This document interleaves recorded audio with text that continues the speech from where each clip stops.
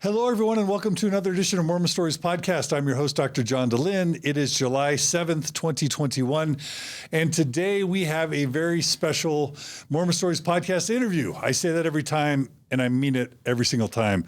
Today we are interviewing Warren Driggs and Cindy Polson Driggs, and they are currently residents in St. George, but they grew up here in, or at least Warren did, here in Holiday, Utah. So Cindy and Warren, welcome to Mormon Stories Podcast. Thank you. It's a pleasure to be here. Yeah, it's so great to have you guys. It's a pleasure. Thank you. For those who like kind of a preview of what we're going to be talking about, I know about Warren. Well, first of all, I met Warren and Cindy in St. George. I went down there for an event a couple of years ago, and they were gracious enough to host a gathering of ex-Mormons down in St. George. Beautiful home. Amazing guests, wonderful food, delightful conversation. And I just thought these people would be amazing interviews on Mormon Stories Podcast. I also learned about Warren because he is the author of a book, and of several books, but one book is called Mormon Boy, a Memoir by Warren Driggs. And he is also the author of A Tortoise in the Road, Old Scratch, Swimming in Deep Water, a novel of Joseph Smith. So, it's a very interesting book, definitely a worthwhile read. And so I know a little bit more about Warren than I do about Cindy, but here is kind of what today's interview is mostly going to be about. It's going to be about their respective Mormon upbringings. I will give away just what I know, which is that Warren definitely would have reached adulthood more of a, let's say, orthodox or faithful Mormon than Cindy was, not to disparage Cindy. They did get married in the temple as Mormons. We'll talk about that. But let's just say that, Warren was gung-ho.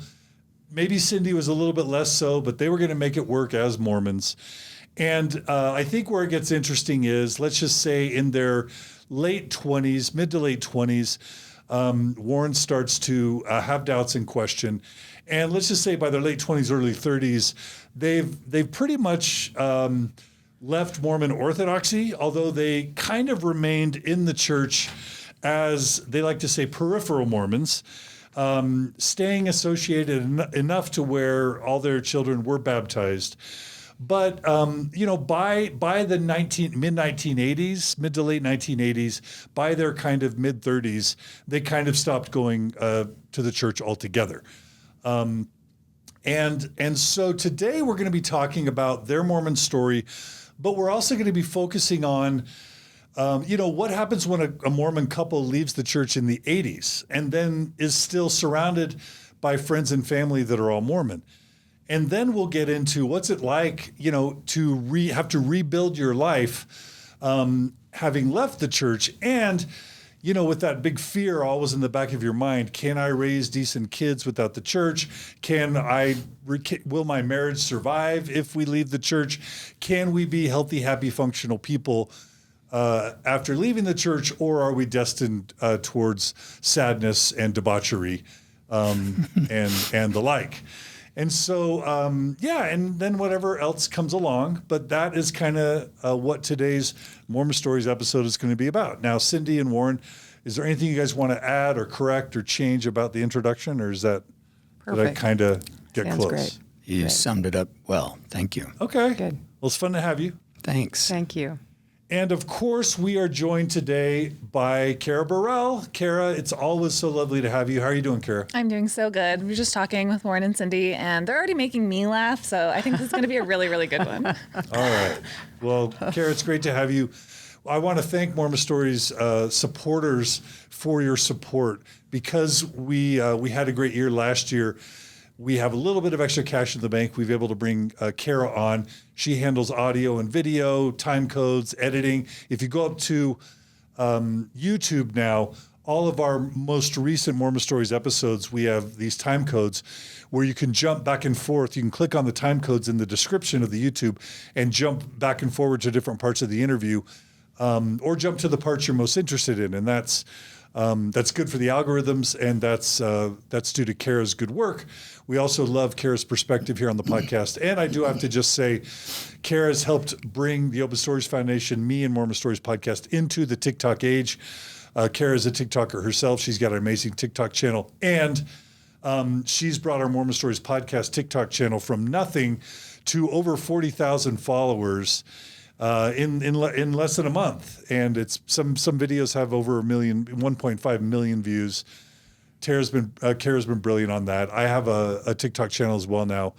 And it's not doing nearly as well as Kara's. But what we do is we chop up these Mormon Stories podcast interviews into 1-minute chunks and share them. And they've been really, I want to say, kind of wildly popular for a new TikTok channel. Yeah, what do you say, Kara? And I always want to encourage people to get on TikTok to be able to see them. But if you are not, we try to repost them on Instagram, and all the comments and people feeling very validated, and maybe going and checking out episodes that they didn't know existed before, connecting with a story, a 1-minute clip of something, and then go checking out the longer interview. So there's just too much good information, too many good stories on Mormon Stories to not chop them up and make sure that they are out to the masses, you know? Yeah. Yeah, and I just want to say we're not trying to stall or waste your time or even do commercials here on Mormon Stories podcast, but there's a reason I'm mentioning TikTok. I have never seen anything like TikTok in the 20 years I've been doing kind of social media or internet stuff within Mormonism. You are able to reach more people in a shorter amount of time, and honestly younger generations in ways that with YouTube and Instagram and Facebook are just not possible. So if you want to make a difference, if you believe, for example, in the principle of informed consent, that humans, even teens or children, deserve to know what they're committing their lives to before they commit their lives to it. If you believe that people deserve to have full information, especially when it comes to a high demand religion that is going to take so much of your life. If you believe in informed consent, then TikTok is the platform, I believe, right now to really reach the most amount of people with the least amount of time, effort, and money. And that's why we're investing in it. That's why we're talking to you about it. And there's one other quick thing I'm just going to mention. We are always flooded with requests to do Mormon Stories podcast interviews. There's never going to be a time where like TikTok is going to be a requirement to come on Mormon Stories. But I will say this: we've launched a few campaigns around Mormon informed consent, Mormon harm, why Mormon truth matters. These are all tags that we've created on TikTok to try and start this conversation about informed consent within Mormonism. And we're launching one other quick little campaign, which is My Mormon Story. So what we want to encourage people to do on TikTok is to figure out a creative, touching, genuine way to tell your Mormon story in a minute or less. And we are going to be monitoring that tag. So hashtag My Mormon Story. We're going to be monitoring that tag. And within the next month, we will be selecting someone to come on Mormon Stories who kind of gave the most effective My Mormon Story on TikTok. So that's, thank you for your support in allowing us to kind of spread the TikTok love. We're doing it because we're mission driven, and we know that TikTok is making and is going to make a big difference. And we're never going to stop YouTube. We're never going to stop, Instagram and Facebook, but we're adding TikTok. Kara, anything else you want to add to that little? Yeah, all of that is just to say thank you to the donors that are able to pay for my salary now and able to keep me employed, to keep everything on TikTok going, keep this ball rolling and everything. So couldn't do it without the donors. Yeah. And yeah, please continue your support. Please and continue if you your like support. having Kara here, support us, and we'll keep her here as long as she wants to be here and as long as we're adding value to you. So thanks for your patience, listeners. And now it's time to get to Warren and Cindy. How you guys doing? How you guys feeling? Great. Feeling great. Cindy, did you ever guess that you would be sitting in front of a microphone and telling your Mormon story? Never in a million years. Never. No, but happy to be here. You've helped so many people, including myself, which I didn't think I had a lot of, I didn't believe I needed a lot of help undoing my Mormon background, but it's been very helpful. So thank you for all you do. Oh, it's our pleasure. Amen to that. Thanks, Warren. Thanks, Sydney. Okay, well, let's begin with your respective Mormon stories, and we'll kind of tell them, let's stick to the chronology. Let's not jump ahead. And we'll we'll kind of tell them in parallel. I'll jump back and forth between you, but let's just relax and have a good time. Okay. Who wants to start? Should we have Warren start? We'll have Warren. All right, Warren, where does your Mormon story begin? I've read from your book, but Okay. but my listeners haven't. My Mormon story begins all the way back to Palmyra. I get my Palmyra? Palmyra. Ooh. My great, I'm going to go with 4 great grandfather was a pal of Joseph Smith. And they were pals in Palmyra. He joined the church, one of the early people. What was his last name? Edmund Durfee. Okay. And I know this story and I know about my ancestry because when I was 8 years old, I think, one of my very first presents I ever got for my birthday was a book of remembrance. Do you remember these? Mm-hmm. For the geriatrics, it was a, rectangular heavy book, and it's filled with those blank pages that look like March Madness brackets, and you fill them out. And my dad was big into genealogy, so I thought, man, this would be really cool. So I hunkered down over the kitchen table, and I was going bananas with it. My goal was to go all the way back to Adam and Eve, or at least back to Moses or something. It's totally doable. Yeah, totally doable. Bible does that. So. Sure. I didn't get that far, but I did make it all the way back to Palmyra, and then I conked out. But he was the early guy, and he was with Joseph. And then in the winter, as you know, in the winter of 1831, maybe the coldest winter on record, they left Palmyra, kind of fled Palmyra, really, and loaded their rusty sleighs and wagons and whatever, made the 300-mile trek to this town called Kirtland, where they ran into Sidney Rigdon. And then he didn't even have time to unpack his bags because Joseph said, listen, you and Oliver and Parley B. Pratt, you got to go find the promised land because this isn't going to cut it. We need the real promised land, and it's farther west. So they made that trek. He hung out in Missouri, and suffered the beat down that the Mormons had there. Joseph went to jail. He followed Brigham and the guys up to Nauvoo.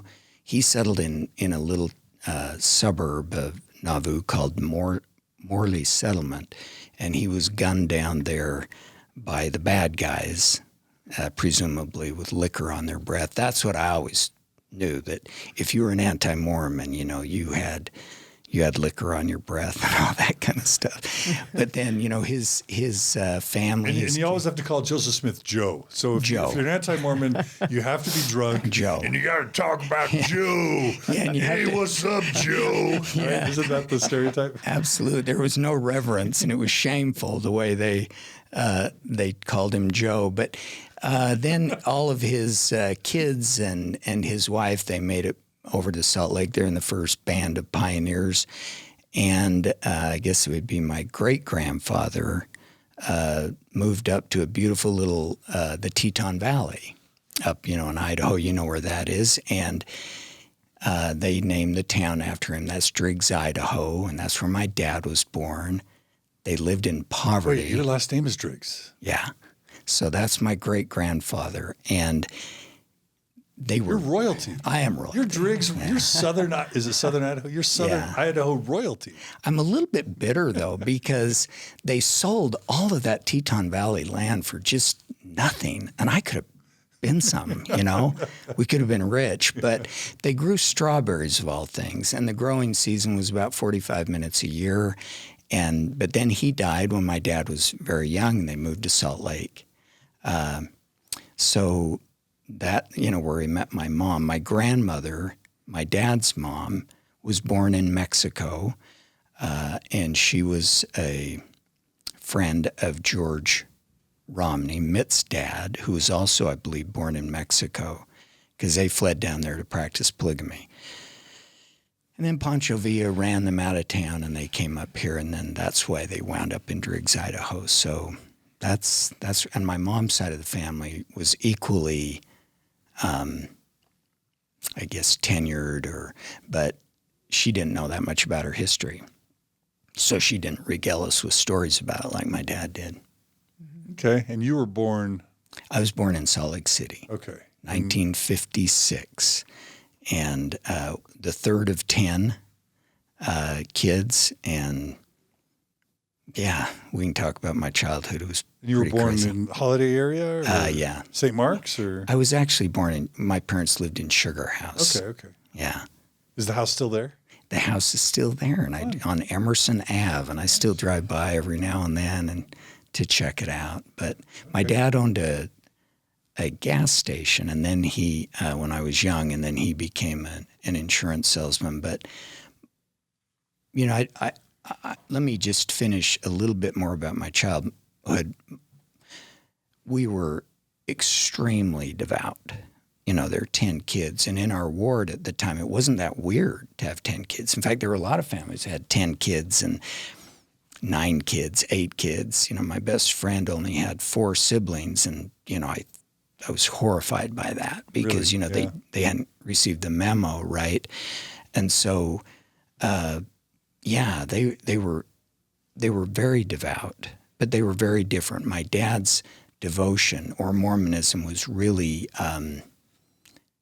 fantastical. It bordered on almost delusional the way he would regale us with stories about the last days. He was that guy. He was a visionary. He made Lehi look stupid. You know, he was really had all these grand thoughts about it. My mom's background was different. She was more very conservative, very obedient, very devout, but she didn't buy into the last days that were obviously nigh at hand, right?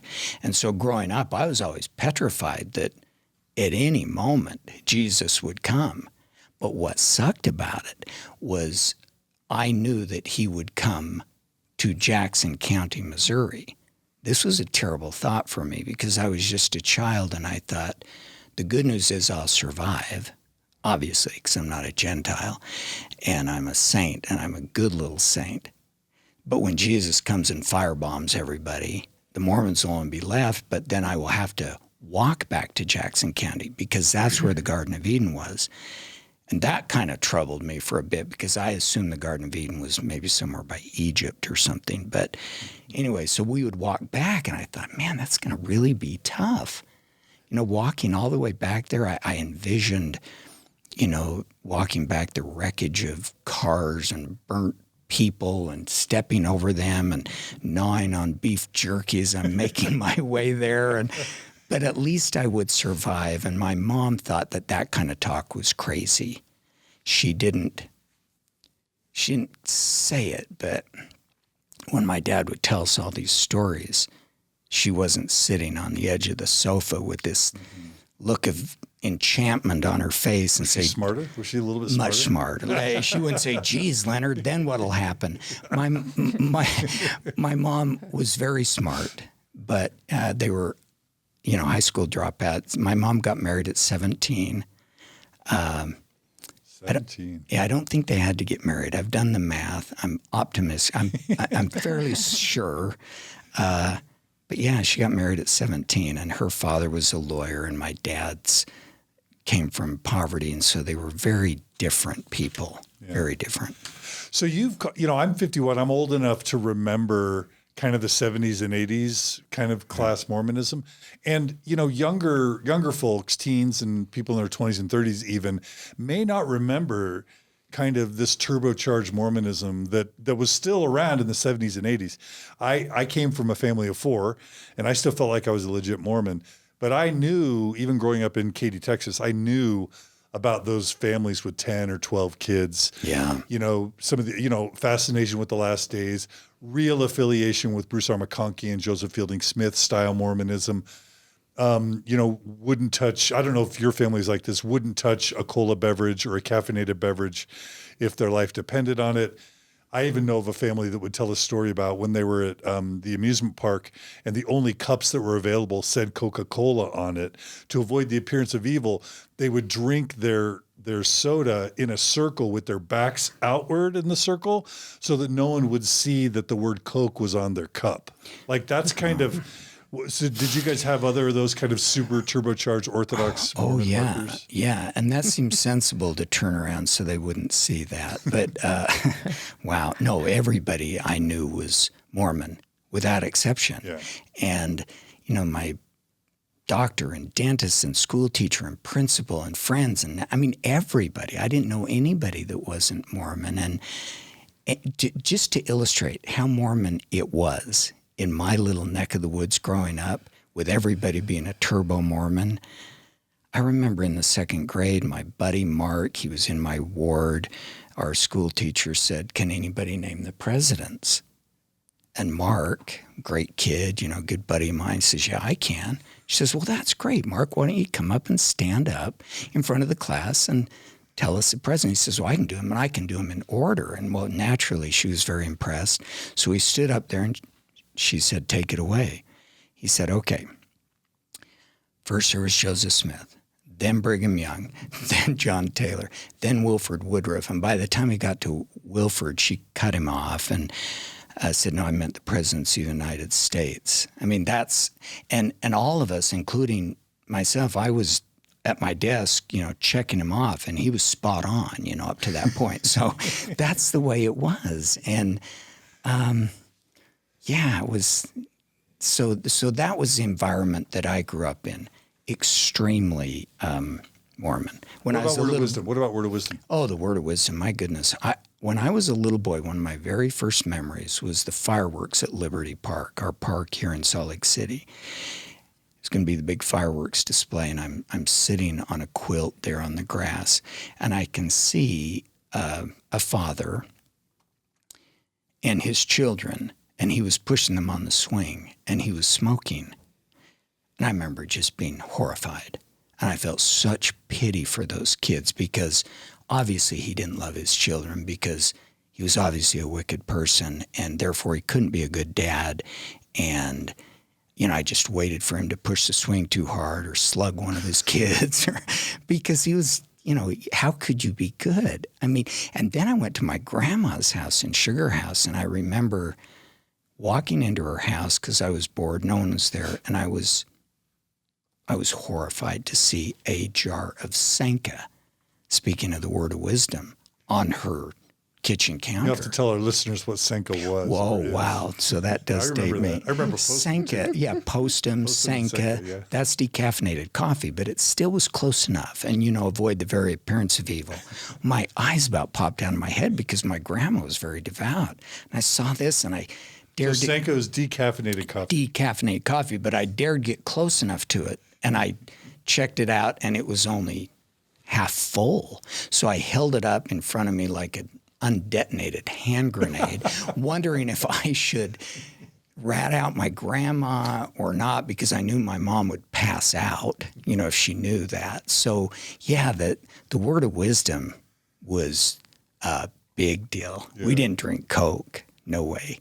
Yeah. We just ate cracked wheat from those 50. Cracked wheat. We did cracked wheat. Yeah. Tell us about cracked wheat. Well, we weren't preppers like they are today, but the last days we had our 2-year supply, and which meant what? Which meant basement, right? In our basement we had 50-gallon drums of wheat everywhere, and I didn't cracked wheat. Of cracked wheat. I didn't even want to survive the apocalypse, right? I mean, did your mom ever try and feed you cracked wheat? Oh yeah. Don't you have to mill it? Do you have like a big loud milling thing in your kitchen too? That's one way. Yeah. But sometimes sometimes mom would serve it to me as breakfast. So she would steam the cracked wheat, and you would just have steamed cracked wheat. It was breakfast. Hard as a rock, and you're chipping your teeth and with the powdered milk, and you're gonna like this, Buster. You're gonna like this, because my mom didn't. She was pretty stern and extremely obedient. Obedience was her creed. She was the kind of person that if the prophet said, "I want you to stand on your head in the southwest corner of your kitchen on Thursday afternoons at 2:15 for 15 minutes," she would do it. You didn't doubt your doubts, or you doubted or whatever it is. You did doubt your doubts. You did doubt your doubts. You believed doubts. At all costs. Yeah. My dad was not a rule follower. My mom really was. My dad was a principle guy. He wasn't a rule guy, so they always clashed. They clashed in a lot of ways because my dad had this irrational exuberance for us kids, all 10 of us. He was extremely positive. He made us think that we were the smartest and the coolest and the most impressive, no matter what it was, without any basis whatsoever. He was delusional in his way. Well, my mom was therefore required to tamp down his irrational enthusiasm or exuberance about us, and she was effective at that. So, I mentioned in my book, I had just passed the bar exam, and I was very proud of myself. I was very special because here I am. I thought I was pretty cool. And I went over to her house for lunch, and I had just bought a brand new tie from Nordstrom. It was $100, and that was an extravagant expense for us at the time. But I was so proud of this tie, and I walked in, and she was in her sewing room off the kitchen. And I said, "What about this tie? I spent $100 on this thing. I'm pretty cool, right?"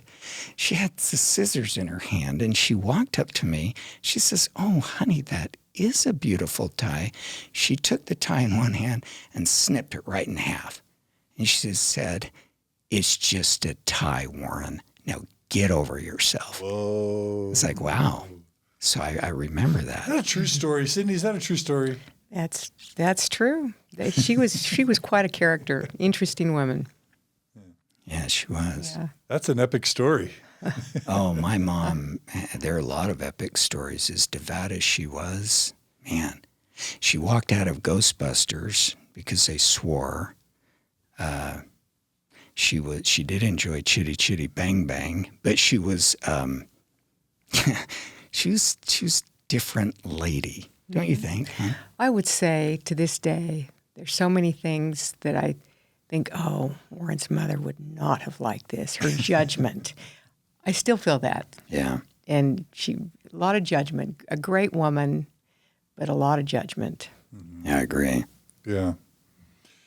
Really quick, what were politics like in your home? Any we've talked about Ezra Taft Benson and the John Bircher Society and stuff. You want to talk about that at all? Yeah, politics.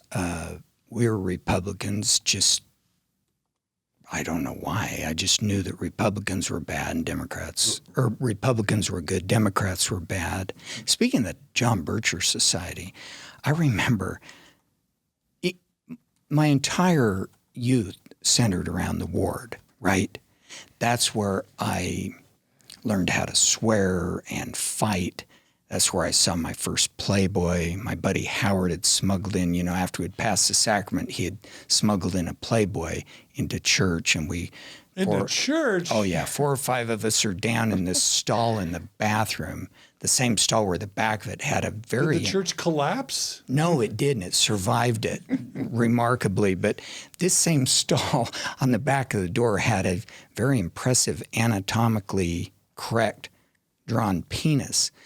And we're sitting in this stall, all 4 of us, looking at this Playboy, and it was the most glorious thing I had ever seen in my life. And so we looked at that, we stuck it in the pyracantha bushes outside the church and looked at that every day for weeks. And I can still see Miss July staring back at me fetchingly on that bearskin rug. But I learned that.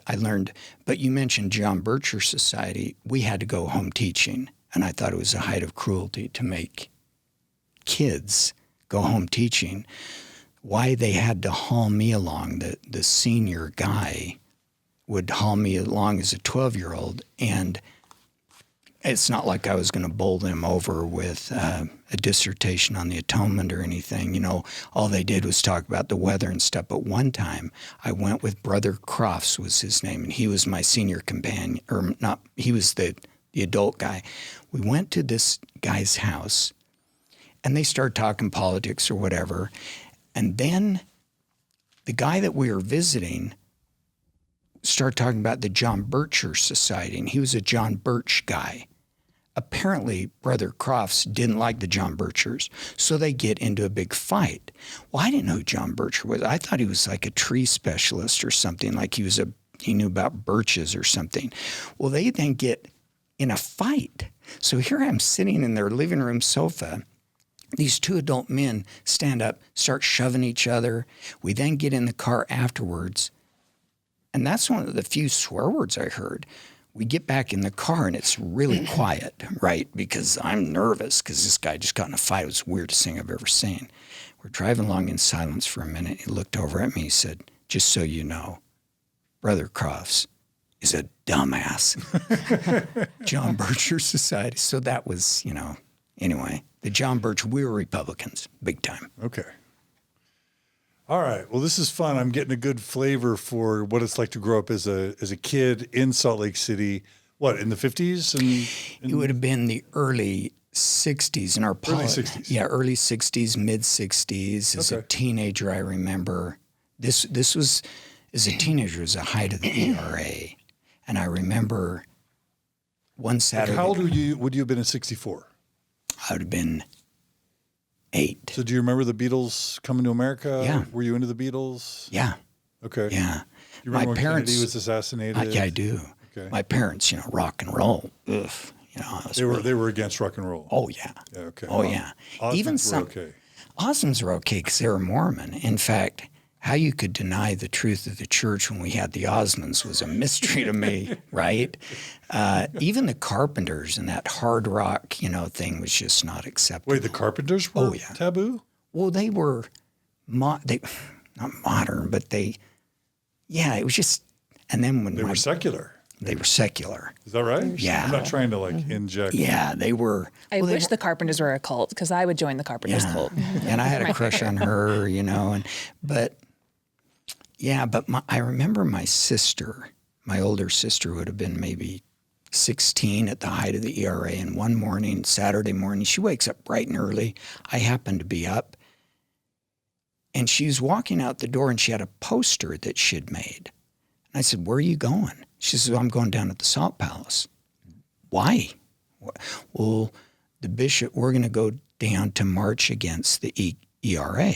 And she'd drawn a poster like, stop the ERA, stop the madness or whatever. And I said, well, the ERA, that sounds like a good thing. Equal rights, laudable even, really. So what's the problem? She says, I don't know anything about it, but the bishop said to go march against it, so that's what we're doing. That a woman would march against equal rights for her gender, even back then, was sort of astonishing to me. But my ox wasn't being gored, so I didn't really care. I just thought it was kind of weird. So as the Beatles come to America and then, the Beatles start growing their hair out and then kind of Woodstock starts coming on. What year did you graduate from high school? 73. 73. Okay. 74. Oh, 74. Yeah. Okay. Okay. So by the late 60s, early 70s, there's hippies, there's long hair.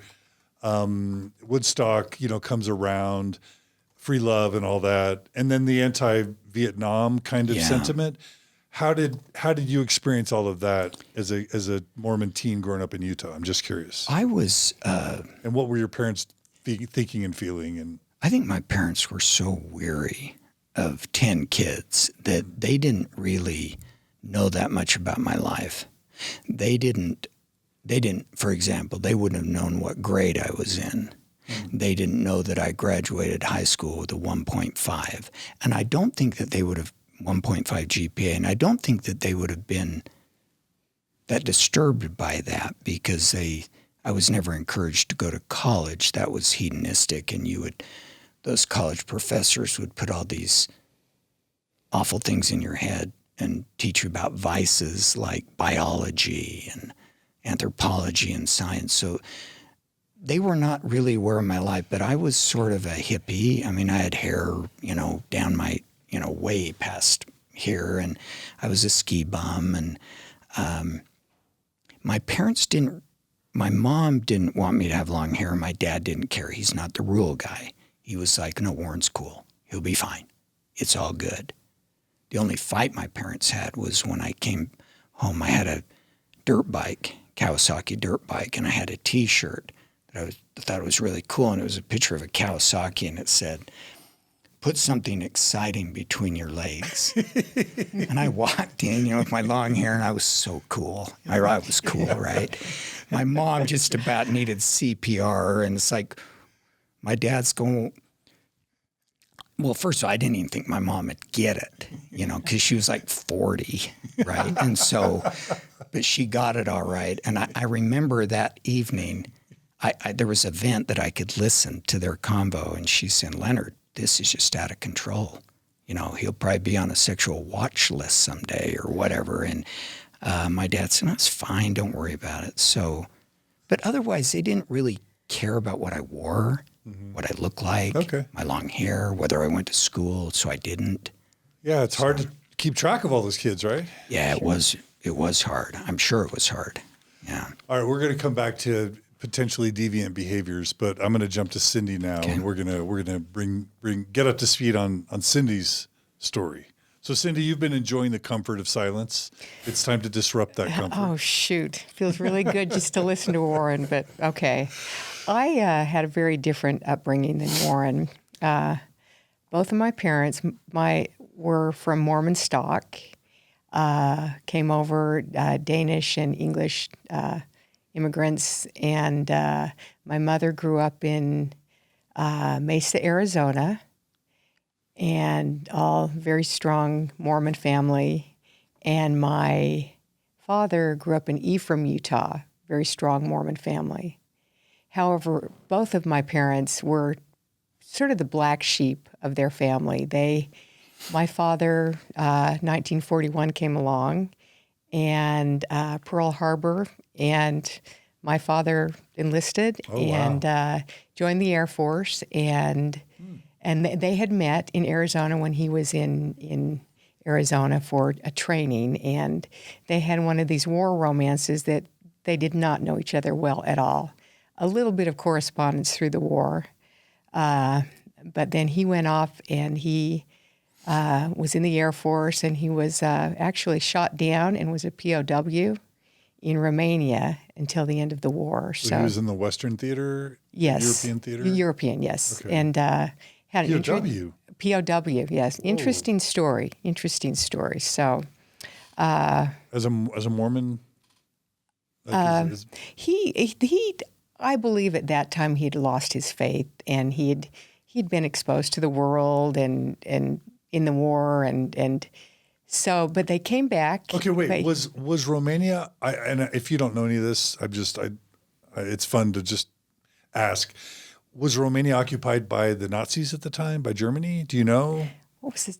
Yes. Okay. Yes. Yeah, occupied by Germany at the time, and so he was treated very well. Oh, he was treated well. Not like the Japanese POWs. Was he a bomber or a fighter pilot, or do you even bomber? know? And he was in the Ploeste raid, which was one of the last towards the end of the war, and they bombed all the oil fields in Libya. So they sent these guys out from Libya, and they sent all these pilots out, and they said, not many of you will return.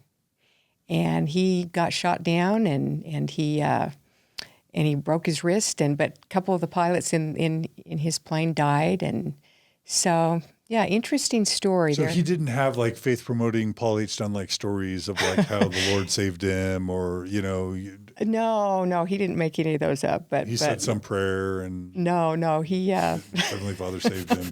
None of that. I don't mean to mock. I'm just no. He didn't. He has an interesting story though. He's written his history, and he's actually been interviewed, and hopefully they're going to make a story out of his raid and who is the author? Is it Aaron? I can't remember. Makos, who does stories, war stories. So anyway, interesting. And then he came back after the war. Was that a big deal when he came home after being released? Oh, as a yes. Prisoner of war? Yeah, that was a big deal. That was a big deal. And his mother passed away at the time, which was very sad to him. Before he returned? Before he returned, yes. He loved his mother. He had a very good relationship with his mother, and they lived in Manti, Utah, and I believe he couldn't wait to get out of Manti. And I often reflect on how different my life would have been had he stayed in Manti. But he saw the world. He came out after his war experience and married my mother. They had a very short courtship. Where'd they meet? They met in Mesa, Arizona. Oh, okay. And so he had a few days off from his Air Force duties, and he married my mother. They did not know each other well at all.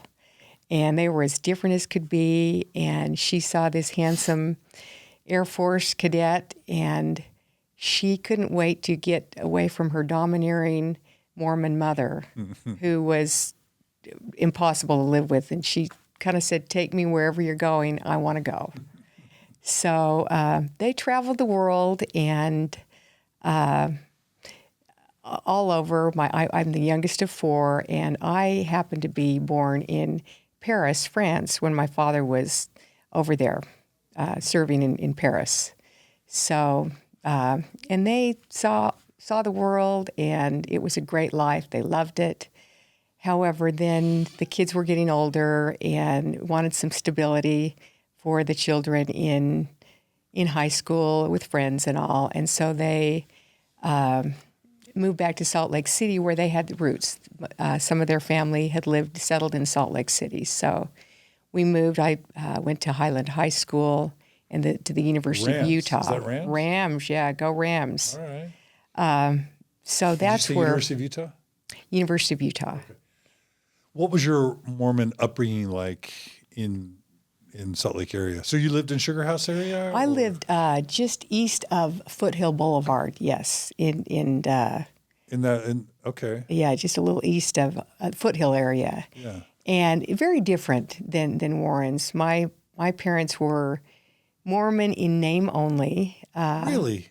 Right. Well, they were kind of the black sheep of their family, and Do you know they what did happened? Do you know? Was there something that caused that? Do you even know? I just don't think they ever were believers, but they grew up in small towns, and everyone was Mormon in Mesa, Arizona, and Ephraim. I mean, geez, everyone was a Mormon there. And then he went to serve in the Air Force, and they had dinner parties and cocktail parties. And Okay, wait, I want to ask about this because nowadays, we have this sort of the past 20 years, this epidemic of people having a huge faith crisis where we're super believers, but then they find out, in their 30s or 40s or 50s or 60s that it's not true. And then it's this multi-year trauma. Mm-hmm.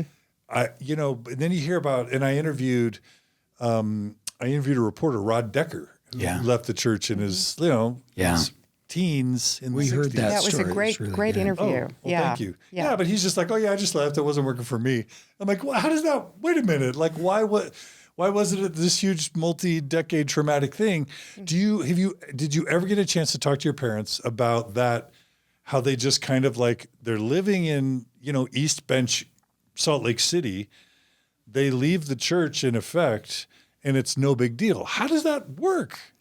Did you even get to talk to them about it, or do you even not know yourself? We talked about that, and they had a lot of Mormon friends, and I went to Mormon primary, and all my cousins were Mormon, and all my friends were, and I went to primary. So you still went to church? Oh yes, I went to church, and my parents did a little bit too.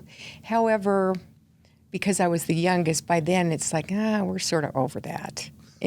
and my father. But did they want you to be raised in it? They did. They did want me to be raised in that, and they wanted me to go to primary. In fact, my mother was a primary president for a while, and she tried to toe the line, but she would have gone wherever my dad was going, my mother was going. She was happy to be his wife, and he was a very strong man, and so whatever Dad said, that's what she did. So you kind of, I grew up watching like Leave It to Beaver and Father Knows Best and those sort of very patriarchal black and white, TV sitcoms.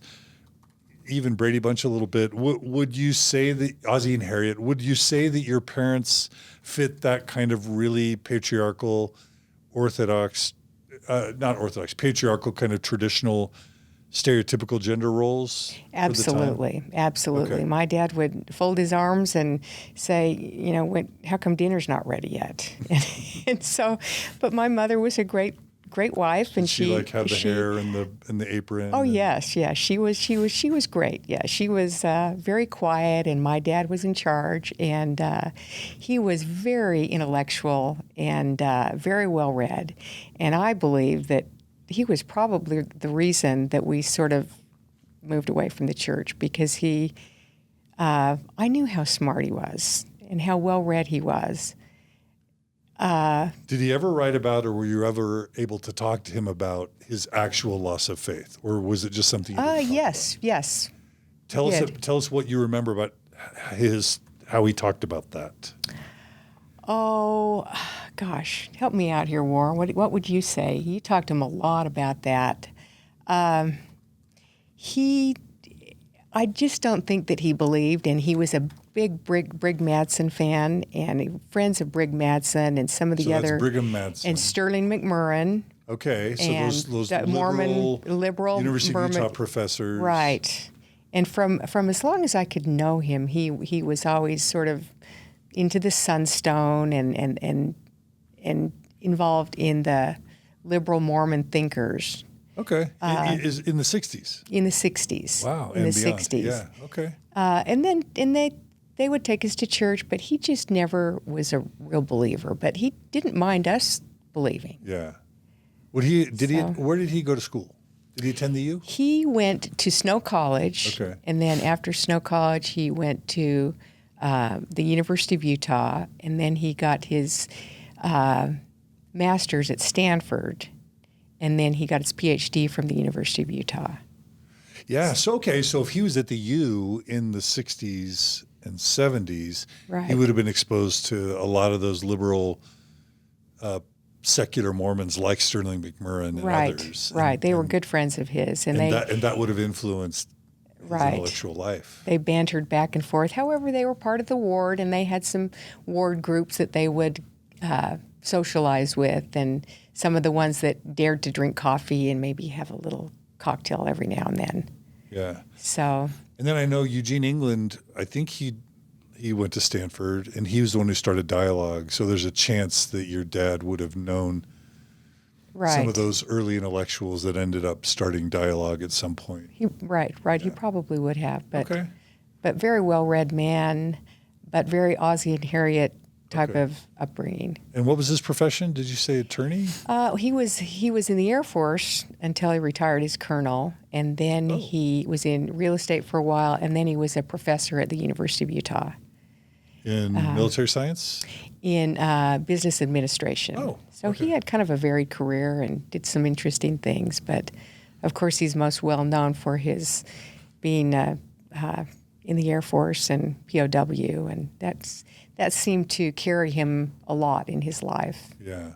And it is quite interesting. So, do you have a sense for how happy your mom was in that traditional role of how stay-at-home mom in the 60s? I think she was very happy. I think she had low expectations about how her life would be, and she didn't have much growing up, and so when this handsome man took her away, she was very happy to just live that life and raise children, and she was pretty happy. She was a pretty happy woman. So there's this dynamic now that may or may not have been the case when you were growing up, where if you are attending church and sort of bathing in the orthodoxy, and yet your parents either aren't fully believers or aren't fully on board, it's easy for you to start thinking there's something wrong with my parents, or worrying about their salvation, or even looking down on them some. Did you experience any of that as you kind of navigated the cognitive dissonance of Mormon orthodoxy that you were exposed to relative to their being Mormon in name only, as you described it? I always thought they were great people, and so I didn't have much of that. You weren't worried about their soul, or? I wish they would have gone to church with me when I was going in high school, but my older sister, she's 11 years older than I am, she remembers crying over that her parents drank coffee, and she wouldn't go on a trip with the family because she had to get perfect attendance in in primary, and She got sucked in a little yeah, bit. she got sucked in, and she's really bitter about that now because gosh, I missed out family trips and all. But anyway, and none of my siblings are active in the Mormon No, Church, no. right? Yeah, so I'm just like, there's this mentality that I'm just trying to wrap my brain around. We're in Salt Lake City, the Mormon equivalent of the Vatican, in the 60s, when you would think things are way more strict and harsh than they are now. And yet there was this sort of like, yeah, we don't take it too seriously. Your parents weren't taking it too seriously. You weren't taking it too seriously. And it was not a big problem. They were still navigating in and out of society and culture. Mm-hmm. And that's such a contrast to now, where if somebody decides they're not going to take it too seriously, wear your garments. Why aren't you wearing your garments? Oh my gosh, I'm worried about you. Like, it almost seems like things were more relaxed then than they are now. Am I misunderstanding sort of the way Utah Mormonism is? Oh, well, I still think it was pretty. All of my friends were Mormon, and no one really knew much about my parents, and so I kind of They were kept it just all diplomatic. yeah, and kind of strategic? buttoned up, and didn't say much about that. But they definitely wanted me to go to primary and young women's and all. So your parents maybe weren't outspoken about their lack of belief? They just kind of kept it to themselves? They kind of kept it quiet. Yeah. They kind of kept it quiet. Yeah. And then how did you guys hide? Okay, so behaviorally, we heard from Warren about like, no caffeine, like coffee is like the worst thing ever, just real orthodoxy. Behaviorally, talk about your family and your childhood and teens, how they were different. Well, they drank coffee, and my father, as long as I can remember him, he'd have scotch every night and Really? yeah, just one scotch, and that was good. And That's so Don Draper. so they, and they were That's very. alcohol. That's right. Was That's that even right. allowed in Salt Lake City? It's hard to get. They, in fact, he tells a story. They moved to St. George when I got married in 1977, and he said when they lived down there, the only place for visiting professors at Dixie to have coffee would be to go to the clubhouse at Bloomington Country Club. That was the only place that they could even get a cup of coffee. Country club. It's yes, that's right. Crazy. So yeah, How else it were you was. guys different than your friends? How else was your family different than your friends? Well, my friends, they'd go on church outings and all with their families. My family didn't do any of that. I was the caboose, and by then they had one foot out the door, and they were wanting to be retired and Of very parenting, of not just Mormonism, but of parenting yourself. right. Okay. They were sort of done by then. But and they were pretty conservative. They were I would say they were pretty strong Republicans, but they kind of did a switch when they didn't like their Reagan trickle down economics. That didn't work for them. They didn't believe in that, and then. So later in their life, Yeah, they became later more in their life liberal. they came, and the choice issue, that was a big deal for both of them. They believed it. They were very pro-choice, and so they kind of did a flip. Okay. So Reagan made them Democrats. yeah. All right. Okay.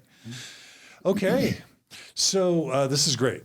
Anything else you want to? I mean, I really want to get to kind of your courtship, and all that. So where should we go next? Anything else you want to say about your upbringing, Cindy, before we talked about you guys coming together? What were you interested in? Like, what were your interests intellectually, artistically, extracurricular? I always liked sports, but that was before is it Title IX? So I dance and a little bit of tennis, and I wish I would have done more of that. But back in the '60s, that wasn't something that girls did. So, but I always enjoyed that. Not until skiing Billie Jean and, King, right? Right. And the ERA, right? Yeah. I enjoyed skiing and I had a great group of friends and I believe most of them, maybe one is still active in the Mormon Church, but all of them, a couple of them went on missions, and they've all left. Most of your friend group Most have of my left friends by have, now. yeah. Okay. All right. Well, let's talk about how you guys ended up becoming the power couple that you are. Oh, and we really are. We are power. We were. I would add to Cindy's recitation of her parents. Her dad was an intellectual rock star and had a tremendous influence on me, much to my parents' regret. Chagrin. Yeah, when we were going to get married, my parents were very unhappy because Cindy was beautiful and great and all, but she was not very active. But my parents... How did they know that? They knew that because we were lined up by my cousin who lived next door to Cindy. And so my aunt tells my mom, that's Cindy Polson, her mom and dad, they drink coffee. So Katie barred the door. Next thing you know, so they weren't very happy about it, but they were different because they were in the intellectual crowd and they were the Ozzie and Harriet. And my family was very different.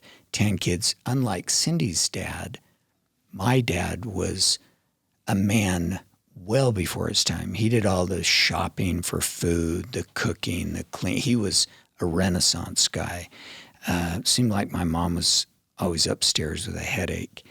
And I can understand why with 10 kids and all. But we met in high school, but we had... At Highland. You were both at Highland? I was in Olympus High School. Okay, but you were both in high school. Right. We were in high school when we met at a stomp. I don't know if they call them stomps anymore. What's a stomp? A stomp is a dance. Okay. It was kind of... And it was multi-school? Yeah. Okay. Yeah. So we actually met at East High, but, our child... Yeah, at East High. Okay. But... That's where High School Musical was filmed. Yeah, it was. Yeah.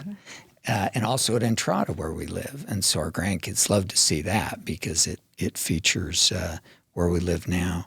But our upbringing was, dramatically different. I know that you did baptisms for the dead, right? Yep, that was great because you went to go for ice cream after. I didn't know what I was doing, but the ice cream was good. But even back then, as devout as I was about baptisms for the dead, which was awesome, by the way, because, it's like, I don't know how many people I have been. I've been Juan Valdez from the 18th century and whatever, and I keep getting dunked repeatedly with my buddies, and it was just really fun.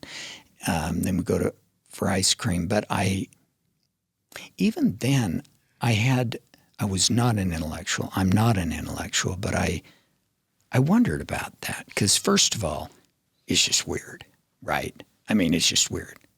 And even as a child, I thought, this is really weird, And as long as I'm... What was weird about it?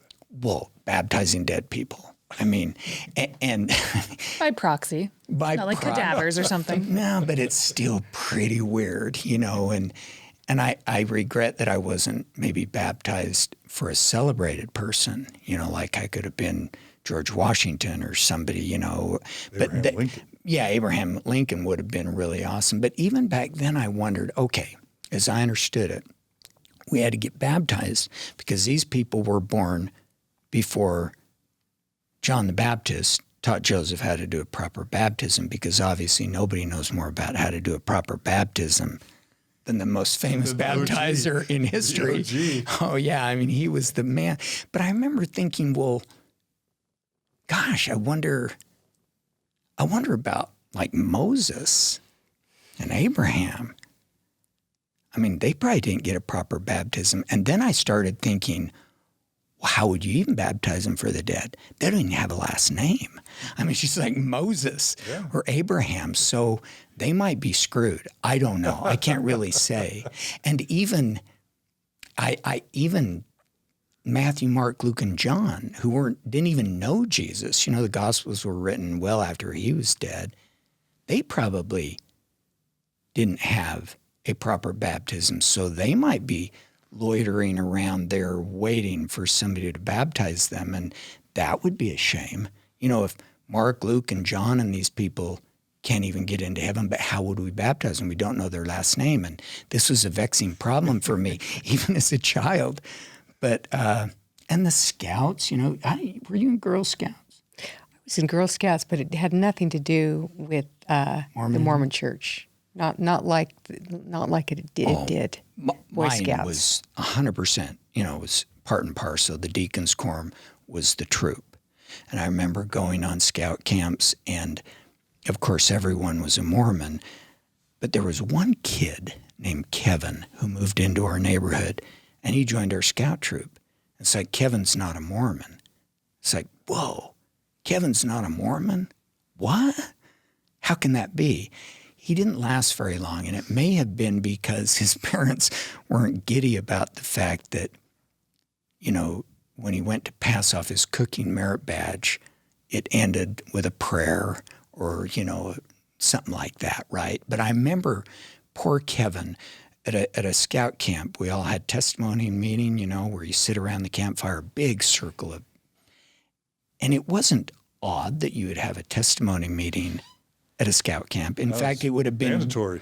It would have been weird if you didn't. Yeah. So naturally, right before you break into stories about Hiram, you know, the axe murder and stuff, we would have, because that was mandatory also, but we would have a testimony meeting. And so we'd all stand up, we'd go around the circle, and every kid said exactly the same thing. I know the church is true. I know Joseph Smith is a prophet of God. I know the Book of Mormon is true. I love my mom and dad. In the name of Jesus Christ, amen. And if you said it in any other order or any other way, it'd be like, whoa, that's crazy. If you went off, it's like, whoa, you're experimenting with your spiritual side, and that's impressive, but just shut up so we can get to Hiram. But it came around the circle, and then it was Kevin's turn.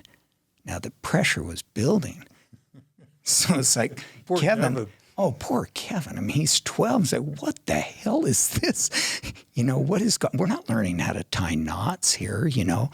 So poor Kevin finally stands up, and he didn't say anything. He's like, what, cat's got your tongue? I mean, don't you know who Joseph Smith is? He finally said, I love God, and sat down.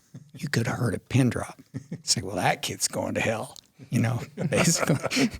So, but we were, we met there, but then Cindy is very modest about her sport. She was an amazing skier, and that's how we spent our youth, skiing. And that's kind of where we met. And You met before mission. yes. Did you guys start dating before the mission? Yeah.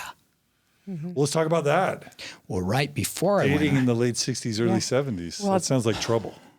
It was so different than it is now because there was no texting, no cell phones, and so we went on a few dates, you know, a couple dates before his mission, and very very little communication. But boy, was he cute! Oh man! oh, I mean, really seriously stop. Yeah, and I dated a lot of guys, but Warren, I just fell head over heels That's sweet. over Warren, and there was no going back on that. Yeah. Really? So Still- almost childhood sweethearts. Yeah, I mean, We were there 16 were and 17. 16, 17, but I loved his family too, and they were a very different Mormon family than I had been around. And the Mormons I knew were so buttoned up. They didn't have fun. They were very traditional, the priesthood and the submissive woman. And that was not Warren's family at all. And Really? so I loved that about his dad, that he was this Renaissance man who did the dishes, and he was great, and he was a great dad. And so I thought, okay, I'm not super devout Mormon, but I knew this was part of who Warren was. He was going on a mission, and if I wanted to be with Warren, I better be a good little Mormon girl. And I tried to do that. How you beguiled me. You know you did. Okay, so were you guys inappropriate prior to your, I tried mission? to be. Were you?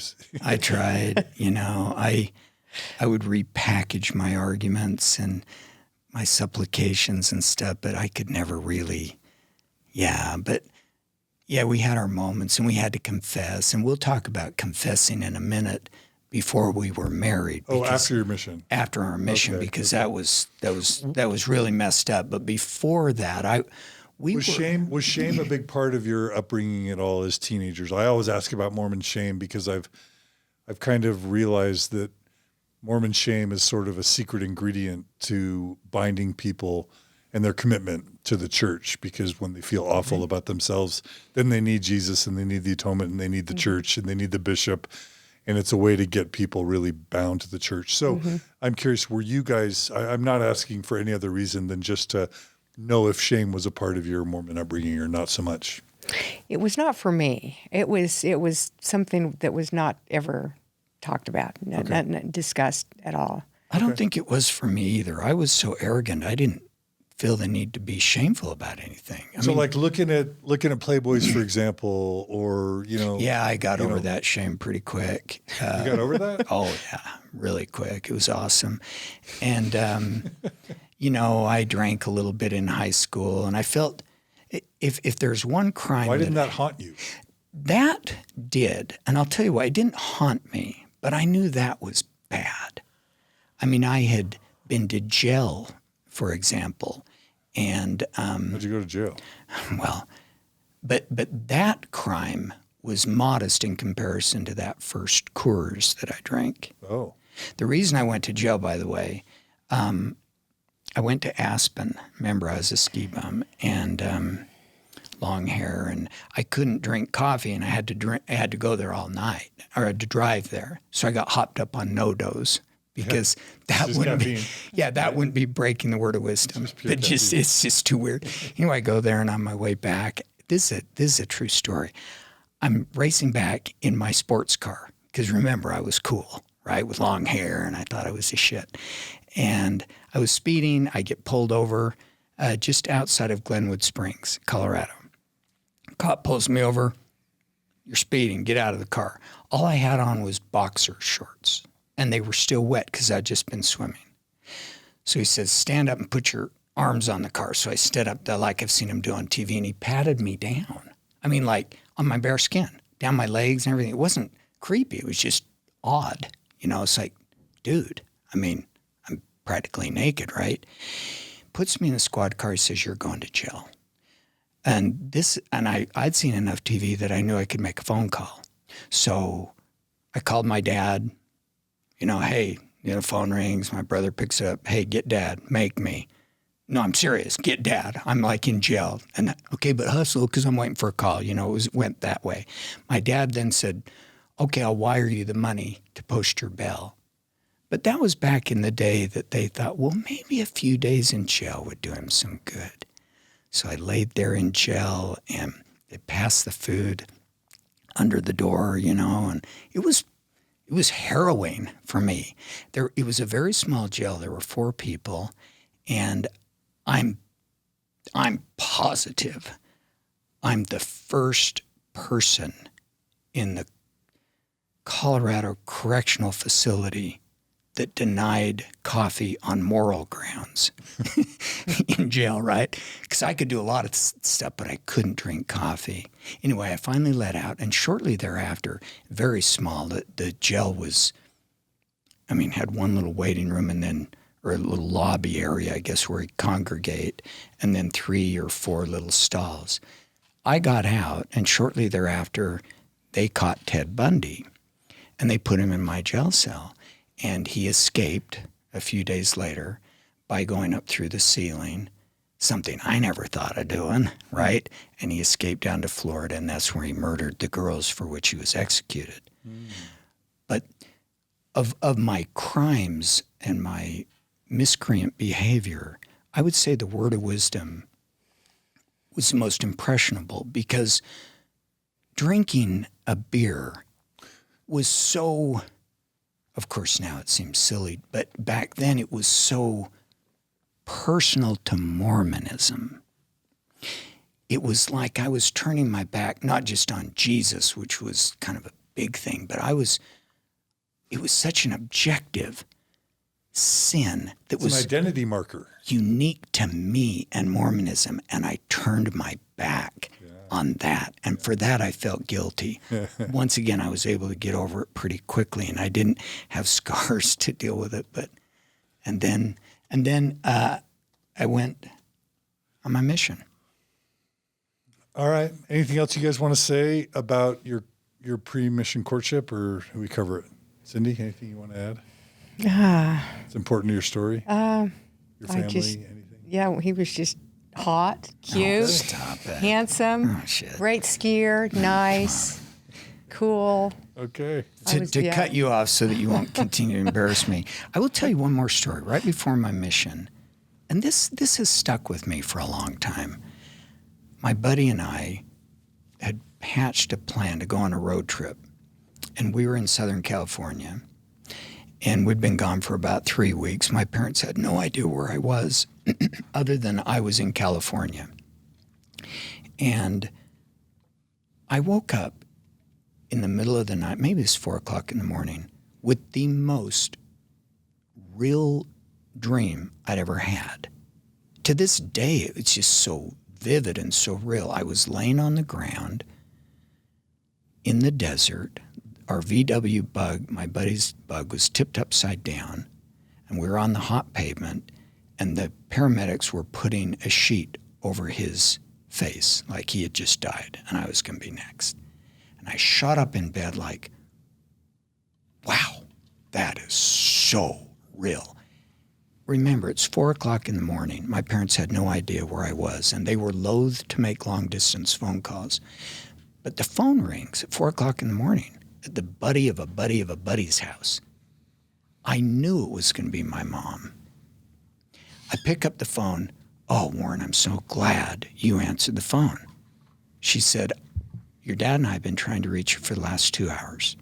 Called everybody we knew because I had, this is my mom talking, I had the most incredible dream. I dreamed that you were lying on the pavement and the VW bug was tipped upside down and Spencer, with my buddy, was laying there next to you and they were putting a sheet over his head. I thought, man, that's the weirdest shit I have ever heard. I still don't know what to make of that. Now, my mom would say that that is positive proof that the golden tablets were real, right? Because everything was funneled through the prism of Mormonism. Well, that proves that the prophet is the real prophet. I'm persuaded it doesn't mean anything like that, but I don't know what to make of that. To this day, that we'd have these coincident dreams like that were both identical. I thought that was pretty weird. It didn't inspire me to go on a mission because, of course, I was going to go on a mission. And I'll tell you about my mission now if this is a good time, unless you want to. Yeah. Okay. So I had a good mission. I went to Mexico. Mexico. What part? Torreon, central part of Mexico. And there was never a question that I would go. I mean, it was the equivalent of going from 10th grade to 11th grade. Went to Mexico. I had to learn Spanish. This is when they had the LTM, not the MTC.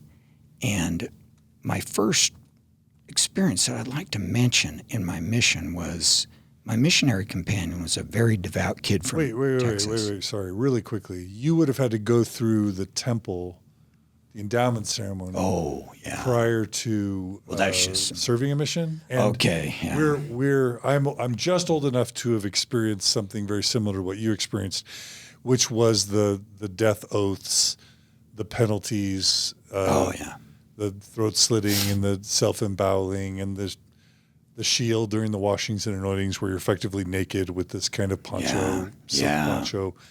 Is there anything you want to say about how you experienced the temple? Well, there's a lot I'd like to say about it because it was just so weird.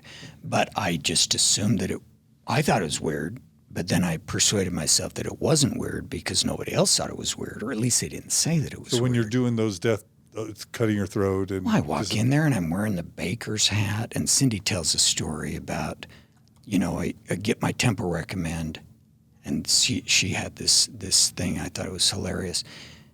Get my temple recommend. I'm a worthy vessel. I mean, they card you. You got to be on the top of your game, righteous, to get into the temple. So I get into the temple, go downstairs, and Cindy said she had the same reaction. She goes in there. First thing I see, I change into white clothes, and there's a locker with padlocks. I thought, well, this is a curious thing. The most righteous people on earth, what? Nobody's leaving until we find out who stole Brother Driggs's wallet. I mean, in the temple. It's kind of funny when you think about it. But then I wore the baker's hat and the white thing and the apron with the leaves. And back then, was it a movie or was it a live? It was a live thing. It was a Salt solid Lake temple. live ceremony. And I knew the story of Adam and Eve. Not only did I know it, but I believed it, of course. I thought it was a little weird with the talking snake and all, but it's kind of weird, right? So I was kind of excited because you go through it and they had live actors back then, and it's very different back then. This had to be 45 years ago or more than that even. And I was so excited because Adam and Eve are coming down. And I just couldn't wait to see Eve because I assumed she would be this voluptuous, gorgeous, scantily clad woman. Well, imagine my disappointment.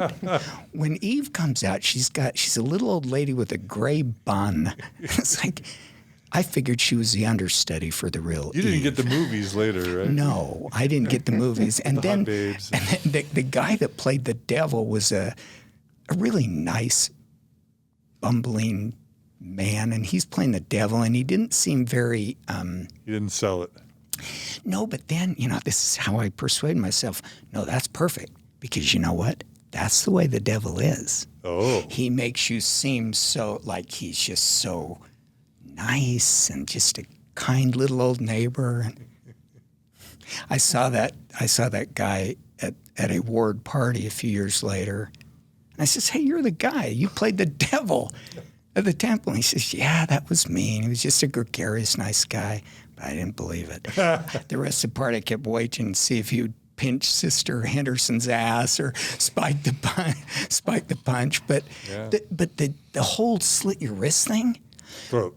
or your throat, and then disembowel you, and the promises they made. I mean, I made them. I just thought it was weird. But I went with my mom and dad, and I'm looking over at my mom and dad, and they're doing it. Everybody was doing it. They were all sober adults. I thought, okay. Yeah. But of course, I couldn't remember the secret passwords and the slogans, and because I didn't have a good memory anyway. And I thought, Handshakes. handshakes, and it was weird. It was really weird. But I didn't say anything. I just Yeah. thought it was weird. Yeah. Okay. And then I went on my mission. I always have to ask about that. Yeah. And Okay. Cindy's got even better stories about being groped and stuff. But We'll get to that. Damn. so then Sorry about that. I go on my mission. I'm in the missionary training, or the LTM and my first companion was from Texas. His name was Gary. And he was a great guy, as devout as they come. But, he was homesick. And after about 2 or 3 weeks, he was lobbying hard to go home. I don't know if you can come home now. I guess you can. But back then, boy, they threw the cavalry at you. His mom, his dad. He's negotiating for a way out because he was so abjectly homesick. But really had a profound testimony. For weeks, he's trying to get to go home. Mom and Dad wouldn't let him. Bishop wouldn't let him. You got to stick it out. One day we come home to our little dorm on the BYU campus, and he starts packing his bags. He says, "Whoa, you get to go home? You're going home?"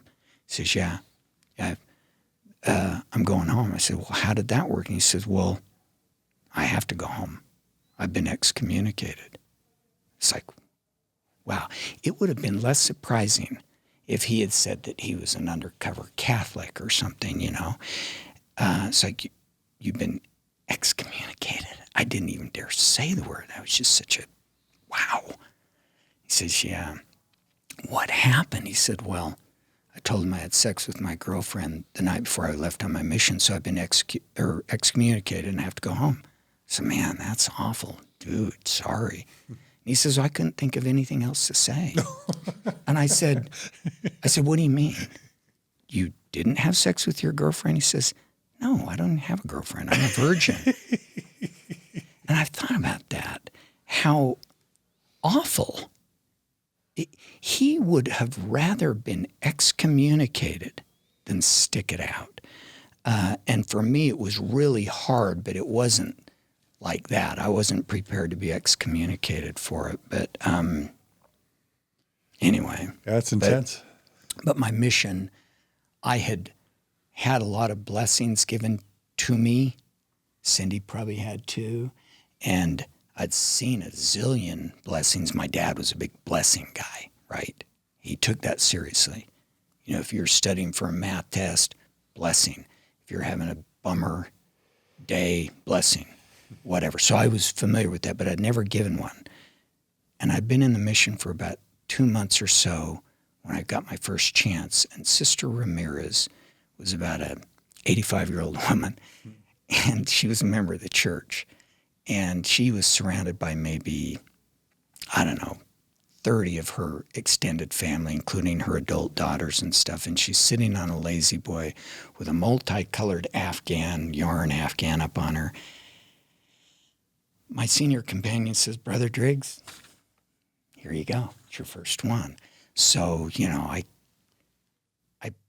I really knocked it out of the park. I'll be honest. It was the most inspiring. I wish I had recorded it. It was so good.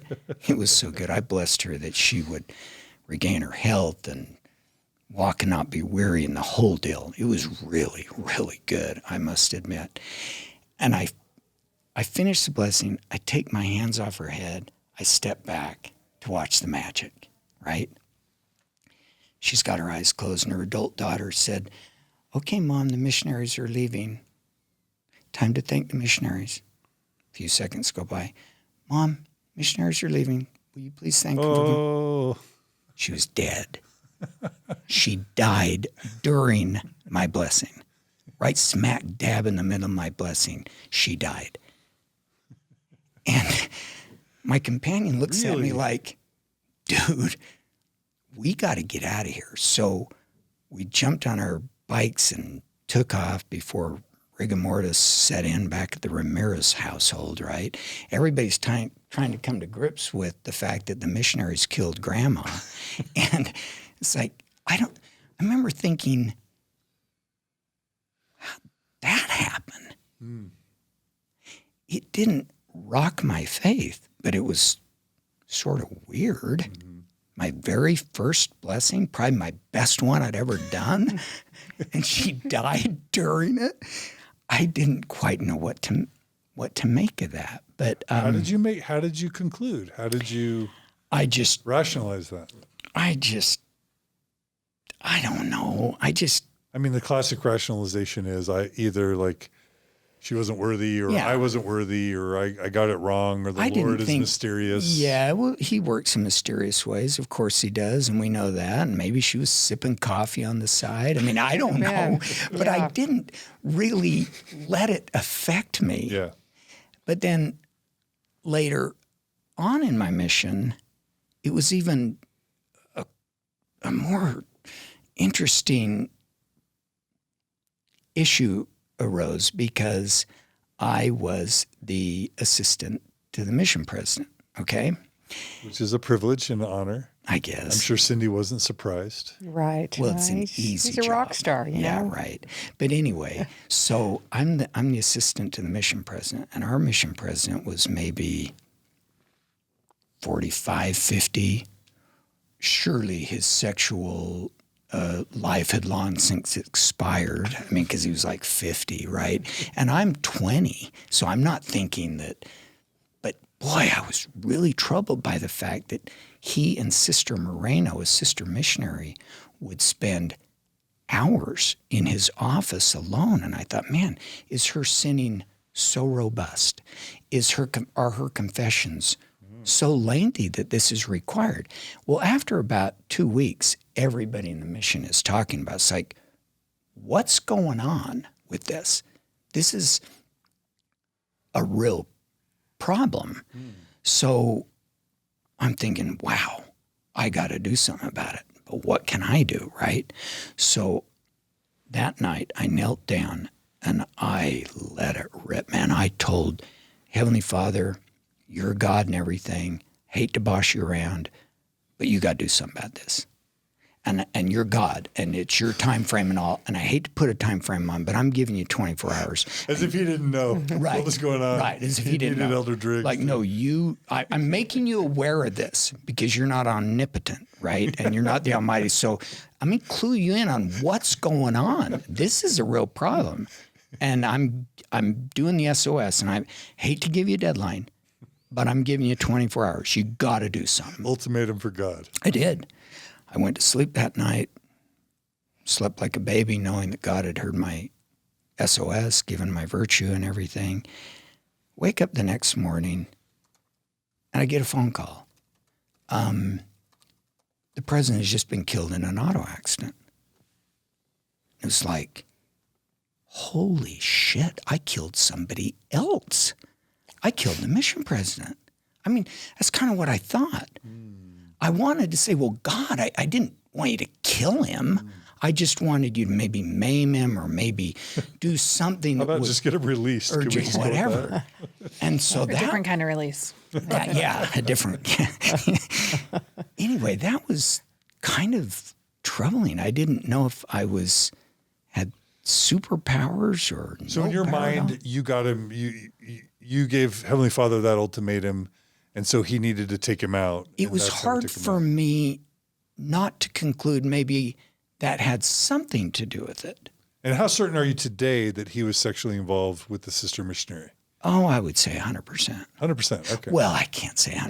Yeah. No, it happens. But after he died, I had to go into his office, and kind of clean out his shit. And he had a suit coat hanging there, and I take it to give to his wife, and I just put my hand in the pockets, and there's like 4 or 5 condoms, and No way. yeah, and then inside the drawer, his office drawer, there are a bunch of condoms, and it's like, ugh, this can't be good. But I never told anybody about that because I figured that was not my place. Well, the next day, all the missionaries, there were like 300 missionaries, we're all thinking, geez, the mission president just died. This is like, wow, what are we going to do? The phone rings. It's the missionary, or it's the church. They say, Brother Driggs, you're the senior guy around. President Spencer W. Kimball wants to talk to you. So it's like, wow, that's cool. So I get on the phone. He says, Was he a prophet at the time? yeah, he was a prophet. And he said, Elder Driggs, we have a lot of confidence in you. Like he knew me, right? He said, we have a lot of confidence in you, want you to be the mission president. What? And yeah, you be the mission president. We're going to get you somebody else within a few days. But you just hold down the fort. And we're really sorry this happened. So I'm thinking, cool, I'm the mission president. We didn't get a new mission president for several weeks. So I was the mission president. Wow, not everyone can say that. Yeah, well, during that time, another missionary came to me and said, yeah, I had sex with, this person. I said, well, what do you want me to do about it? Well, you're the mission president. Do something about it. It's like, well, my only question was she hot? No, it wasn't, but I'm thinking, geez, Hope that's, you had a good time. Or Yeah, it's now like- you're serving. Like, so you got to water under the stay here bridge. until an adult comes in, to X you or whatever else. But speaking of general authorities on my mission, one other one is Wait, can I ask you a question really Yeah. quick? So, do you think there was any shenanigans going on with your mission president's car accident? Was he goofing off? Was he doing something he shouldn't have been? Was it just totally random? Because that's a pretty serious deal. And by the way, I'm just going to alert listeners. I actually have an episode on Mormon Stories podcast, number 557, Dr. Dave Christian on epistemology and Orson Wright, the polygamous mission president. And one of my dear friends from Logan, Dave Christian, when he was a missionary in Australia, his mission president took on several of the sister missionaries as plural wives Oh, wow. while they were missionaries. And he was removed from the mission and all the sister missionaries were released, but he was practicing polygamy with his sister missionaries as a mission president. So I just want to refer everyone to episode 557. Wow. This kind of stuff happens, and so that's what makes me want to ask you. And by the way, the church totally hid it, covered it up, didn't even tell the missionaries what happened. And as far as everyone else knew, he was just reassigned, because that's how they do it. They kind of sweep everything under the rug. That's crazy. Do you have a sense for whether there was any other shenanigans going on? I don't think so. Okay. I don't think anybody cut his brake lines. I can't see God, cutting his brake line or anything. I mean, it was an accident. But one thing that did trouble me, knowing that I might have been complicit, at least partly in his death, or maybe it was a murder, was the fact that his 16-year-old son Ryan was in the car and he was also killed. Oh. So now I'm thinking, now what have I done? That's my third kill. Did you really feel responsible? Did you feel responsible, or did you feel like, well, that's did. God's I felt wisdom? a little bit like I might have been complicit in some ways. But it's like, well, God, I didn't tell you to take him out. So that's on you, right, God? But that's sad. Yeah, it was really sad, and I don't think there was any. There was nothing really to hide other than, I didn't expect the church, and I still wouldn't expect the church to make a public apology for his behavior with that sister missionary. That it would be damaging to his wife. I don't know. I wonder how she's doing. Anyway, I don't know. That messes. Well, the up. other one was Howard W. Hunter came down to our mission. And by the way, I just have to get something off my chest with the whole middle initial thing. What is up with that? And if it doesn't work in the middle, like Spencer W. Kimbrell, Thomas S. Monson, they all have to have that. And if it doesn't sound right in the middle, then they have to put it at the front. L. Tom Perry. If you said Tom Perry, you say, who's that? But L. Tom Perry will duh. So the middle initials is kind of a weird thing to me. It's a marker of status, right? Yeah. I mean, and of authority. It's a marker of authority. I guess, but it is. They weren't called that before but then they take that on. Yeah. And I don't remember. I'm no student of the scriptures or anything, but I don't remember the original apostles doing that. I mean, they didn't. They just went like by Matthew or by Judas. I mean, Jesus maybe. Jesus H. Christ. But other than that, middle and... I'm going to blame it on Joseph F. Smith and Joseph Fielding Smith because they both had the same name. You needed to differentiate the two. So Joseph F. was the dad, son of Hiram. Joseph Fielding became the grandson. And I'm guessing that it started with Joseph F. Smith as like the real... But it may have been sooner. Joseph F. Smith, Remember the F. Maybe that's the song in primary. Yeah. And, Remember the F. Right. Wow. I mean, now the F means something very different. Yeah. Joseph But can't we change that? I mean, shouldn't we change that? It seems Who's we? Well, Who's we? Yeah, there are a lot of changes I would make. But anyway, Howard Hunter was down there. Howard W. Hunter. Howard W. Hunter. Howie. That's the rebellion of an ex-Mormon. Like, I'm going to call him Joe or Howie or Russel Nelson. Joe, How. It would be almost sacrilegious to call him Russ Nelson, wouldn't it? Yeah. Oh, yeah. Oh, for sure. That's a sign. No, in Mormonism, that's a sign of disrespect. If you say Rusty or Russ, then you're intentionally being sexist. Well, I don't want to intentionally diss Howard W., but he was speaking, and I was translating for him. And he was an apostle at the time.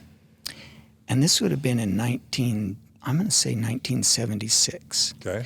And what I'd like to say about that, in Salt Lake City, they were suffering a drought.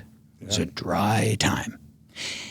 And I'll never forget, in his speech, and I'm translating, he says, we need all of you here. And this is in the middle of Mexico. I mean, this wasn't even in the United States. And he said, all of you need to pray that we get rain in Utah and in Salt Lake City. And I remember thinking, wow, really? It just made the church seem so small, so provincial. Did he say moisture? I don't know what he said. Because that's for those who don't know, in Utah they pray for moisture. They don't pray moisture. for rain. They pray moisture. for moisture. We'll take Do it. you know in that, Kara? Have you heard that before? Mm-hmm. Yeah. But I remember thinking, well, this is very odd to me that he wouldn't have a broader worldwide view of starvation or drought or hunger. He's talking to these very people that had nothing, and he's uber concerned about getting moisture in Salt Lake, and it just made this church seem fairly small to me. But anyway, that's hugely problematic. Yeah, I totally. It is. That's really, really discerning. Why? I mean, do you want me to go on a rant here? How I feel about that? I mean, it just feels like the myopic, like white man's conservative view from Salt Lake City going to, I don't want to say like a third world country, but going to a very poor country where people have so little, and hoping to increase even more what they already have, that they have already, I don't want to, maybe you could say stolen the resources of other countries just to only enrich themselves even more. And then please also, even though he's prophet too, right? Like he's the prophet and president. He's an apostle. He was apostle at the time. Point, yeah. Like you have a communication with God. Why are you asking these people to go and, yeah. Anti-imperialistic, anti-colonialistic Kara just emerged. I'm sorry. I'm just like, no, it's good. Could we do better? There's just, you have so few times to talk to people, and it just seems like the times when apostles or prophets travel, they say they waste their breath on some of the most unimportant things when there's just higher level things we could be discussing. Well, I'm interested, Warren, that you're either assistant to the president and or like backup mission president. Why are you having these questions and doubts and thoughts at all? Well, I only was, but they easily ran off me like water off a duck's back, because I had built up such a reservoir of belief. Yeah. Based, by the way, on really nothing. I mean, when I reflect back, did I really have a testimony? I mean, there were times where I felt good like I would in a Hallmark movie. I feel touched when I hear a song. I had those, but boy, I was so arrogant in my righteousness. And in fact, to prove that point, I brought with me a letter. I was so proud of it. I saved it on this onion skin written Nice. paper. Stated November of 1976.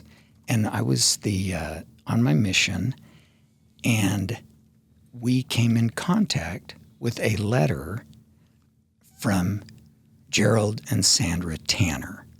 And the letter was questions that deserve answers. Let me just read you my response, because I felt... Wait, what? So what did you... I want to know just a tiny bit about the content of whatever you were exposed to that was the impetus to you wanting to write this letter. It was a letter from the Lighthouse Ministry, Gerald and Sandra Tanner. Anything about what was in it? It had a series of questions, I suppose, like, well, how do you explain this, this, and this, and isn't this troubling, or shouldn't this be troubling? Tell us the title again.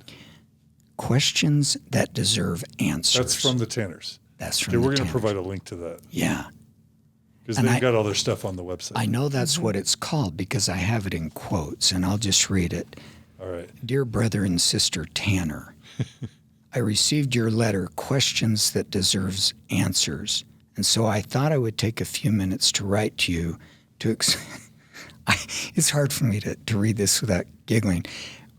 Write to express to you the sorrow I feel for your attitude of such a letter. In your letter, you asked many questions. Just by reading over them, I could easily answer most of them. Some I'm not too sure about, but after a little bit of study, I could easily answer all of these questions. The funny thing was, though, the more I thought about it, the more I thought it would be very dumb on my part, half these words are misspelled, by the way, to write and tell you the answers because you would not accept them anyway. You would still keep persecuting what I believe in. So taking all of this into consideration, I decided to just leave you with my testimony. Right? I know without a doubt that the Church of Jesus Christ of Latter-day Saints is the only true church on the face of the earth. I know without a doubt that Joseph Smith was a true prophet, and I go on and give my rote testimony. And I say, as part of my calling to be a missionary, I have an obligation to call, I can barely read this, to call people to repentance and to challenge them to repent. And so I say, in the name of Jesus Christ, oh yeah, I was a foot wiper. I was going to wipe my feet on him. By the power that I hold, that you must repent, blah, blah, blah. And then I end it by saying, with much love. But anyway, I came across that letter, and I'm just so mortified by it, amused by it. And I think back at that little 19-year-old kid who didn't know jack shit about any of this. Do you remember anything about the substance of the letter? No. No? I'll have to track it down. But as I mentioned in my letter, I could easily answer all those questions. Duh. Because the church is true. And so the answers would not only be obvious, but anybody with a lick of sense could see that the golden tablets were real and all that stuff. So anyway. So I want you to look into the camera and say what you want to say to Sandra Tanner, because she's still with us. Okay, I know she is. And Sandra, We listened to her podcast. It was wonderful. Oh, good. By the way, Oh, she's a remarkable woman. I would say we'll send her this clip. Okay. Well, Sandra, you were hugely important to me, because when I lost my faith, We can get to that and later. I'll tell you about that, but I spent a lot of time down at your store, and you were extremely important in my life. So thank you. Thanks for all you've done. And I'm sorry I called you out, but take another look at that letter. Consider it, because maybe, just maybe. Anyway, yeah, that's it. Gerald and Sandra Tanner. And anyway. So there's a bullet in your outline about a brothel, and I can't let you leave your mission without telling us the brothel story. Oh. Or did you already, did I? No, did I forget? no. I mean, so on my mission, we my companion and I went to this house with about 8 young women and 1 older woman. The young women were wearing enough makeup to frost a cupcake. I mean, they were attractive, but so faithful was I tried to overlook that. I just wanted to teach them about the gospel. And they seemed really interested. They really did. We had flat tummies back then, and my mission companion was very handsome, and they probably thought, yeah, we've got one on the line. I mean, and so we kept going back and back to the brothel. Finally, it occurred to me when they said, are you going to use our services or not? It's like, I was so naive. It's like, oh shit, this is a brothel. And it still bugs me to this day that, because I know we could have got like a punch card pass for, 3 freebies or whatever to celebrate their baptism and their conversion, but we didn't. But my mission experience, by the way, and I hate to hog all this because Cindy's got a lot of important things to say, but Cindy's happy not. We're going to have to. We're coming at you, Cindy. Don't get too comfortable. I have grown weary of listening to people talk about how a mission is the greatest thing because it provides so much growth to young missionaries. And I suppose it does in some respects. But when I look back on my mission, I think that the thing that causes growth is to make decisions and live with the consequences of those decisions, whether you choose wisely or otherwise. That's the whole point of growth, it seems to me. I'm in a cocoon in Salt Lake City. I get placed into the mission field where I decided nothing. I did not make a single choice. I didn't decide when to wake up, where I went, what I read, what I watched, what I ate, who I hung out with, whether I could call home, where I made 0 decisions. And I think it actually, I would make the argument that it actually frustrates someone's growth. Because if they don't make any decisions, it would seem between the ages of 19 and 21, you'd have more personal growth, even if you're living in your parents' basement or something, because at least then you could decide what time to come in at night and whether to watch TV or what to do. And I had none of that. And I think it actually stifles growth. And then you go directly to BYU and double down, and they tell you how long your sideburns can be and, that whole weird business. So I grew weary about that because my mission was a good experience, but I don't know that I had a lot of personal growth. I mean, it's hard because on the one hand, you do learn a language and you do, leave home. And if you are lucky enough to serve a second language mission, you sometimes get to live in a foreign country. Like, there's a lot of cool things about that. Yeah, I don't dismiss that. You get to be away from home for a couple of years. And if there were ever kind of a cult-like experience in the Mormon world, the Mormon mission would be the closest thing to the most cultiest thing you can do. Yeah. Just in terms of how strict, and especially back when we were serving missions. So yeah, it's complicated, but I definitely validate what you're saying. Yeah. It's not a real life, right? It wasn't for me, and I presume it wasn't for the others. And we all know the main reason the Mormon Church has their youth serve missions is to bind them to the church. The converts that may or may not come have super low retention rates, and they may or may not stay. But the real value is what it does to the missionary for the church. Yeah. Right? I think that that's true. Yeah. And if I were the church, I would foist it upon them too. But yeah. So then I came home for my mission, and then you talked about racist views. Anything you want to say about racism on your mission? I was a racist. And how so? Well, I grew up believing that people of color were fence sitters. And for the listeners who don't know what I'm talking about, the old war in heaven, that those people who didn't immediately jump on the bandwagon for Jesus and his plan, who dilly-dallied, sat on the fence too long, there was a price that had to be paid for their initial reluctance to commit wholeheartedly to Jesus in the preexistence. What was that price? And that price was a cursed dark skin. And so... Where'd you learn that? I learned that growing up. It's scriptural, so I learned it there. But I learned it, and therefore, and I'm now in Mexico, and they have swarthy skin or darker skin, and I didn't quite know what to make of that as a naive idiot at 19, but I kind of assumed maybe they sat on the fence a split second shorter than, let's say, an African person. I didn't quite know what to make of that. A little more valiant than Africans. Just a titch. Less. A tad more valiant.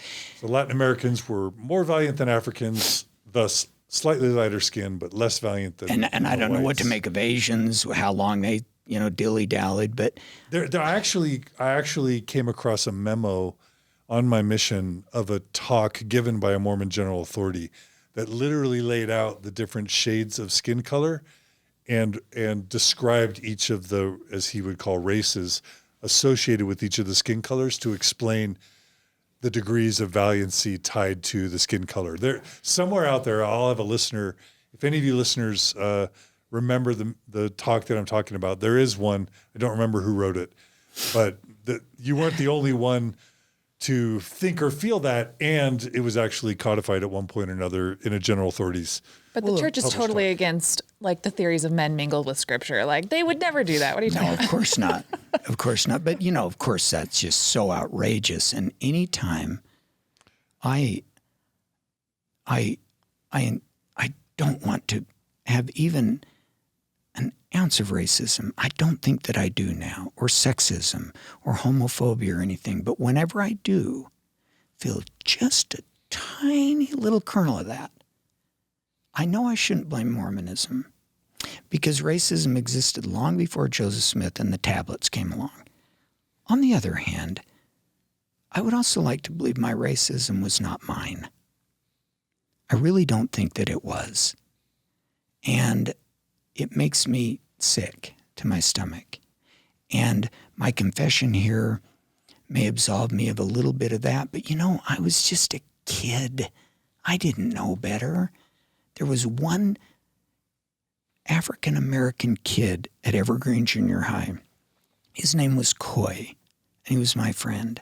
He's the only black person I met until I was like 50, I swear. And I looked at him and I thought, guy, he's such a good kid. I wonder what he did to misbehave in the preexistence to merit that skin curse. It must have been pretty bad. And, now this is his comeuppance. And I'm so ashamed of that. Of course I am. And any of my sexism, I had the priesthood at 12. My mother did not. My sisters did not. Just because I was a boy and a white boy, and I had so much white privilege, and there are times I feel like I must apologize for my white privilege, but that's not mine either. Yeah.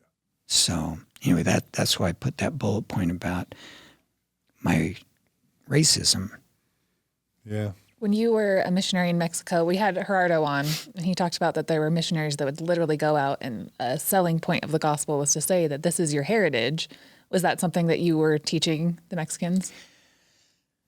They were Lamanites? Sort of, they were Lamanites, but I was not very clear on the doctrine. I'm not a scriptorian, but I always kind of thought those were Native Americans. But maybe they're the same. I mean, I don't know. The whole concept is so absurd that it's hard now to even talk about it with any sincerity because it's so absurd on its face. I remember as a missionary in Guatemala feeling like Native Americans or Latinos were the pure blood of Israel. Like, these were part of the original 12 tribes. I, as a white Mormon, was adopted into the 12 tribes of Israel. But these Lamanites, they're the real they've got deal. The pure blood of David and Abraham, Isaac, and Jacob literally running through their veins. You don't remember? Do you remember feeling that? Or yeah, I mean, I was adopted into the house of Israel. Right. And I have a dear friend who's Jewish, and I said, well, I'm Jewish too. And he said, what in the hell are you talking about? And I said, well, yeah, I'm Jewish. I'm adopted into the house of Israel. He said, what are you talking about? And I said, it's too long of a story. Just trust me. When the church is kind true. of Jewish too. I'm Jewish too, so we're good, right? The things that we say when we just start with the presupposition that the church is true, and you're like, absurdity after absurdity. You can just spout these things off, and you're like, well, if it's true, I don't care if it sounds crazy. Absurd. Right before we got married, I'd been home from my mission. I'll just tell you one more story, and then you take over, Bear. But there was a girl, her name was Lisa, and she was a Catholic, and I went out with her once or twice before my mission. And then she wrote me a lot during my mission.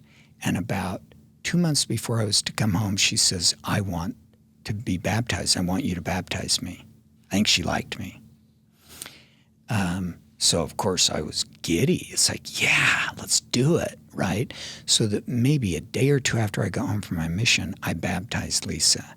And I put her down into the waters, made her clean as a whistle, from sin, and now she's a Mormon, and it's all good. She comes up out of the waters of baptism, and I never saw her again. 15 years later, Cindy and I are laying in bed, minding our own business, watching TV. The news comes on, and there's a news story about Missy Manners, the largest porn star in America. And we both looked at each other like, holy shit, that's Lisa. So I baptized the biggest porn star of all. And Cindy's only question was, look at me dead in the eye, Warren. Dead in the eye. Do you have any regrets? I said, well, yeah, of course I do. But yeah, so anyway. So that was your mission. Anything else you want to say about your mission? Is that it? Yeah, that's it. Yeah, sure. And Sydney, what did you do while he was on his mission? Anything you want to say? Or I enjoyed myself. It was good. Were you guys writing each other? Were We you waiting? In Mormonism, the term "waiting for" means that a girl won't have any other boyfriends while her boyfriend is on a mission. So were you waiting for him? Were you faithful? Did you Dear John him? Which is a term I don't think we've ever really talked about on Mormon Stories. And, did you put yourself in cold storage, as is said in Saturday's Warrior, for 2 years? How did that Well, work? I definitely did not do cold storage. Sorry, but Not Cindy. I enjoyed myself. I went to the University of Utah and joined a sorority up there. Which one? Chi Omega. Okay. And I was actually it was kind of the Mormon girl, straight girl sorority. And I never felt like I really fit in with that group. They were all the musicians and very, very straight-laced group. In fact, my sorority sisters were Russel Nelson's daughters. They were part of that group. Okay, and, wait. Yeah. That's Some intense. of those girls, yeah. So it was a pretty strong Mormon, and that just wasn't my scene. I was more of a sports kind of girl. And anyway, so I sort of felt like I joined the wrong one. But I had a good time and dated. But we still wrote all through his mission, except at one point, Warren wrote me off and said I was way too worldly. What? Yeah. What? You Wait, forgot about that, didn't you? what did he say? What did he say? Well, what was it Honey, you said? please. You're insufferable. Oh, yeah, Honey, yeah, this is being exactly. recorded. I guess I was talking too much about, not churchy type things, and I was talking about going your- skiing or something like your that. letters to him? I guess.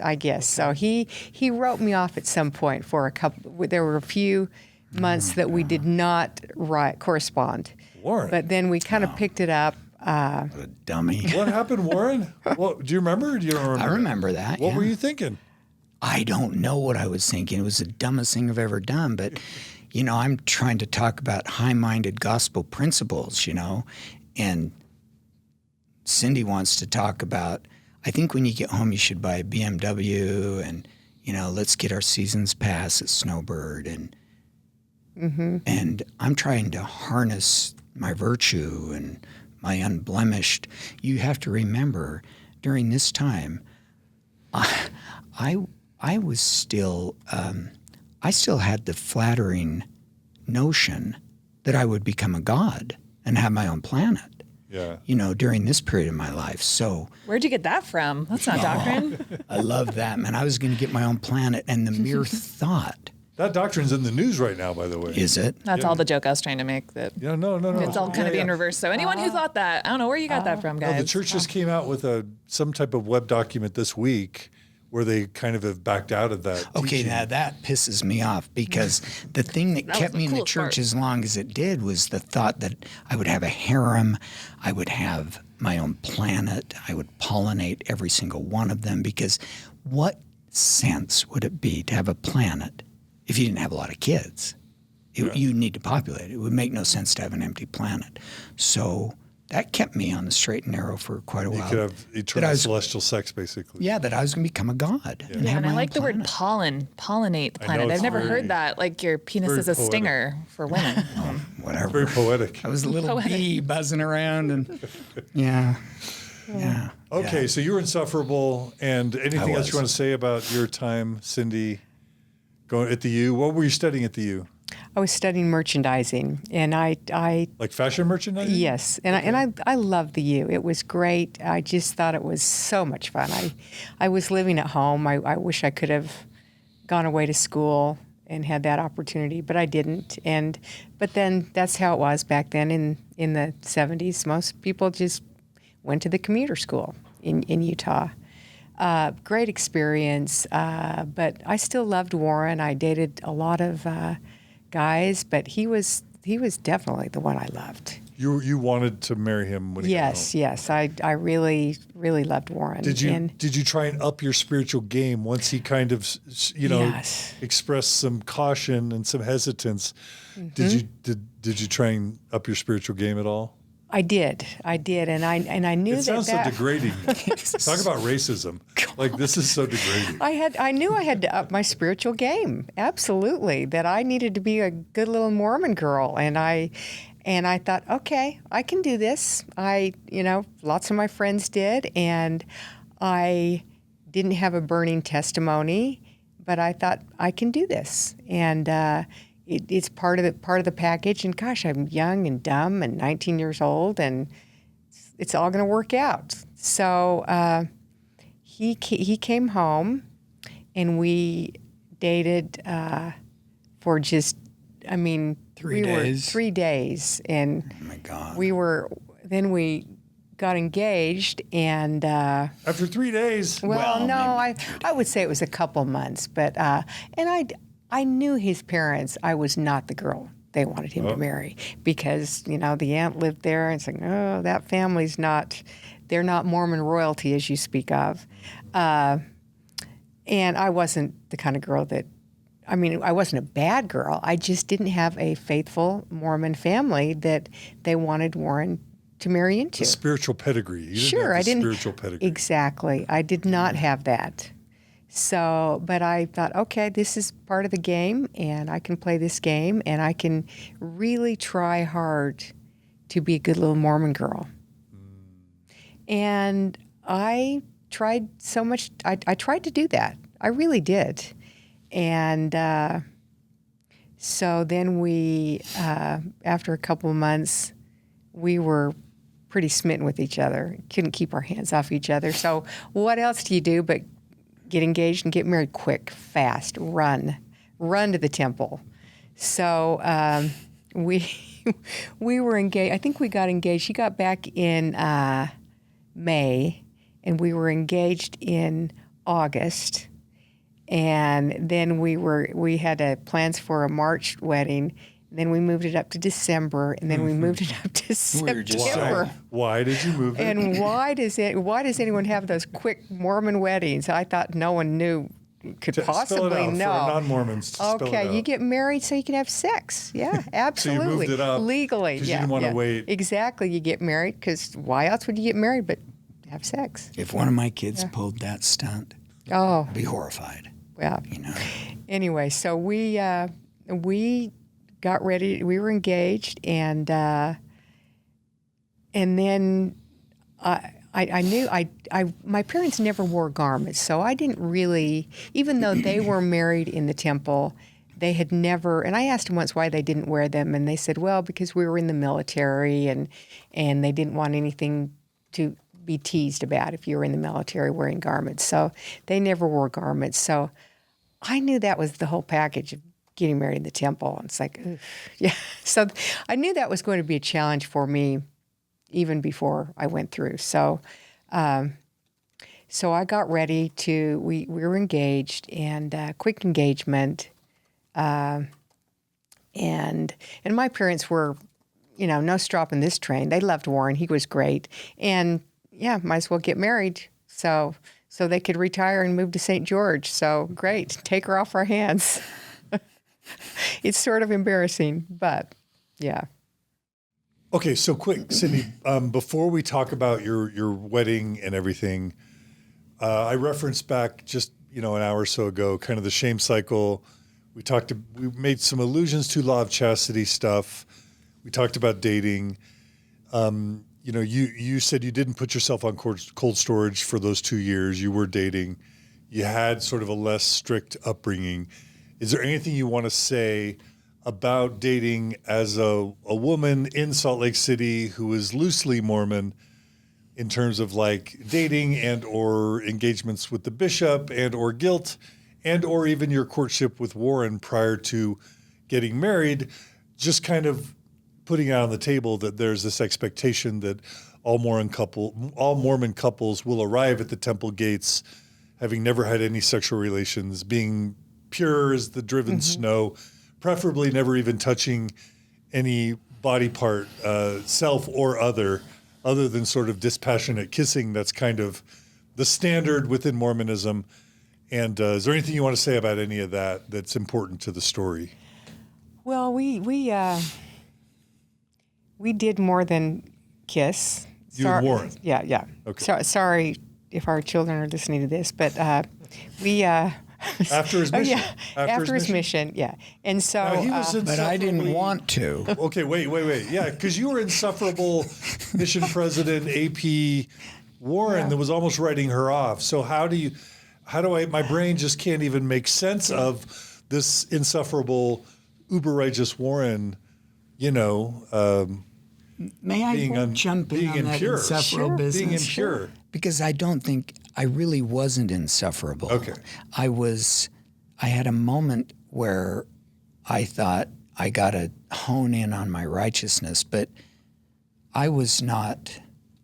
You were more laid back than I'm saying. I was very laid back. Okay. Actually, as it turns out. I mean, I remained a ski bum. I was not too uptight about stuff. You didn't totally lose your identity No. on your mission. I really didn't. Okay. yeah. So when he came home, you didn't Yeah. hate him.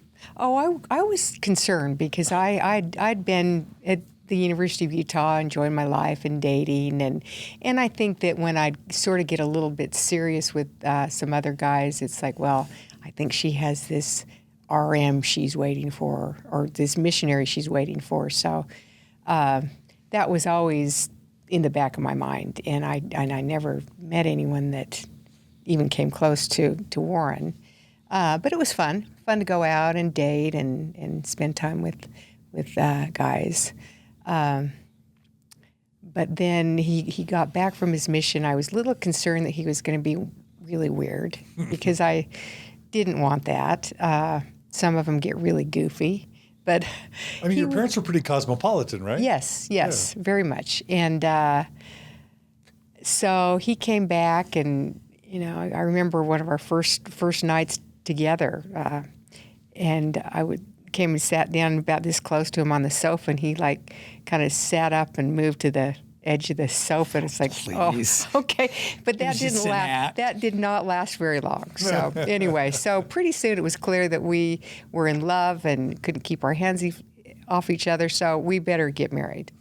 So we go for our bishop's interview and For Temple Recommends? for Temple Recommends, yes. To get married? To get married in the temple, Okay. because there was never any question that I was going to get married in the temple with Warren. That was just what we were going to do. So I Remind me, needed were your to- parents married in the temple? They were, Okay. but they were never active. Okay. They so but I knew what was required of me, and I tried really hard, and I really wanted to have a testimony. I really wanted to be a believer, but I wasn't. But I was trying hard, and I knew that I could live that life. And I knew it would be a challenge, though. But I figured I could do that because I loved Warren, and I was 19, and you're dumb and you just get married. And so we went in for our. We were getting ready for our bishop's interview and stake president's interview, and I talked to my bishop, and he was a very nice man, and told him that we'd done a few things, and Were you volunteering it, or was he asking? he was asking. He was asking. He's asking you, He was do you live the asking law me. of chastity? Right. And I says, we weren't, totally perfect, but, there was no intercourse or anything of that nature. And he says, okay, Warren, what's that great. look? Yeah. There's no look whatsoever. Kids, your mom and dad are pure as the driven snow. You're good.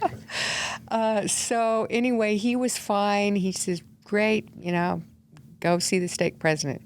We go and we had separate interviews with our stake presidents, and I believe Warren's stake president said, run, don't walk, run to the temple.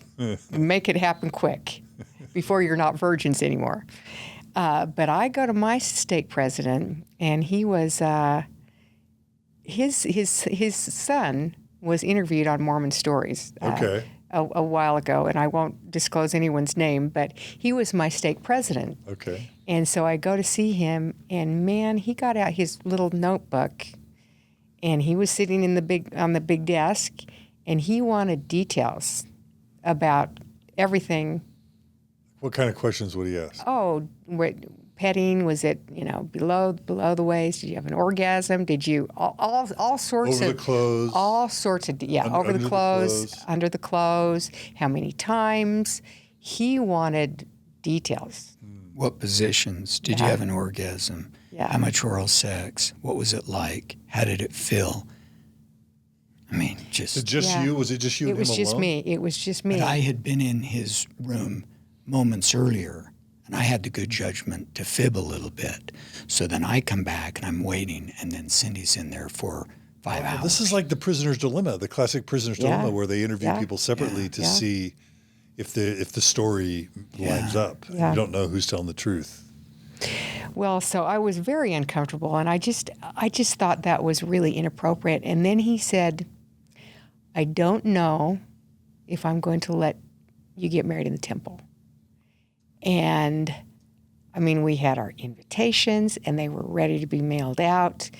And I left there crying.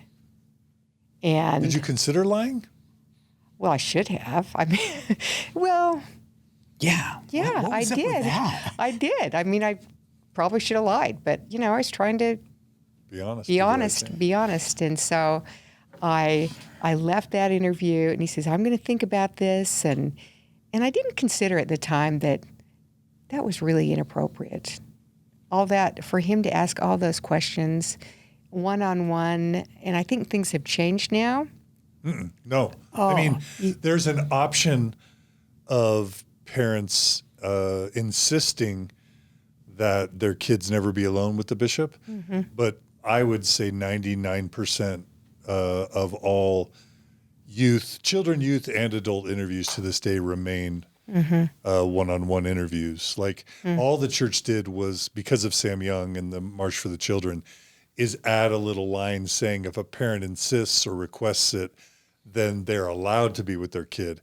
But just like how, a Mormon now can choose a civil wedding before a temple wedding, most aren't choosing a civil wedding instead of a temple wedding because that's viewed as kind of the faithless, inferior way to do it.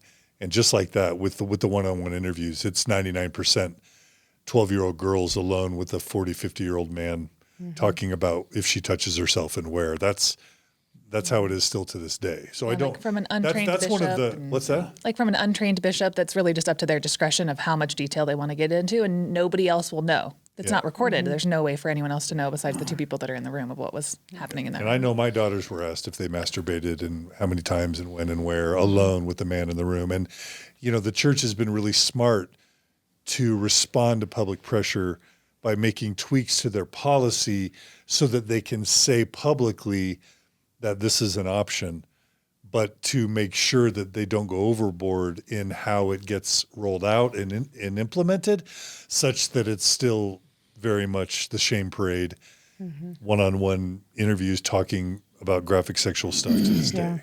Yeah.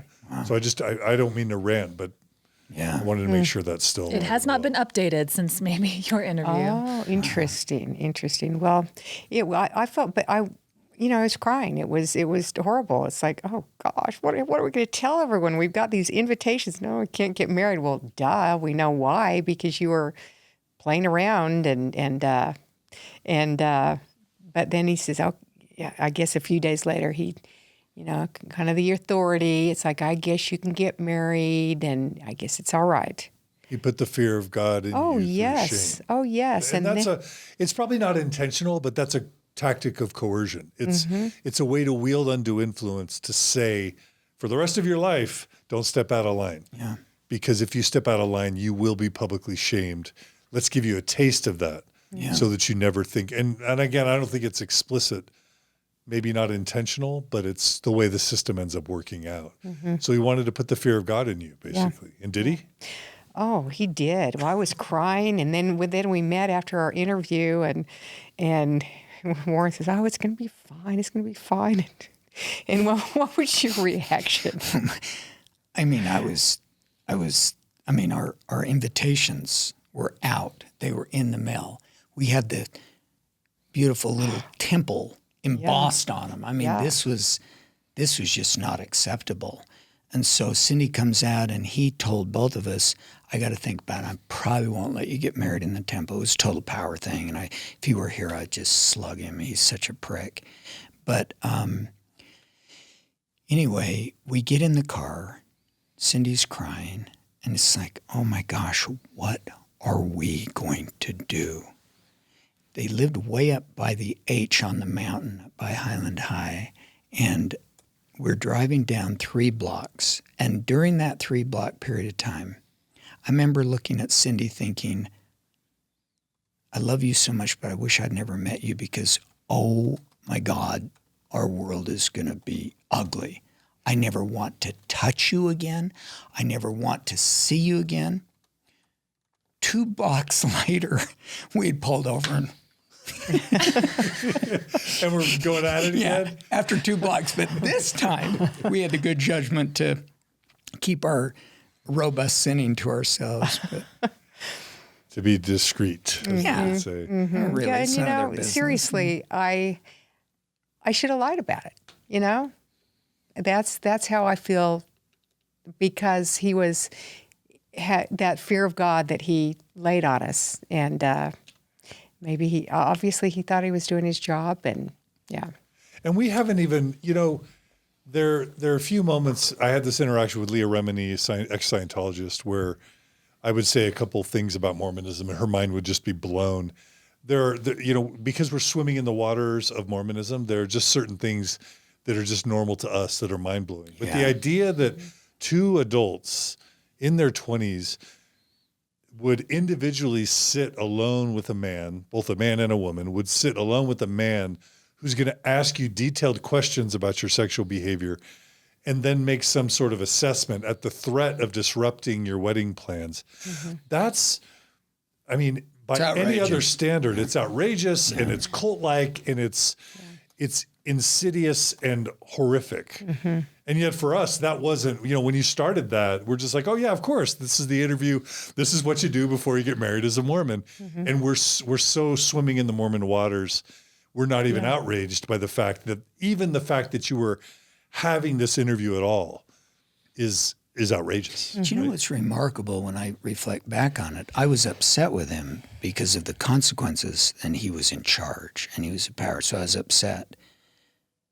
But it may sound crazy, but I never really considered that he was getting off on this, because he was in his late 40s, might have even been 50. And again, I thought his sexual interest had long since expired. Like your mission president. Yeah, it had expired. Like what? So I didn't. Now, as an adult, I look back and I think, oh my God, that perv. That was wholly unnecessary, obviously.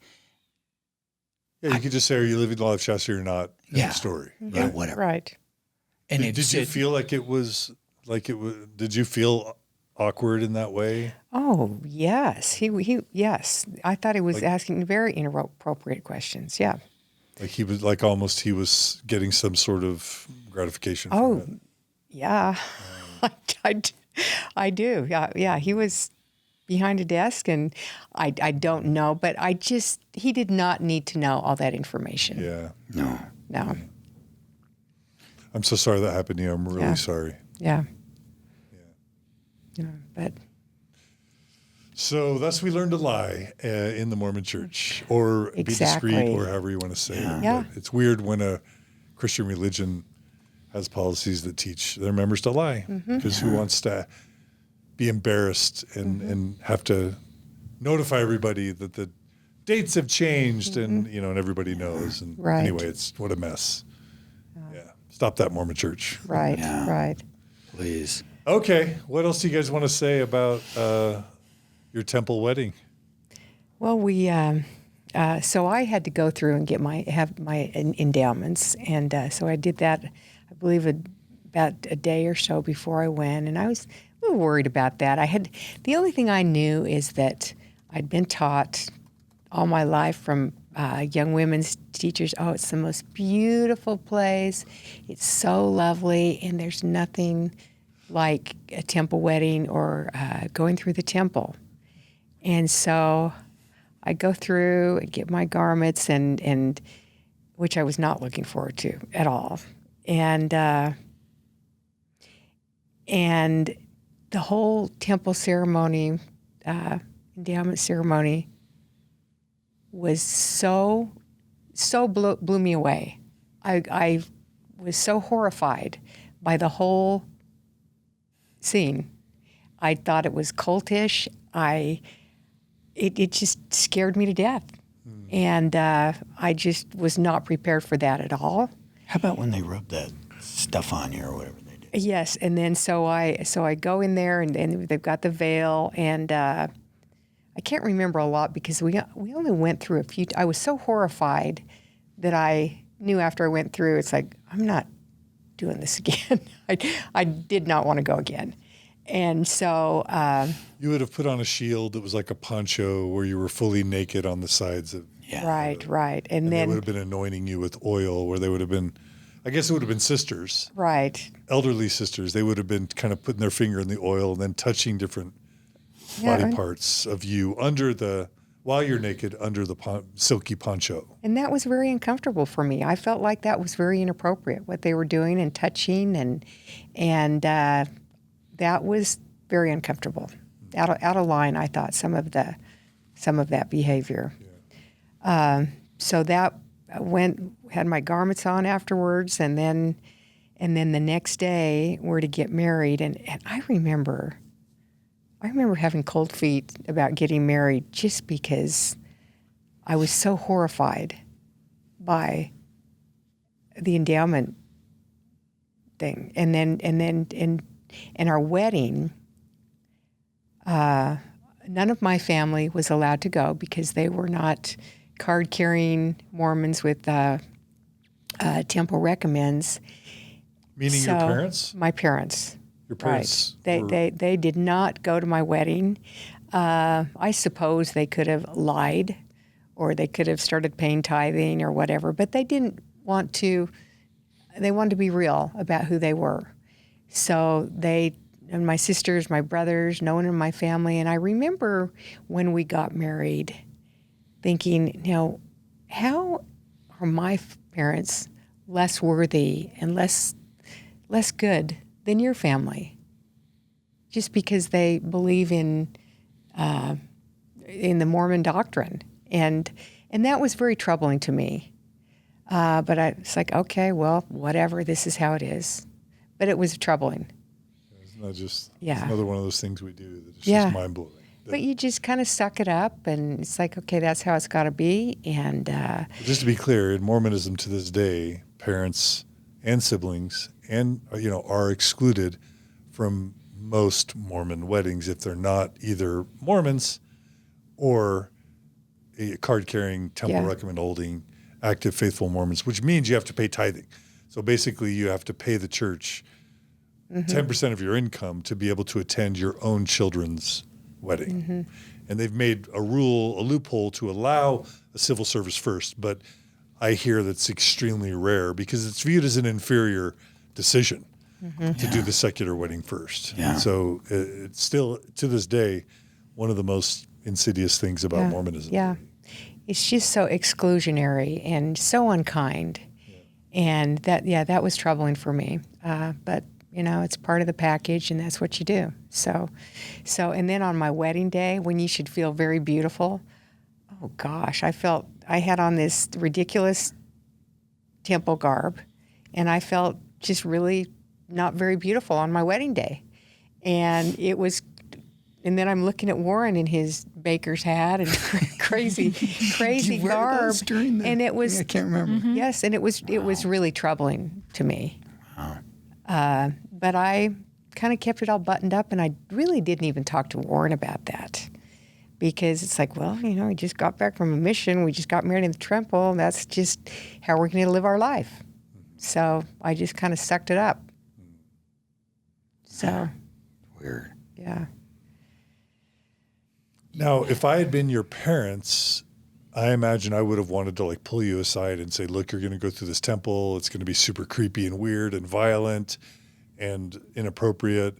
I'm sorry you have to go through this, something to kind of warn you that you're about to go through something traumatic. In fact, my dad did that with me. Did he? He's like, Yeah. My dad's still a believer, but he's like, I never liked the temple. And I think it's a huge waste of time, and it's not about Jesus, and it's creepy and weird. And so I was able to like at least have a parent identify, but your parents didn't pull you aside and kind of warn you. No. The only thing my mom said is, she says, "Gosh, you've got such a cute little figure, and now you're going to have to wear garments, and it's like, and you have to cover everything up, and so anyway, but I do remember I had a good friend who was getting ready to go on a mission." And I said, "Hey, let me just tell you, the temple ceremony is really strange. Just so you know, I was kind of horrified by the whole thing. And you're told how beautiful and wonderful, but it creeped me out." And she said to me years later, she said, "You were the only person who said that to me. And thank you so much, because no one dared to say that." Yeah. So... Because you're not allowed to talk about it. Right. And let alone talk negatively about it. exactly. Right? Yeah. And so after we got married, we went to the temple maybe a handful of times, and you were never excited about going, and I certainly wasn't going to push it. So we just didn't go. Well, see, now there's the beginning of your downfall, right? Yes, right there. Yeah. Right there. Yeah, I felt similarly that if you can't have a testimony of the temple and that's what you do as an adult, you're kind of like, well, then what's the point?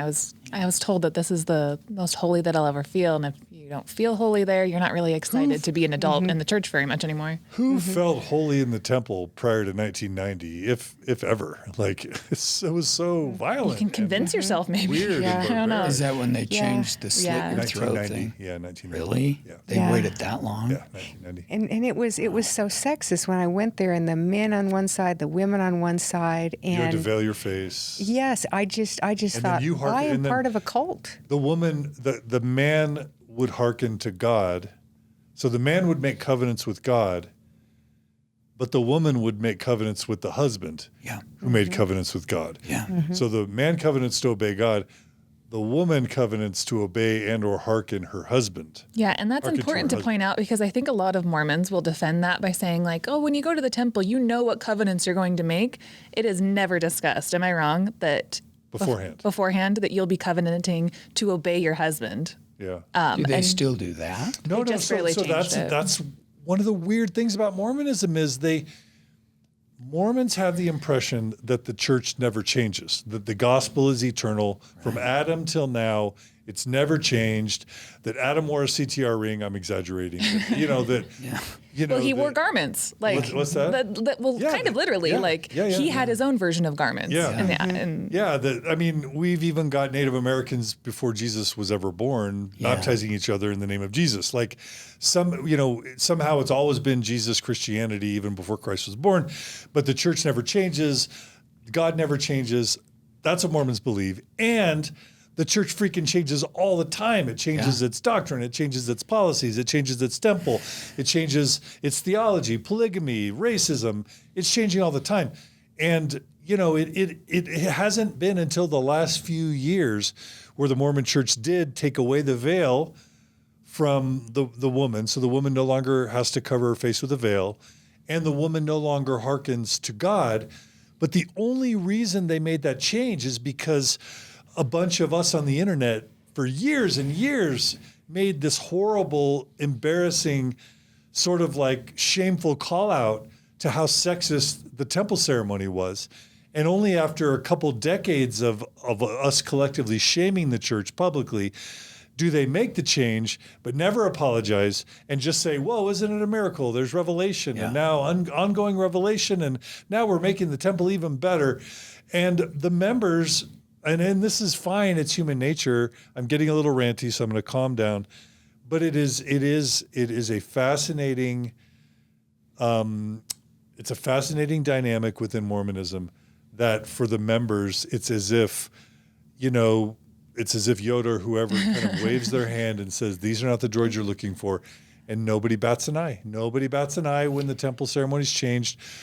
Nobody bats an eye when revelations are rescinded, when doctrines are altered, because they just celebrate it as new revelation. So there's no such thing as the brethren ever getting it wrong, as God changing his mind, as the church repenting. It's just further light and knowledge. It's just further light knowledge. And it's really, I mean, but for those of us that like really took it seriously, it is a traumatic thing. It's like, wait, this was revelation. We were taught that God gave this revelation to Joseph Smith, or this was the same ceremony that Adam and Abraham and Isaac and Jacob, this is the same ritual.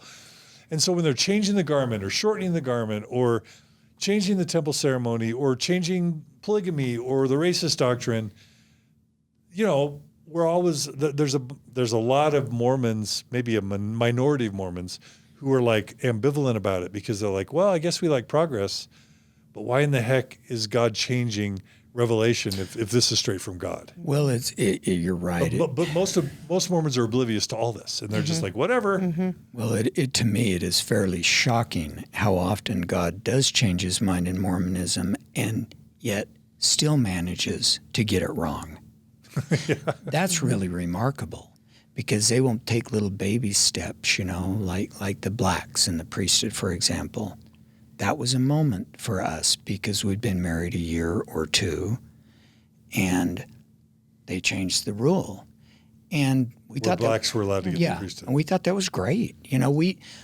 So for our non-Mormon listeners, up until 1978, black Mormon men were second-class citizens in the Mormon church. They weren't allowed to receive the priesthood. They weren't allowed to go to the temple. They weren't allowed to serve missions. They had to sit outside priesthood quorum. Yeah.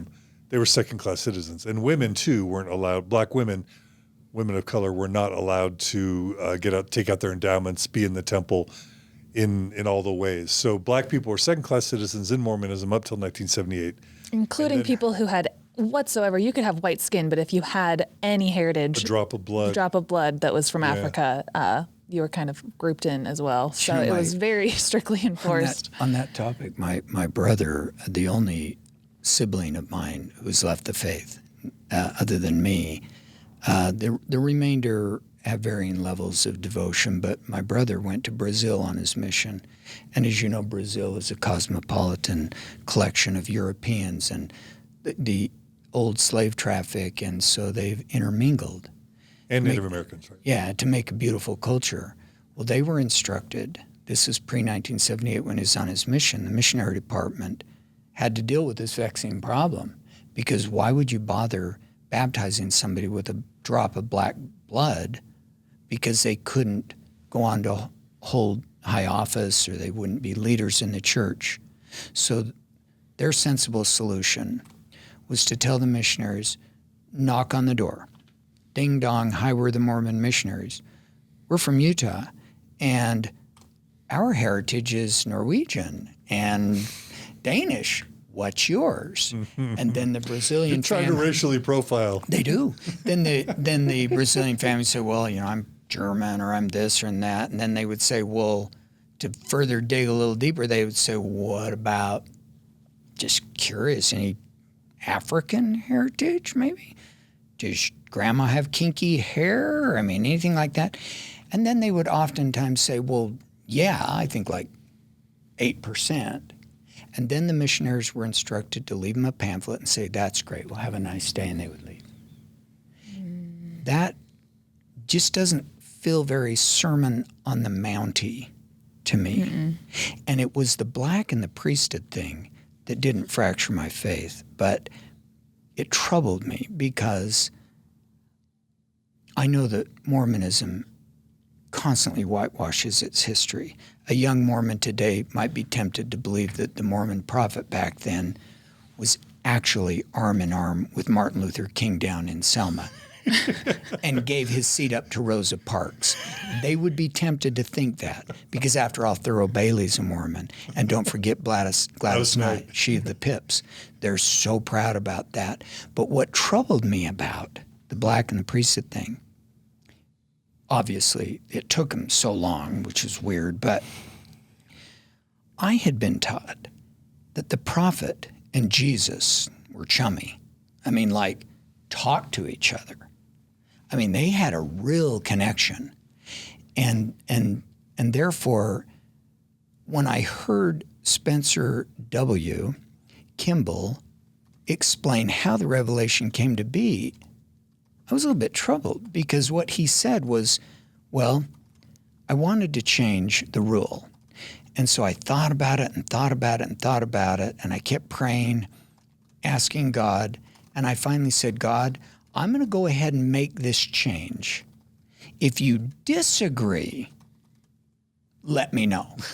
And not having heard anything, I assumed that was a green light to go ahead and make the change. Well, that was like, wait a minute, that's very different than I thought that it went down. I thought the prophet and Jesus had coffee together. I thought that they socialized. I thought that they talked.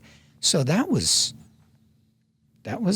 a bit troubling. But when that black and the priesthood thing, I'm embarrassed to say I didn't do a cartwheel. My reaction was, well, it's about time. I mean, it wasn't my ox being gored, like I said. I didn't go out there and pound a Black Lives Matter poster onto my front lawn. It's like, yeah, good, great. But it bugged me how it went down. And how they whitewashed our history about everything. Yeah. So not just that. That was a crack for you? It's a little crack. It was a little crack. Because now we've been married a year or two, and then, back to the garments. When I was growing up, my dad and mom be walking around the house, their garments occasionally. Not my mom, but I'd seen her, I think. But I'll tell you what, it was kind of weird, but she's my mom and whatever, she's 40. But the first time I saw Cindy is very attractive, as you can see, but the first time I saw Cindy, now back then they just had one-piecers, with the union flapping back. They didn't even have the two-piecers. The first time I saw Cindy standing there brushing her teeth, in her long johns with her bra and panties on the outside of her garments, which is something I couldn't unsee. It was like, wow, that's like really weird. It's like a little kid that pulls his whitey-tighties over his jeans to be Superman. It was just weird, So that was. I'm sure you were loving. Hey, they were always a huge challenge for me. They were never fun, ever. I felt icky. I didn't feel cute ever in garments. It really bothered me. I thought they were quite comfy. I didn't have that big of a deal with them. How long did you end up wearing them? I wore them. We got married in '77, and then when our daughter was born, I looked for any opportunity I could to take them off.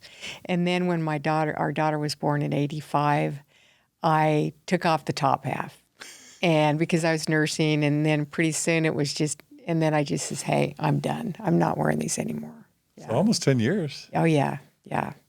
It was, I tried hard for a long time, but geez. In the summer. Hot, uncomfortable. Oh gosh. Yeah. It's crazy. Yeah. So we were active. We were going to school. Cindy graduated from college. I entered college as a 21-year-old married male with a 1.5 high school GPA. I don't know how I got into college. I can't remember, but I got into the University of Utah, and I was a house painter. And this is right after we were married, I was hired to paint the house of the patriarch of the church, and his name was Smith, I think Eldridge or something like that. And he lived up, not in the avenues, but up in Olympus Cove area in East Salt Lake. I'm painting the inside of his house, and he knew that I was a Mormon. And after a long day of painting, he says, hey, I'll show you something you might get a kick out of. You might think is pretty cool. So he takes me into a spare bedroom in his house. It's like a 3-bedroom home. And the spare bedroom had a closet, with louver doors that you open. I'm thinking, what's he going to show me? Opens these louver doors, and there's a box, like a shoe box, up on the cabinet or up on the shelf, and he pulls it down. He sits on the bed, opens the box, and he pulls out a bloody shirt with bullet holes in it. He said, this is Hiram's shirt that he was martyred in. And he says, here, take it. I don't want you to try it on, but hold it up to yourself. And I'll tell you, it was a moving experience because I was still a boy of faith, and I was sitting in this little bedroom holding up Hiram's bloody shirt with bullet holes in him that he was wearing in the Carthage jail, and it was very moving to me. And I thought, well, this bloody shirt is positive proof that the church must be true. I didn't really think that, but kind of weird. But at the same time, once again, I was struck by how small and provincial it made my church seem.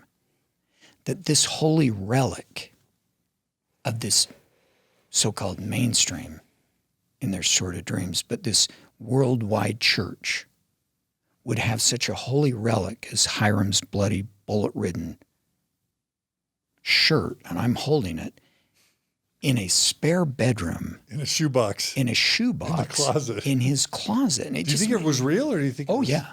Well, he was Hiram, because the patriarch goes, Hiram was the first patriarch, I believe. Yeah, the church used to have like an official church patriarch, not just a stake patriarch, but and it had to be someone of blood lineage. And it was Hiram. Tied back to one of the Smith family members. And so he had all of Hiram's possessions, and so that was his shirt. Mm-hmm. And it was moving, but at the same time, like I said, it made it seem kind of small, like this is cool, but now if I was holding this Shroud of Turin or something, that'd be kind of cool, but it wouldn't be in a shoebox, behind some louver doors in a closet in the spare bedroom. I'm sure it's not there now, hopefully.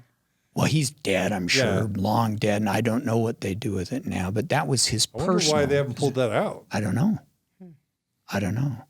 They finally let loose with the magic rock.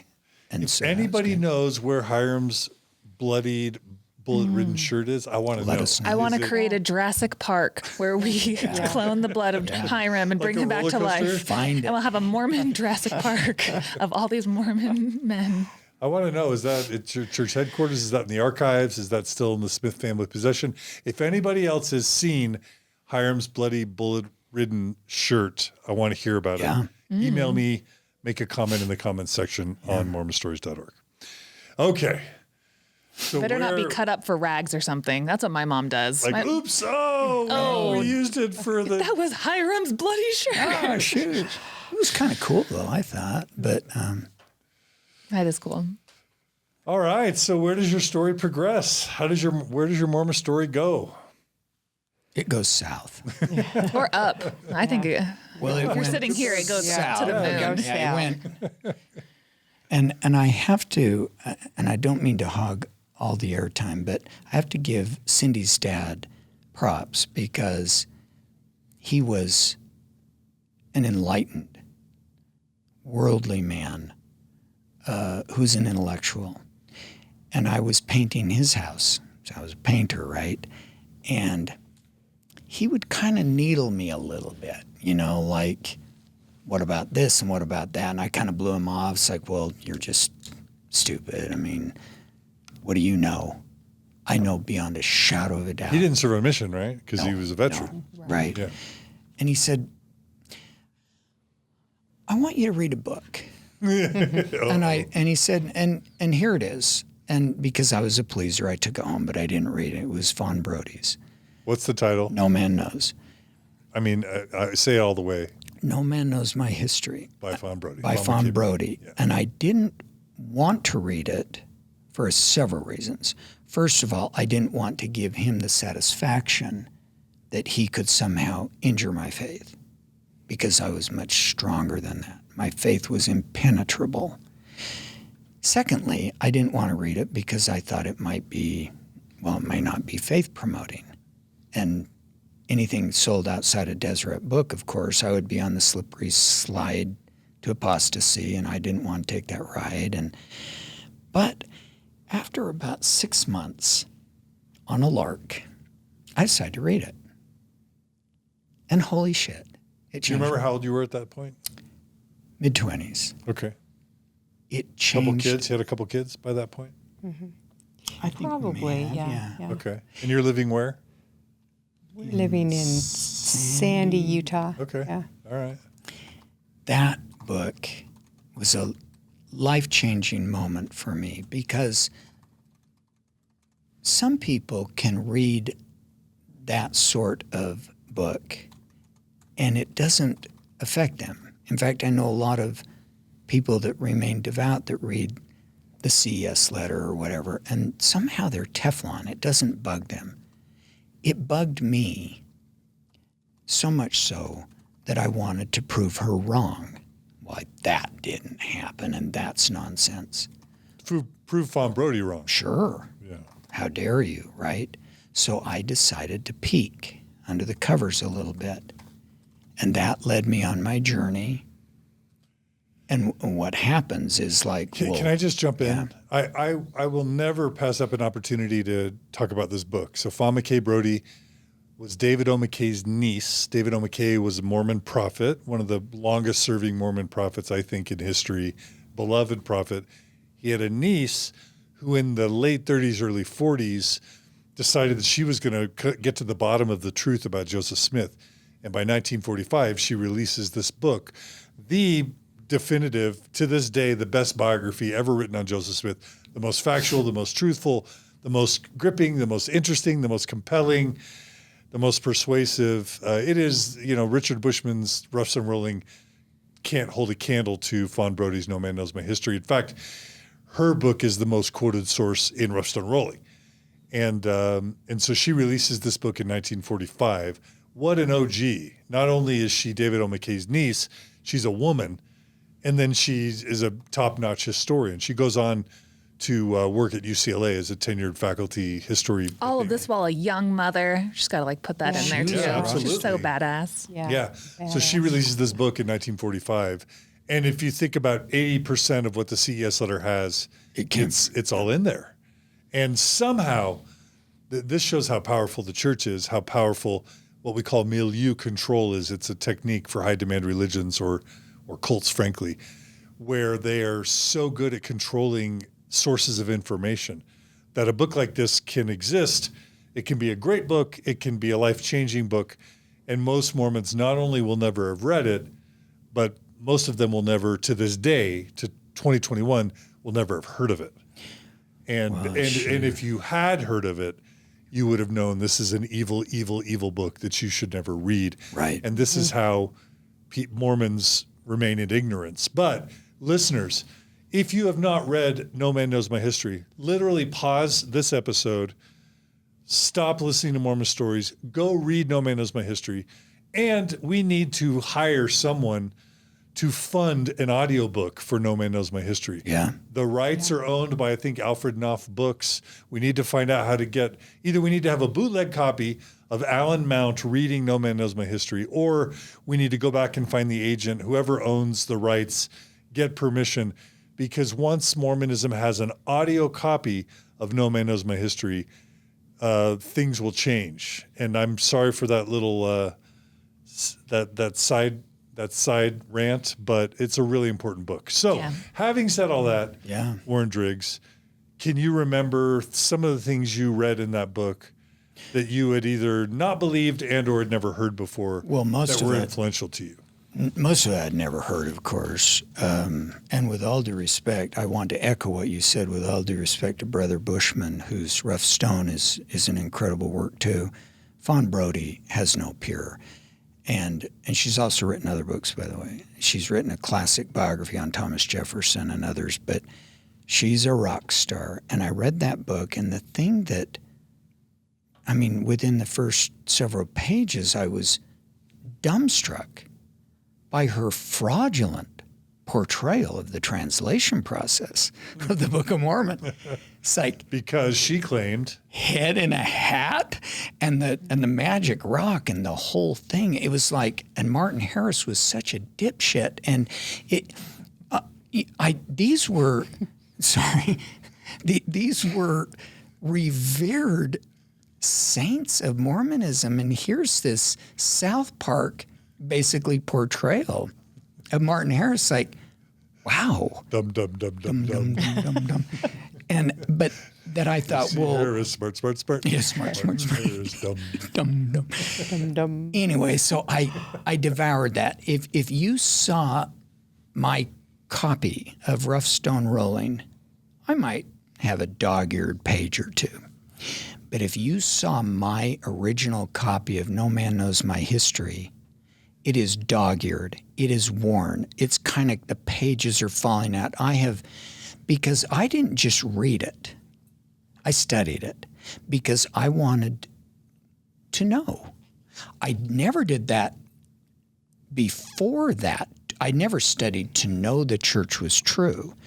My exercise wasn't necessarily to prove that the church was true, but it was just like, then I'm learning all about the mummy scrolls, and I'm thinking, I was so dumb. I thought those were the Dead Sea Scrolls, and I didn't quite get the whole mummy thing. And she's telling about some guy in a covered wagon with some Egyptian mummies, and their scrolls come rolling through Kirtland, and it was like, really?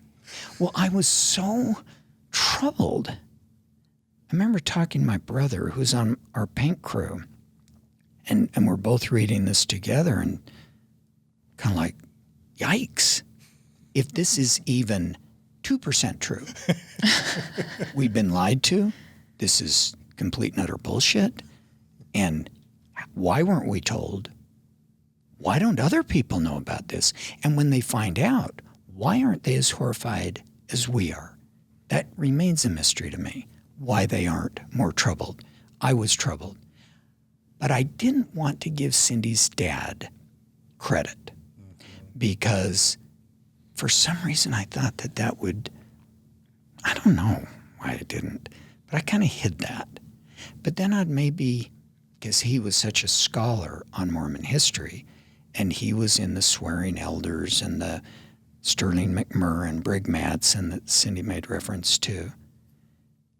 So then it kind of crept out that I was losing my faith. And I talked to Sterling McMurray about my faith. How'd you know Sterling McMurray? Because Cindy's dad was his buddy. Whoa, he really was connected with the Swearing Elders. Yeah, they went to lunch every week. And for those who don't know what I'm talking about, we did talk about this in the Rod Decker interview a little bit.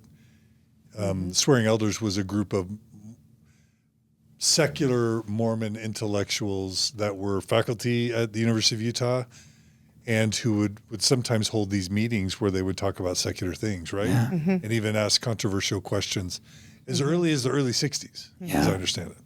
Well, Sterling McMurray, again, like Fawn Brodie, has no peer. But he was so... You got to meet him. Oh, yeah. He was not threatening. He was so nice, and he was so normal, and he was like a grandpa sort of guy. And I remember I was so troubled.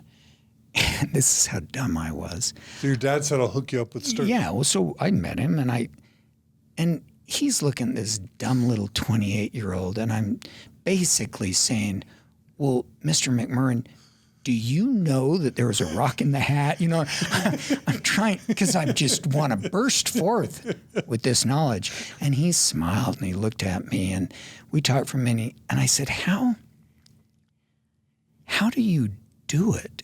How do you remain a member of the church, given all that you know?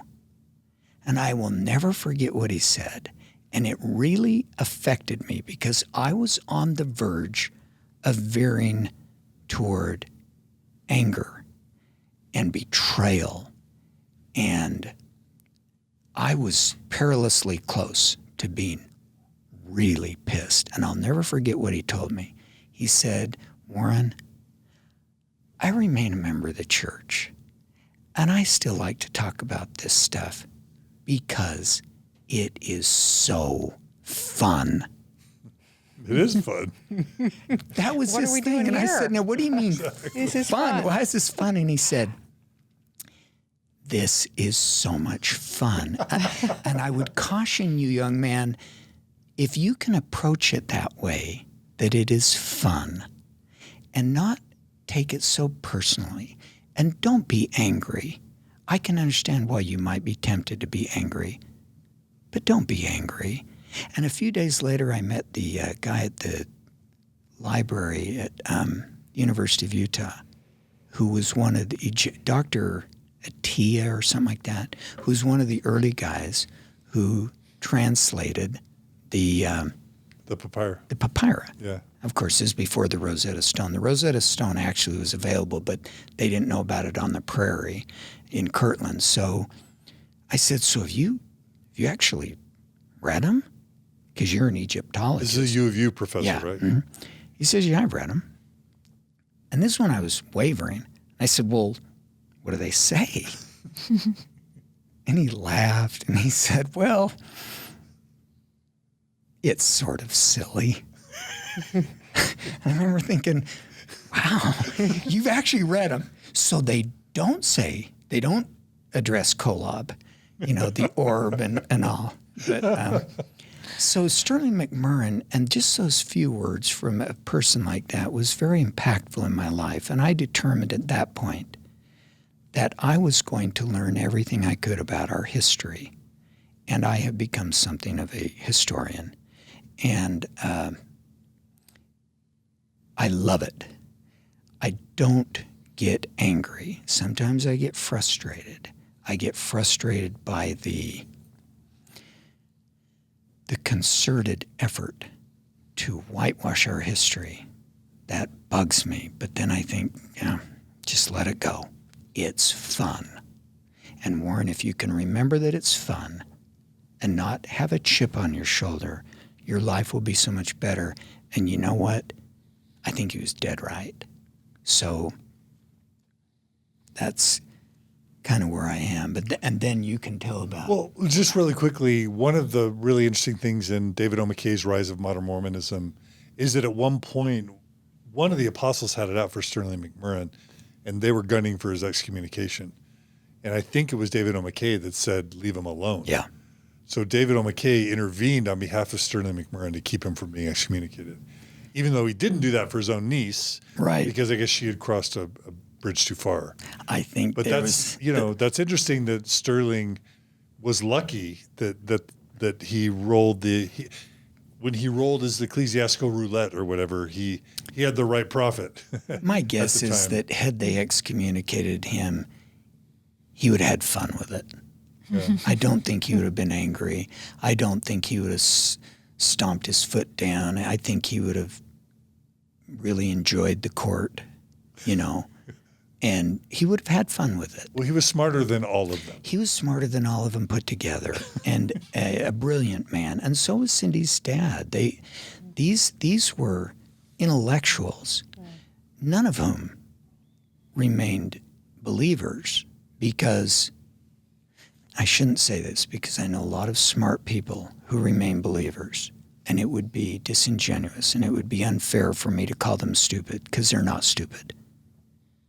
But it is a puzzle to me how someone so smart could maintain their belief in the golden plates and could maintain their belief in all this stuff that we're talking about when they know. They know. When I was going through this, Cindy and I, we were old school research. And I kind of expect a badge for that, because... What do you mean by that? What I mean by that is it was an effort to find this information. You can just Google it, CES letter? No. Mormon stories? And I kind of think it's cheating to just read the CES letter and go, well, that...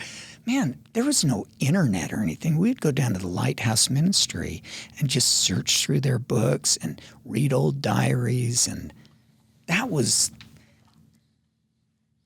my lack Journal of Discourses volumes, right? Yeah. Right. Oh, yeah. Church history, 1, 2, 3, 4, 5, 6. All of it. And by the way, there's a lot of stuff in the Journal Discourses. It's just crazy. Yeah. And Joseph Smith's journals, which are like, wow, didn't know that. But the first visions and all that. I remember talking to Sterling McMurray about that. Hey, did you know there's more than one first vision? And again, he just looked at me, and I was aware of that. He was a very, very nice person, though. But anyway. Cindy, let me ask. So, number one, this was your dad. Mm-hmm. And so, and then your dad's rubbing elbows with all these Mormon intellectuals. And then you had spent all these years trying to become the model Mormon wife and mom, even though you never really were able to gain that testimony. But you were like, you committed to it and were trying to live it. And then all of a sudden, your husband started to question it and doubt it, and it's under your dad's influence. I would love to hear kind of like, we can even go back in time. Do you want to share what that whole thing was like for you? Well, that's exactly it. I just felt like I had to, I knew how smart my father was and intellectual, well-read. He knew Mormon history very well. And I just felt like I had kind of put on my blinders and thought, okay, I'm going to go with it because that's what I've committed to. And so I'm going to live the Mormon life. And then when Warren came to me and said he was having doubts, it's like, oh, okay. Were you afraid? Were you excited? How did you feel? No, I wasn't afraid. I think I'm not sure exactly. I was just, I was open to that. I'll just say I was open to that. And I didn't just believe the church, and it was tough to live that way. And I didn't have a testimony. And I was not a believer. Were you troubled that you didn't have a testimony? Did you feel like it was you, like you were the problem? Maybe a little bit, yes. And I went to church. I did the whole Mormon lifestyle, and it just, I was troubled. It was. Did you ever go to your parents or Warren and say, I'm trying to believe and I just can't get the witness, or I just can't? Or did you just keep that to yourself? I kind of kept it to myself.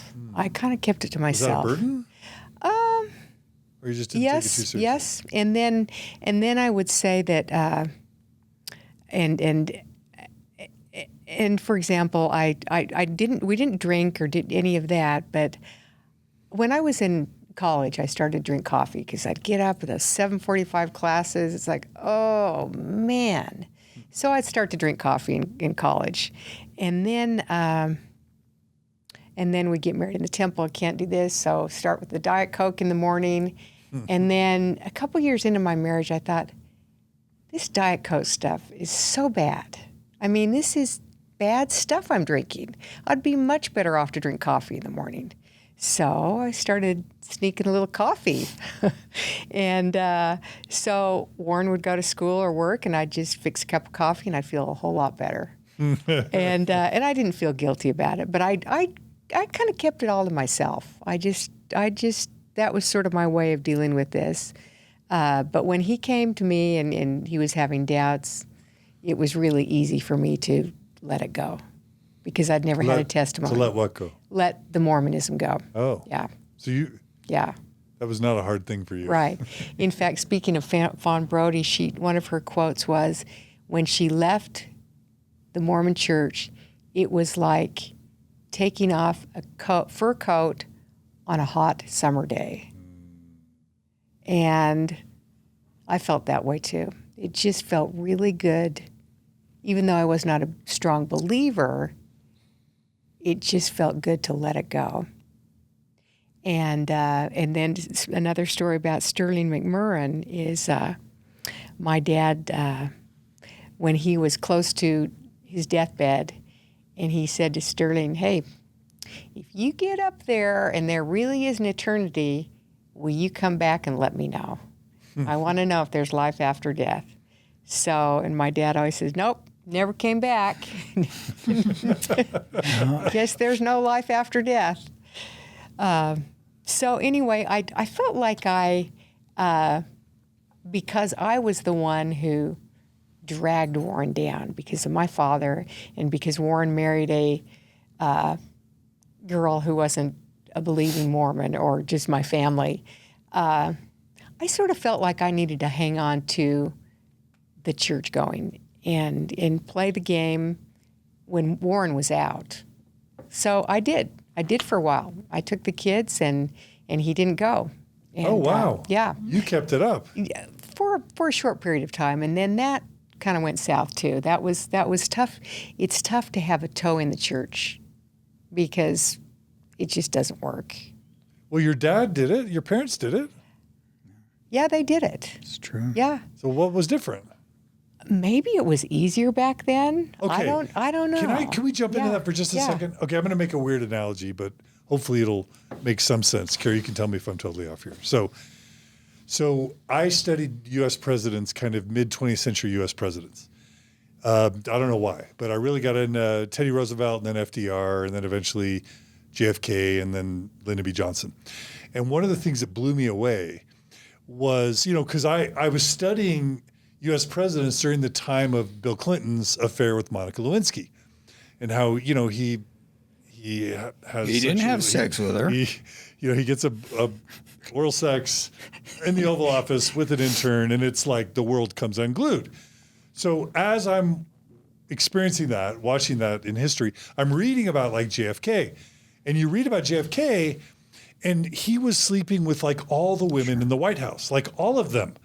Like, in fact, one of the memoirs I read basically said that like when he had a cold sore, you could almost guarantee his secretaries would have cold sores. Like that was JFK. But there was this understanding in the press corps that that's something you would never ever talk about in the press. And there was just this, I'll just say, gentleman's agreement that like it's off limits. It's, and that had nothing to do with how good of a president he was or what kind of man he was or even his integrity. That's just kind of the way things were. Now, this isn't me saying that that's good or bad or that, but it's this idea that I grew up with this idea that like every new year we're getting more immoral as a society, more laxed, right? As a society. And it's rock and roll and it's satanic rock music and AC/DC and Led Zeppelin and Madonna and Prince and the world's coming unglued, right? But once I started reading about history, I realized that like the 50s and 60s in many ways were kind of more sophisticated than we are now, that somehow in the 80s and 90s we got more puritanical and more evangelical. Whereas in the 50s, 60s, and 70s, maybe 50s and 60s, we somehow were more sophisticated and progressive and even more tolerant as a society. And I don't know how to make sense of that. But when I hear you guys talk about, Cindy, your dad and your parents' type of Mormonism, it's just a very different thing. It's like, we'll just be discreet. I'll have my scotch every night, drink coffee on the side, still send my kids to church. They're not coming unglued about the truth claims. They're not even afraid of you being raised in the church. It's just like, yeah, this is just part of the thing we do as a culture. And I've heard other prominent Mormon families, the same thing. Yeah, we don't believe, but we're not going to make a big stink about that. And we're still going to send our kids on missions. And some of them even like go on missions knowing that it's not really true, but this is just kind of what Mormons do. Yeah. And it's a very different mentality than the way we're sitting in 2021, where it's like, I'm not going to dare let the Mormon church influence my daughters, and the church is corrupt and it's a cult and they betrayed me and we got to get out of here and take everyone we can with us. Can we, like, was that approach better? You like almost, Warren, you're talking about Sterling McMurrin's approach as if it was almost like cooler and more sophisticated. And that the inference then is that like now we're too uptight, that we're taking it too literally, too seriously, and that it's not the big deal that Jeremy Runnels and me and Kara and a lot of the ex-Mormon internet are making it. And I'm just trying to I don't want to like derail our conversation, but like this is the same conversation I had with Rod Decker. Yeah. He's just like, oh yeah, it wasn't for me.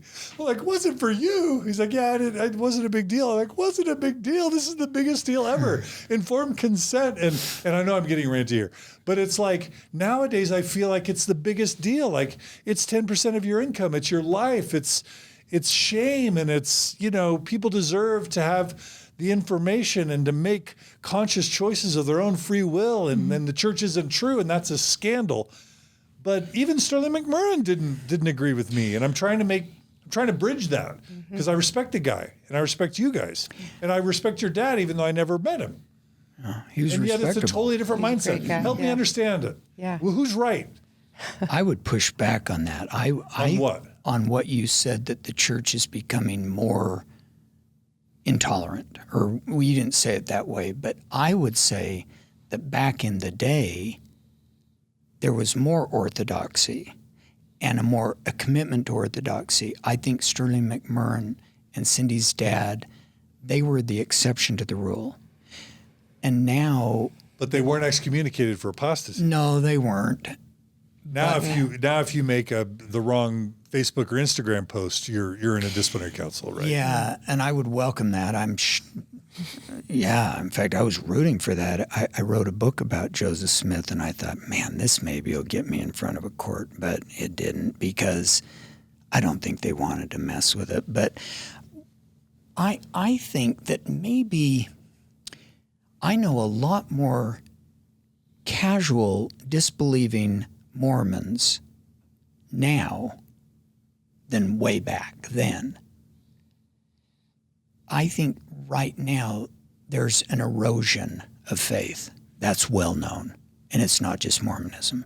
It's Christianity. It's religion as a whole. I believe that erosion of faith might account for our hand-wringing today, because those who are determined to believe are ever more threatened. They are no longer the majority. They no longer have the high moral road that they once claimed, in my opinion. And so as a consequence, those who stay in are doubly determined to double down, and it's right. Back then, when I was a child, if there was an inactive Mormon, that was unusual, I thought. But so I think there's more casual Mormons today, but there is a fear within the church, and a rightful fear, that this has got to go a different direction. It's got to go quickly because it's losing faith. I look at I have 82 cousins, okay? First cousins. I could name them all, believe it or not. I'll have the good judgment not to do that right now but Mormon Stories is supposed to be long. Do it, Warren. Okay, but I would say of those 82 cousins who are between the ages of, let's say, 80 and 60 or whatever, maybe 10 of them, maybe, are out of the church. There may be another percentage that are in. But the next generation, my parents had 50 grandchildren. Fully half of them are no longer Mormon. My prediction is that their children, it will be 10%. Yeah. It's just not sustainable today. With the advent of science and the internet, it's just, and so the Mormon Church is frantically changing, trying to make it more modern. Let's inch the garments up. Let's do whatever we can to take the veil away from the women's faces. Yeah, let's try and make it more make modern. the temple ceremony less creepy. My guess is that within a year or two, women, for example, in the church will be allowed to be the executive secretary in the ward, and they will allow people to drink coffee. I mean, I had in my mission the most beautiful people that were ready to be baptized, but they couldn't give up coffee. So And expanding into Asia with tea. yeah, I think they that's also lost a their big issue. chance at salvation, dang it. So they're screwed forevermore. I don't think that that's sustainable either. I think that they will continue to modernize it because what's happened, as you know, we used to take great pride in that we are a peculiar people. But we don't want to be that peculiar. We want to be mainstream. And so as a concession to mainstream, we're going to change and tweak, and it's inevitable. Of course women will have the priesthood. I don't know when, but within a decade or something. It just seems inconceivable that they won't. They have to. And same-sex marriage and those issues will become mainstream, and they will be fine. They have to. And so they will. The church gives into progress when they can no longer prevent it. It's an old phrase. Yeah. Sure. So let me ask it this way. You guys chose a different path than your parents, Cindy. Mm-hmm. You certainly, and you said you kept going when he had stopped, but you certainly could have just said, look, Warren, have your coffee, have your scotch. I'll have my coffee. Now I don't have to hide it, but let's keep sending our kids to church like your parents did to you.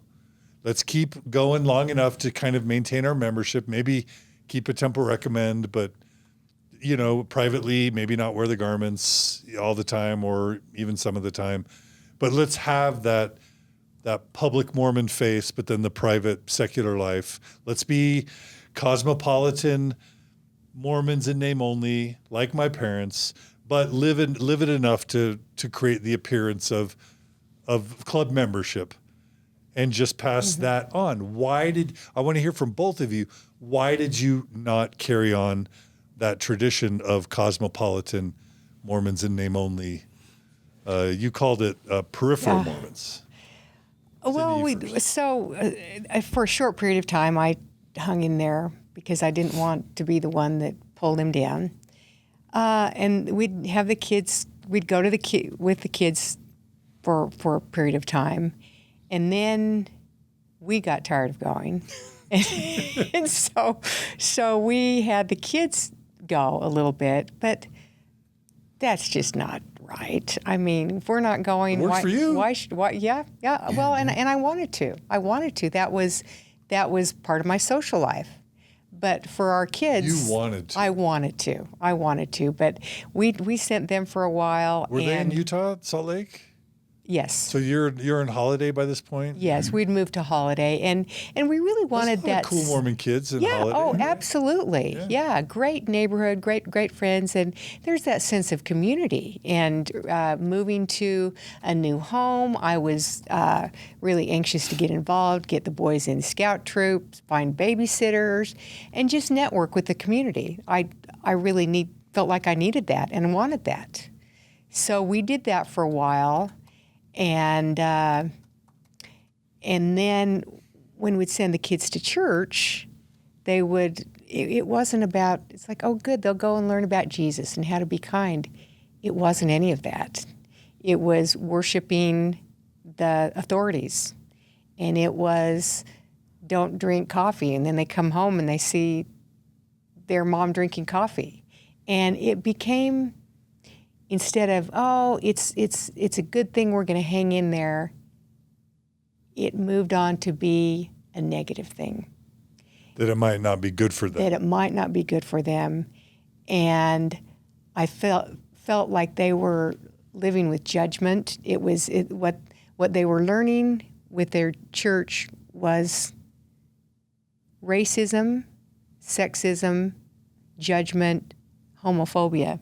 And that wasn't what I wanted. Why would I send my children there when I didn't believe that? Yeah. So they could have gone. I mean, but when we said, hey, we're going on a hike Sunday, do you want to go? You need to do that or go to church. Well, yeah, we'll go on the hike. Yeah. So it took care of itself. And I will say this, that the kids did really well. They were, and they were all baptized. When our youngest got to, we were way out by then. But we did, just because all of his friends, Holiday, Utah, all of his friends were Mormon, but the kids did really well. And I really feel like, I know some parents are afraid to leave and because they can't raise moral, kind children. I think we did. And I think we did a great job. And they're kind, loving, nice people, live with the golden rule. What's more important than that? Yeah. And that was sort of our philosophy. Boy, I echo everything you just said. We went through a period of time where I knew beyond a shadow of doubt the church was true and it was good. And then I went through a phase where I thought, well, it's not true, but it's good. And then I came full circle and said, well, neither is it true, nor is it good.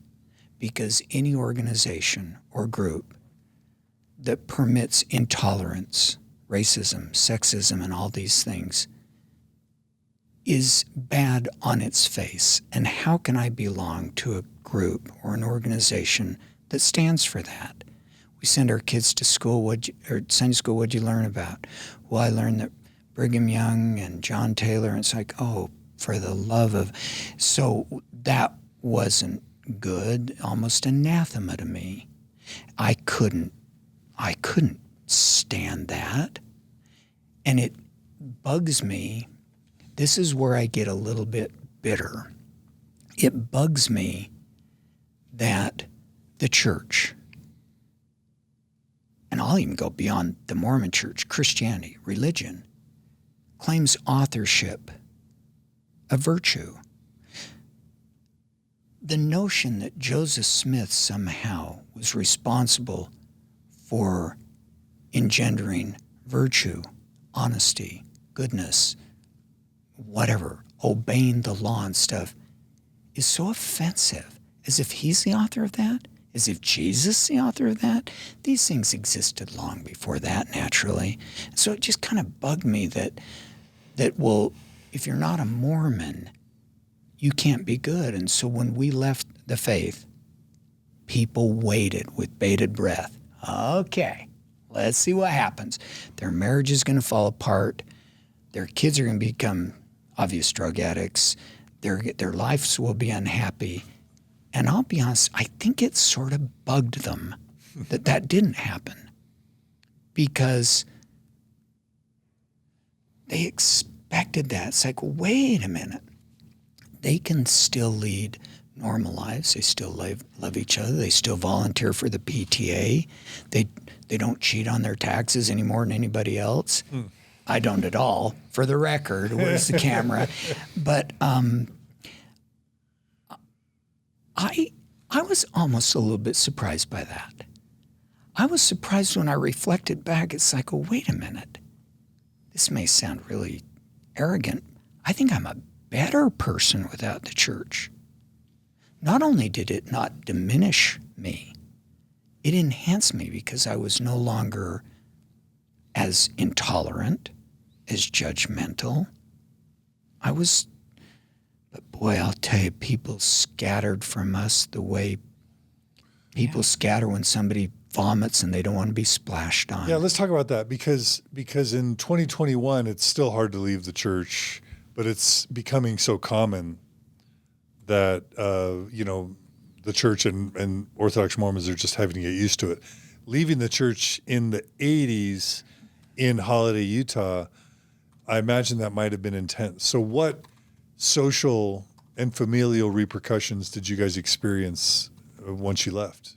Well, I would say to that what Warren was talking about, that when we did, I was a little Molly Mormon for a good 10 years, and when we did leave and I took off the garments and we were done, I experienced less from where I was coming, how I'd look at people, much less judgmental, much kinder, you were towards others. Yes, I just, in my head, I wasn't, there was something about when you see someone with garments, it's like, oh yeah, they're one of us.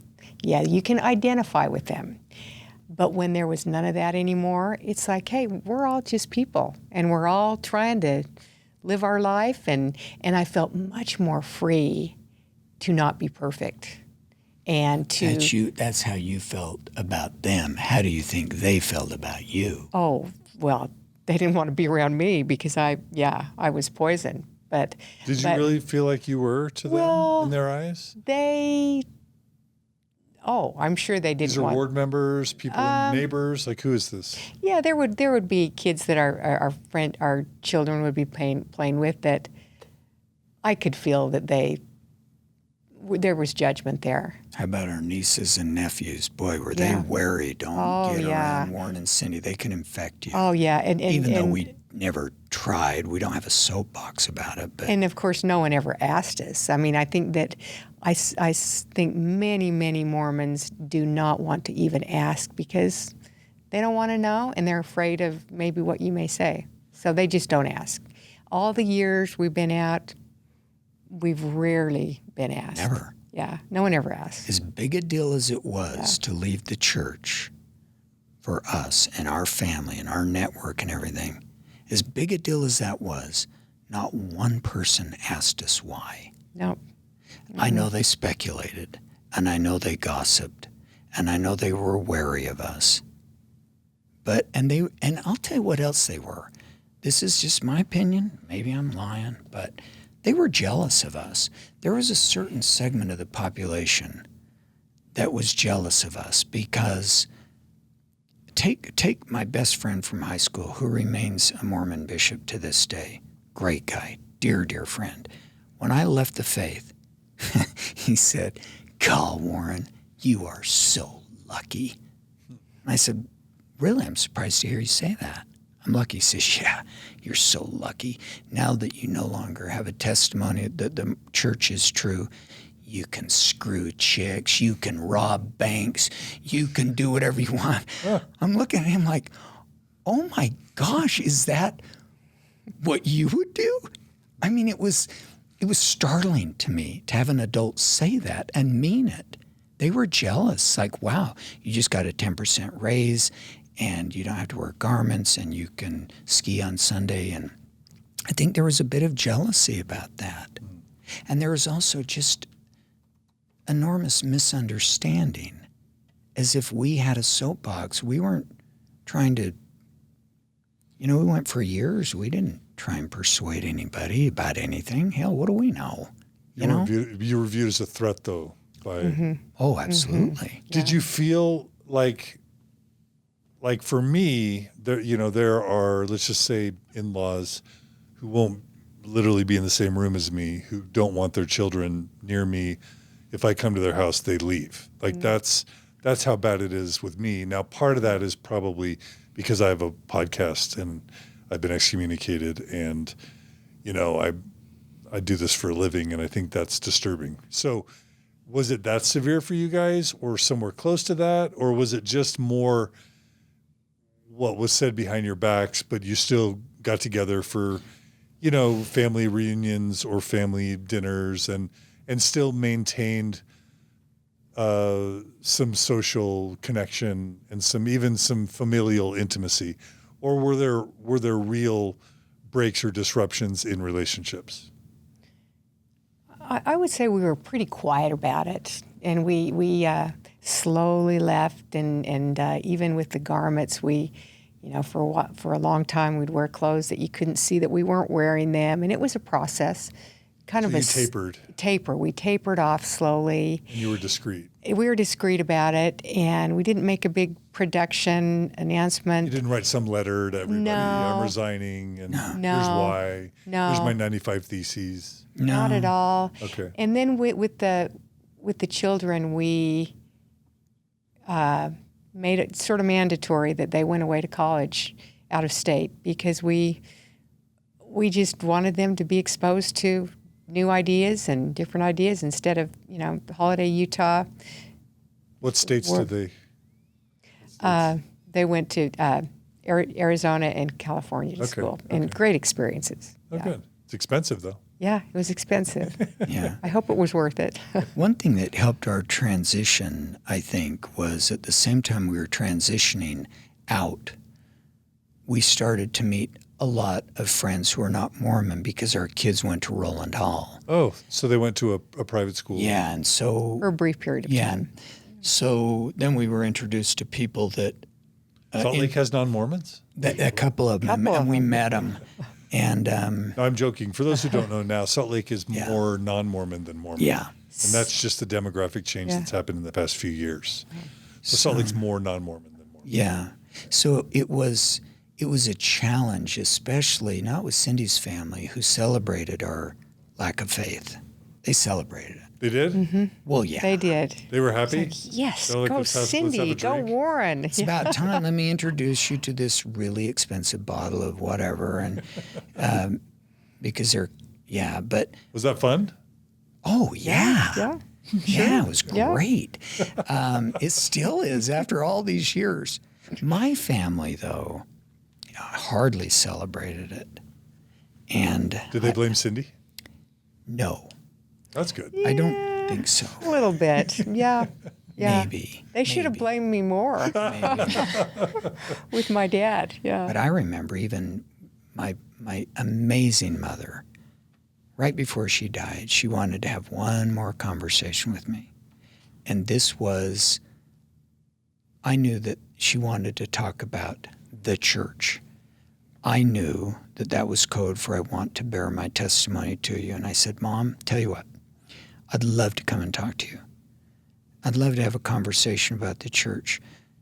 I would like to know if going into our conversation you would acknowledge the remote possibility that maybe something I believe in, even though it disagrees with you,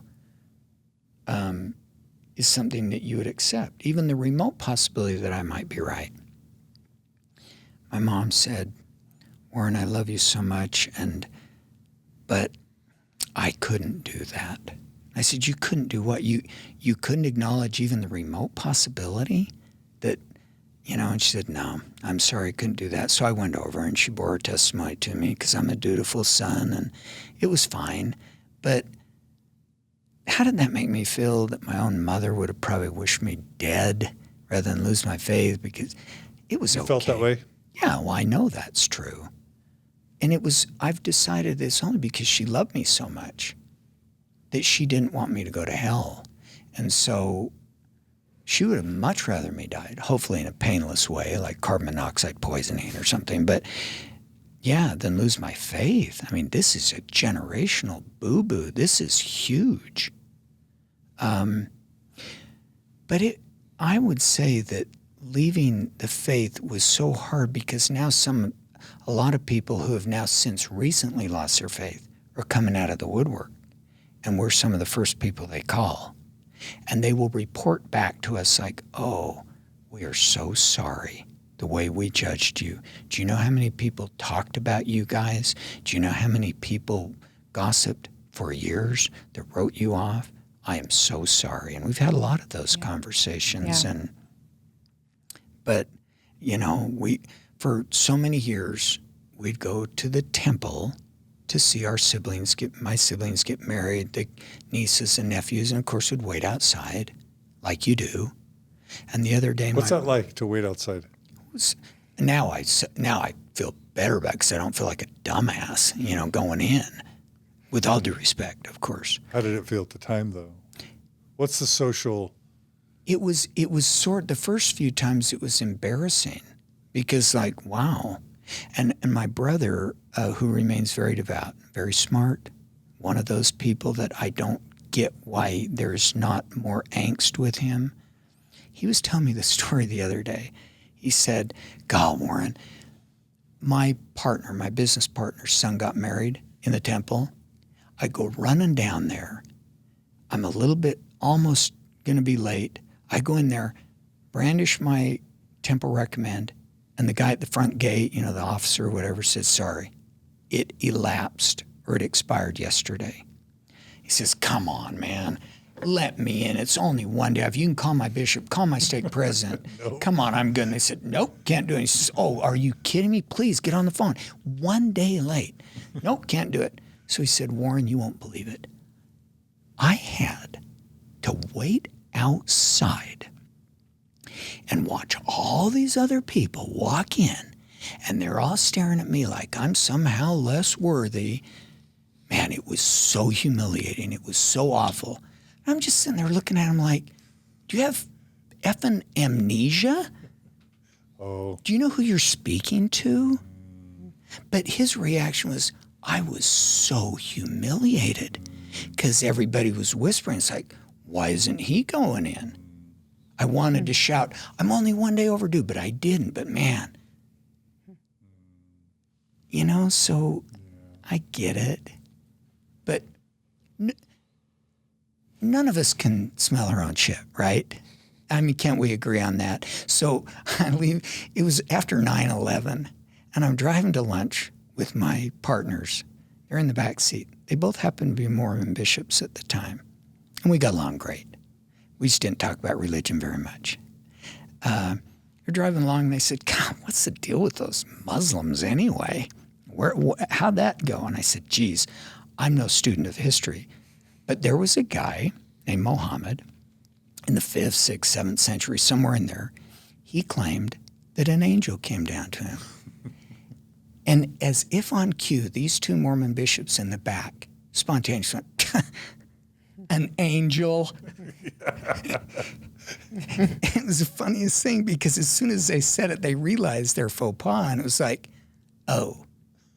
But our angels are legit, and your angels are just wholly disbelievable. So, yeah, it's crazy, but we've made it through. And after I'd been out of the church with a profound disbelief in the church, I get called by the stake president, and I get a phone call, and they said, President Jones wants to speak with you. And I'm thinking, president of what? Because, I hadn't been to church in 20 years. Oh, the stake president. And it was a guy that I knew. So I thought, yeah, I'll go down there. I'll talk to him, whatever. Hopefully I'll be getting X'd or something. I go in there and he says, Brother Driggs. I hadn't been called Brother Driggs in a long time. Felt good, He said, Brother Driggs, we want you to be in the Stake High Council. What? And I said, are you messing with me? Am I being punked right now? You want me to be in the Stake High Council? Yeah, we do. And I said, well, but I believe that Joseph Smith was a fraud. I believe he was a sexual predator. I believe that it's nonsense. I don't believe 1 ounce of it. This is what was remarkable. He said, okay, I know, but we need people like you, and would you at least consider it? And still, I think Alan Funt, now your listeners won't know who that is, Alan Funt was going to come walking in at any moment and saying, candid camera, because this was a very, very curious thing to me. And I don't know what to make of that to this day. I said, no, I don't need to think about it. It would be a foolish mistake to put me on the Stake High Council. First of all, I would never go, and if I ever did speak, it would not be a sermon you'd want to hear. He said, well, are you sure? Because we could use you. I'm not kidding. That's pretty weird. And then I was also lectured, it's on my note with Thomas S. Monson. I've got to get the S in there. Spencer. Is that what it is? Yeah. Oh, okay. If you said Thomas Spencer Monson, no one would know who you're talking about. That's probably true. But we kind of had a little pen pal thing because I was reading the newspaper. This is back when they had the Salt Lake Tribune, and every 6 months when they have general conference, they have their books that are written, and they're pimping their book for sale at Deseret Book. And there's a picture of a book, and it's maybe this big in the newspaper article. And it was titled, the book was titled, My Favorite Stories of Jesus, or something like that, by Thomas S. Monson. And on the cover of the book was Thomas S. Monson just, posing and just looking as handsome as he could be and looking great.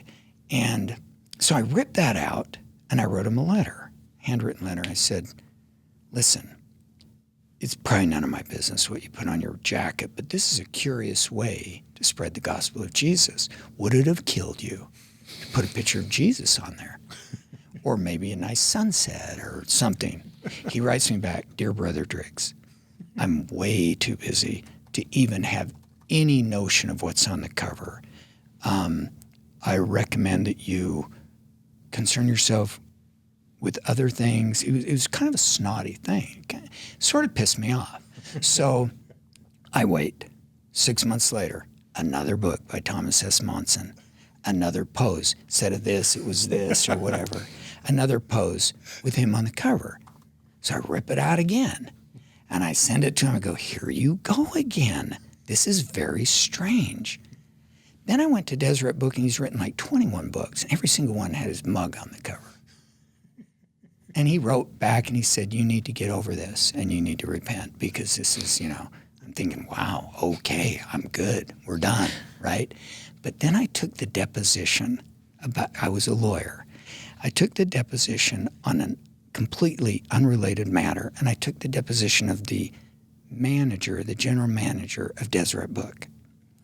After the deposition is over and stuff, I says, hey, do you got a second? He says, yeah, what's up? I said, I'm just curious, like when the general authorities write books, do they have much to do with like what would be on the jacket, for example, the jacket cover? And he said, well, no, not usually. Most of them will defer to us. There's only 2 that are Nazis.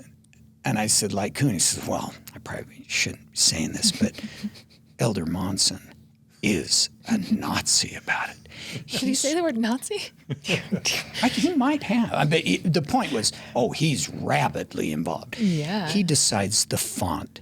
He decides the interior cover, the interior design, everything. Said no, he poses. He will spend a full day getting his photograph, getting it just right, the sheen, et cetera. Oh, and I thought, well, I'll be a son of a gun. It's like, come on, dude. So anyway, I just Google image searched Thomas S. Monson books, and you're right. It's every single one is his face looking very handsome, and it's all things that are like, to the rescue, Thomas S. Monson's face. Yeah. Pathway to perfection, Thomas S. Monson's face. Should have put John DeLynn on that one. Yeah. Well, let's have Brooklyn splice in some of these photos. Is that all right? Put that in the An invitation to exaltation with Thomas S. Monson's face on it.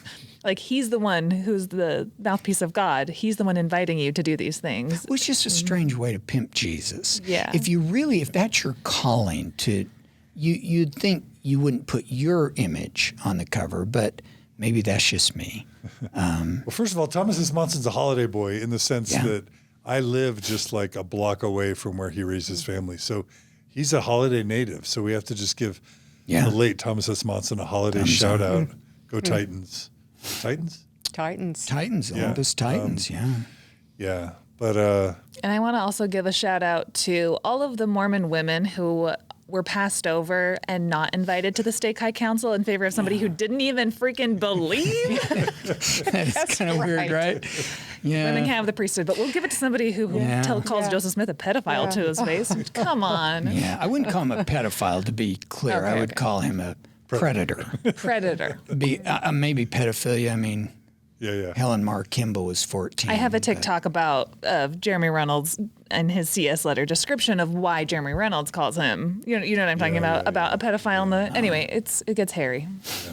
But anyway, but we grew up with unique lives. Yeah. Always on the lookout for the 3 witnesses. As a kid, this was what I grew up with. I was always. Like the 3 Nephites? Or? Yeah, or the 3 Nephites. Yeah. I was always on the lookout for them, and I didn't know if they traveled in a trio or they split up to do more stuff, and so this is it. And I became actually one of the 3 Nephites. I'll just bore you with one quick story.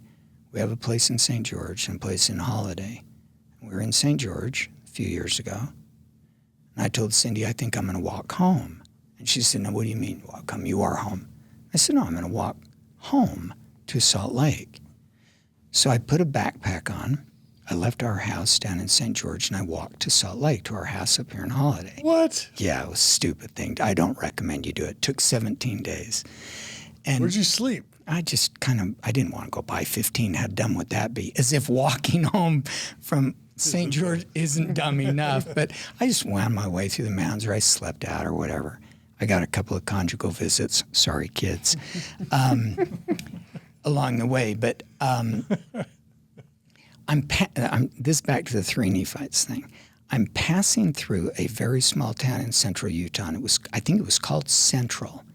And I'm kind of scruffy and I have a backpack on. It was a nice day, and I can see up ahead there's a lemonade stand, a cardboard table, and 2 adolescent girls, maybe 11 or something, are selling lemonade.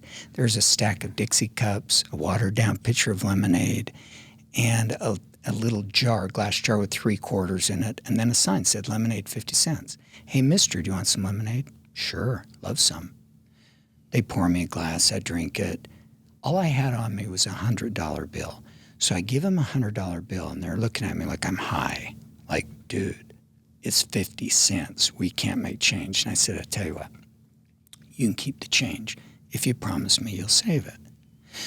They go, God, thanks. I put my backpack on, start to walk away, and these 2 girls are arguing, right? They're having a discussion, animated, and I thought, I didn't know what that was about. I get about 15 feet away. They said, hey, mister.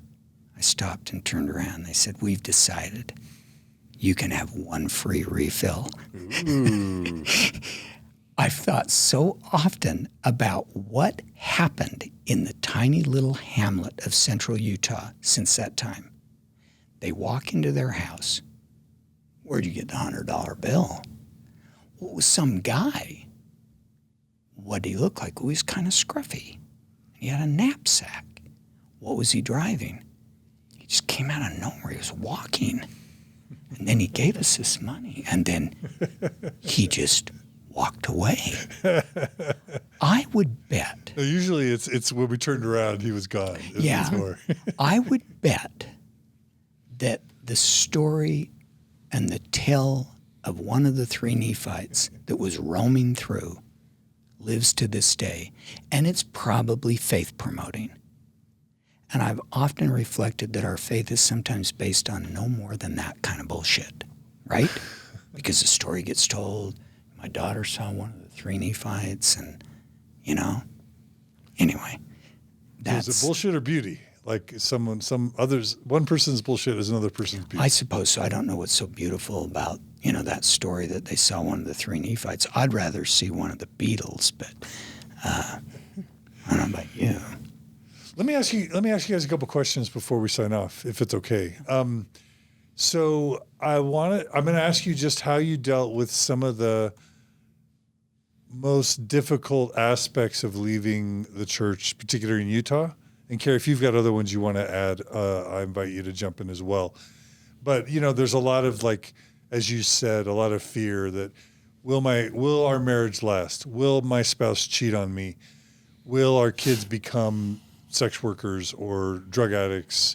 Will our family stay tight? Can we all be good people? Whatever, right? Will we be good, moral, ethical people? So I'm going to ask you just how you dealt with a few things, just for those who are contemplating or have decided they need to make that step, but they just don't know where to even begin. Is that okay? Yeah. Okay. So how did you guys deal with coffee? Embraced it. Embraced it, yeah. What do you mean? It's good. Yeah. More energy to put up with the bullshit. Although I will say that for the first few years, we hid the coffee maker. Yeah. My parents come by for an unexpected visit. Cindy, stall him at the door, and I'm grabbing the coffee maker and throwing it into the pantry, and I'm just a coward, I guess. That I'm a 35-year-old man, and I'm hiding the coffee maker like it's a small bag of heroin. Pretty weird. It is weird. Yeah. I've been a little bit involved with the Waka women. Oh. And I have really enjoyed some of those women. They all have interesting stories, really great women. And I was asking some of them, what's the best thing about leaving the church for you? And one of them says, coffee. She says, it's transformed my life. And I said, how so? She said, my digestion was so bad, constipated my whole life. I mean, TMI right here. No. She says, it's transformed my life. Just that little thing. Yeah. So Yeah, anyway. That's a big deal. Yeah. Okay. So coffee's in. Coffee's in. Okay. Yeah. Kids, your kids we're allowed to drink coffee growing up? Sure. Sure. And they turn out okay in that way? I think they're okay. Didn't hurt 'em? I think Our they're kids all right. are remarkable. They're all educated and successful and genuine, and I believe they're all atheists. I presume they are. We don't really talk about it much. But if the notion that you couldn't drink coffee would be so weird, even to them, that's just one generation later. It's been pretty seamless. Thank God. Yeah. Yeah, I don't think the church is going to, something so simple and strange like that can help your digestion that is just like, it's better than an energy drink. And do you guys know that right on the other side, right on the sides of Freedom Boulevard in Provo by BYU, that there's coffee shops on each side now? There's a Dutch Brothers and a Starbucks on each side. BYU students are... Yeah, that wasn't there a couple of years ago, even maybe 1 year ago. And I'm like, that's where the BYU students are going. What are they going to do? Kick everyone out of school? Who else is going there? Right across from Healing Halls, there's a Starbucks. Yeah. Okay, how have you guys dealt with alcohol, both yourselves and with your kids as they became teens and young adults? There's this fear that if you drink, you'll become an alcoholic or blah, blah, it's bad for you or whatever. What do you guys want to say about how you've handled alcohol? Well, there definitely is a learning curve to learning to drink alcohol. And we enjoy alcohol. We don't abuse alcohol. I mean, occasionally we'll drink a little bit too much, but it's been a positive for us in our life. A positive? Yes. What makes it positive for you? It's just a relaxing thing. It's just to have a glass of wine at the end of the day or a drink at the end of the day. It's just kind of a nice way to unwind.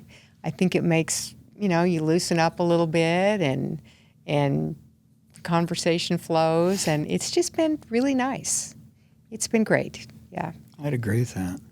And Cindy's sister owns wineries, and so Cindy's modest. She has a very sophisticated opinion about wines, and yeah, you do. And you're not a snob about it, but drinking alcohol is a real joy to us. It's not a gateway. I guess it could be. If there was never any alcohol, there would never be any alcoholics, and that would be good. But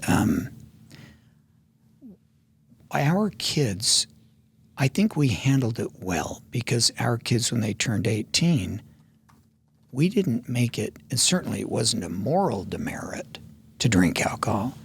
What happens with most young Mormon kids or even adults who suddenly decide to drink, they go balls to the wall, right? That's reckless and it's stupid. Most of our friends and most of the people we know who didn't grow up with the pesky word of wisdom, their kids, they would have wine at Thanksgiving dinner when they're 15, and then when they do grow older, it's not a thing. Just have a glass of wine. Just have a cocktail. I mean, but most Mormons, I found, when they lose their faith, they kind of go overboard, like they're making up for lost time, and that's not healthy. But in our life, I would say alcohol has been great. Yeah. Okay. Another common thing I see in the post-Mormon world is, somebody loses their faith in their 30s or 40s or even 50s.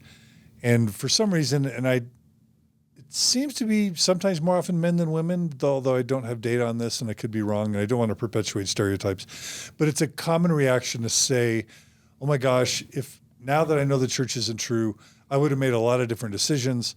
Maybe I would have married somebody else. Maybe I would have experimented sexually with different partners. There's all sorts of learning and life experience that's normative for people outside of a high demand religion, especially in the college years, but sometimes high school, that I missed out on.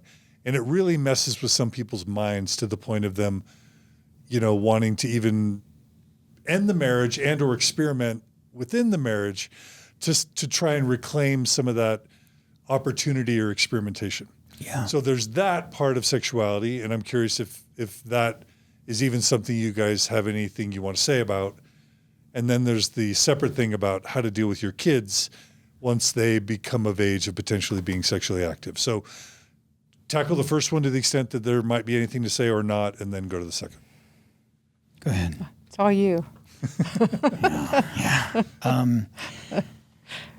Did you ever feel that way, Warren? I will admit that I feel cheated a little bit. I feel cheated mostly, not now, but I felt cheated out of. Felt or you feel? I felt. Okay. And I guess to some extent I still feel cheated out of a normal college experience. You know? I hope that I would have married Cindy, but there's no way I would have married her because I was horny. That was reckless. It was stupid. Why would you do that? We didn't even know each other. I felt. So yeah, I in some respects, I live vicariously through our kids' lives and their college experience. Man, they had fun. They were normal. They were just normal, right? So yeah, I will admit to feeling a little bit. I have some regrets. I'm not really going out of my way to make up for all those regrets, but yeah, I have some. Yeah. Yeah. And obviously all those years of paying tithing and all that, it's like, gosh, that's a lot of money, that we paid to the church. And a lot of Sundays, I mean, there's not one Sunday that goes by that we're not going somewhere fun. We look at people going to church and think, oh, so glad we don't have to do that anymore. Yeah. Yeah. You asked a follow-up question about our children. Yeah, so kids becoming sexually active. What was that like? My reaction to that would be there's no real moral demerit provided that they're mature and that they are kind and they're not just sport effing. Yeah, I can't say that word, right? The bad word. But that to me, I don't like. Don't ask Kara. Yeah. And then he looks at me and I was like, of course you can. Look at him. But He signs my check. I don't like that. I don't really respect that. But it wouldn't trouble me. It never did. And I think our kids, as long as you're respectful, Cindy's sister is on the board of Planned Parenthood, or was. And I, Where? At National Board of Planned Parenthood, wow. Cindy's sister. Yeah. But anyway, I will tell them a story about. Oh. So our son goes away to UCLA, and his aunt, Cindy's sister, gave him a shoebox chock full of condoms to take to school. We go to the Okay. parents' back to school night. Well, not back to school night, but Parents' Day a month later. That is not true. I know what you're going to say. Well, it It's is not true. Cindy is counting the No, condoms not. No. oh my God, a lot are gone. And so once we were like, yikes, Yeah. I guess. Yeah. But then again, yeah, it's normal. Yeah. It's not weird. Yeah, I'm sure that they experimented and had some fun and drank too much and played around, and they were human. Yeah. And it's their choice. Their choice. Okay. What about belief in you? You've already answered this, but I'm just going to have it be its own segment. What about belief in God, belief in afterlife, heaven, seeing family again? Some people typically say to a post-Mormon, like, well, if you don't, it's similar to why don't you go rape and pillage and plunder? You don't have any morals anymore. But there's a cousin to that, which is why even bother with life? Life isn't even worth living if there's not an afterlife. What's the point? And the implication there is it's so miserable, and maybe that's a reflection of the life they're living. But what they often say is life is so awful. It's not even worth living if there's not a God. Yeah, and what not do you an live for afterlife. now? Yeah. Well, and that sort of thing is to me a bit offensive, that the only reason you would do good or not misbehave is because of some fear or reward. How about doing good for good's sake? And I don't believe in an afterlife. I'm kind of, the absence of evidence is evidence of absence kind of a guy. I have no reason to believe there's life after death. If there is, great. And I used to, as a child, feel so bad for non-Mormons who didn't believe that they would live with their parents and their loved ones when they die. I used to think, how could you cope with the concept of death? But I've come to believe that my atheism, I don't know what I am, but I don't have a belief in the afterlife. And that is strangely comforting to me, because no longer do I need to worry. And by the way, it goes without saying that it doesn't matter what I believe. I could believe the earth is flat until I'm blue in the face, and it doesn't make it so. So if there's a life after death, great. And if there's not, great. I won't miss anybody. I'll be dead. It's not like I will be roaming around up there yearning to see Cindy or my kids. I won't know that I miss them. That's a perception that you could only feel as a live human being. And so it's strangely comforting. And to that point, when my mom passed away, my brother and I, the black sheep, she loved us very much. And I remember thinking, how could it be heaven to my mom to be up there when her kids are not with her? That to me would be the definition of hell. How could she possibly think that that celestial kingdom that she has cooked up in her mind would be a happy experience? So I no longer worry about the topic because it doesn't matter what I believe, but I'm strangely comforted by the fact that if we die, there's nothing there. I'm good. Yeah. What about you? Same here. Well said, Warren. I feel very comfortable with that I don't believe in a higher power. If there happens to be one, great. But I think life is about here and now, and live for today, because there may not be a tomorrow. That's exactly what the Book of Mormon says is evil, to say eat, drink, and marry for tomorrow you die. I guess I'm evil. They say that that's evil. Yeah. But Do you guys feel evil? I think I'm a pretty nice person. I have some wicked ways, but no, I don't feel evil. One more thing. Sorry to interrupt. No. Were you about to finish? Because I want to. No. That was you said it well. I was just going to say that we read a study once, and I'll probably butcher it, but the study showed, and your listeners will have to vet me on this, that atheists donate more to charity, commit fewer crimes, have a smaller percentage of divorce, and a host of other things. That's pretty telling to me. It doesn't tell me that atheism makes you a better person, but it might. It might, because you no longer are penalized by the weight of fear and judgment, and so you just do good for good's sake, right?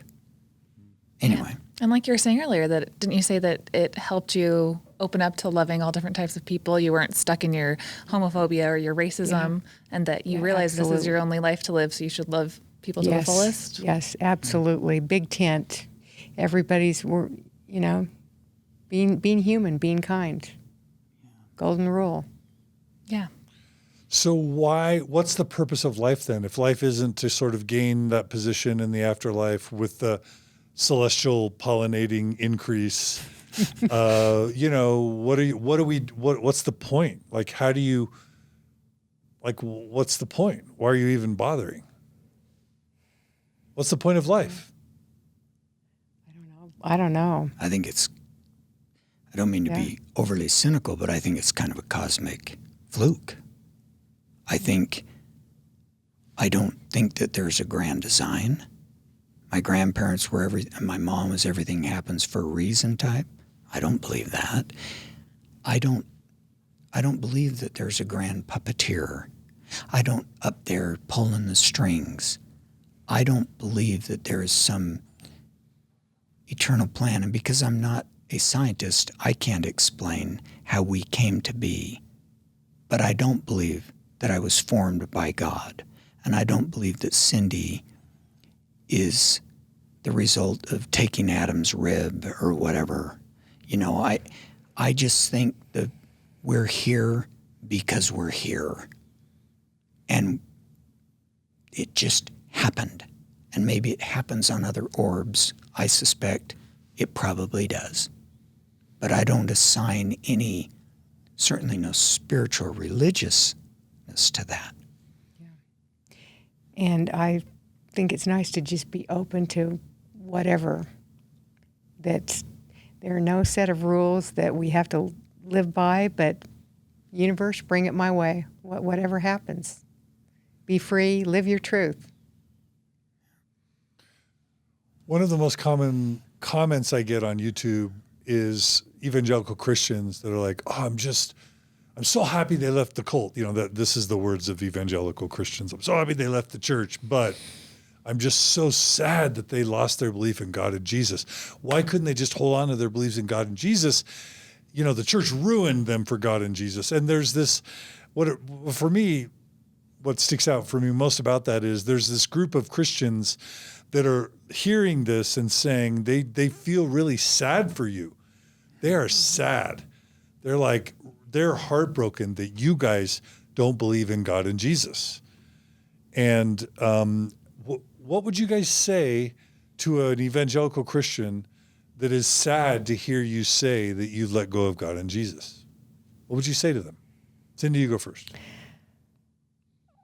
There may be. I mean, I believe Jesus lived, and I think that his teachings are beautiful. There may be a God. I personally don't believe there is. But if you want to believe in God, good for you, your choice. But I'm very comfortable in my beliefs. But what's your response to them feeling sad that you've lost your faith in God and Jesus? I'm sorry that you feel that way, because I'm not sad. Yeah, I'm sorry. You're not sad? No, I'm not sad. I feel really good. Did you ever dabble after you lost your faith in Mormonism in Christianity, and you're like, okay, maybe I could?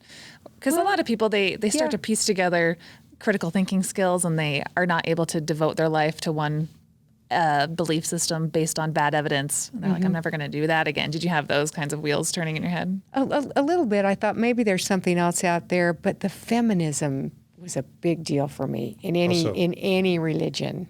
I know that there's some that aren't that way, but any Christian church, the women are, second class, and that just didn't work for me, because I'm a feminist, even though I didn't live as a feminist lifestyle, because I raised children for the most part, but I'm very much a feminist. A modern feminist would say very feminism much a is to feminist. allow women to do whatever they want, and if they want to be a stay-at-home mom, that's still feminism. I don't mean to correct you, but I just wanted to. No, I'm very comfortable and being without a belief system. I guess a humanist. What is it? The secular humanist. I would put myself in that category. Like striving towards good secular principles that can't be argued with, in my opinion. Yeah, some beautiful things. Yeah. What about a savior? I would say to those people, I'm flattered that you would care about me, but I'm kind of, don't have pity on me. I don't pity them for their entrapment in their belief, but I guess my response to them would be, why do you believe in God?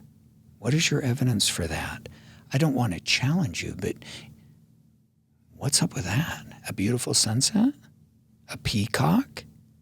I mean, that's not evidence of God. And I think some of the explanations, well, I felt a certain way. And I suppose those are legitimate feelings. I'm not challenging that. But I do agree that sometimes Mormons, when they lose their faith in Mormonism, they throw it all out. Their world is so rocked. Well, if I can't believe in this, what can I believe in? So they have to start over from scratch. And that's what we did. We started over from scratch. Then we had to build a building block. Okay, I can say with complete certainty in my own mind that the Mormon church is not true. So my toolbox is limited, but I have enough tools to at least eliminate the thought that the golden tablets are real or that the earth is 6,000 years old or some of those things. Then I think, okay, what about God? What is the evidence for that? What about Jesus? I know that Jesus was an historical figure, but I only know that because of, I think, 2 sentences in the contemporary historian of the time, that there was a guy named Jesus. So, was there Jesus that died for the sins and lived in the tomb and all that crap?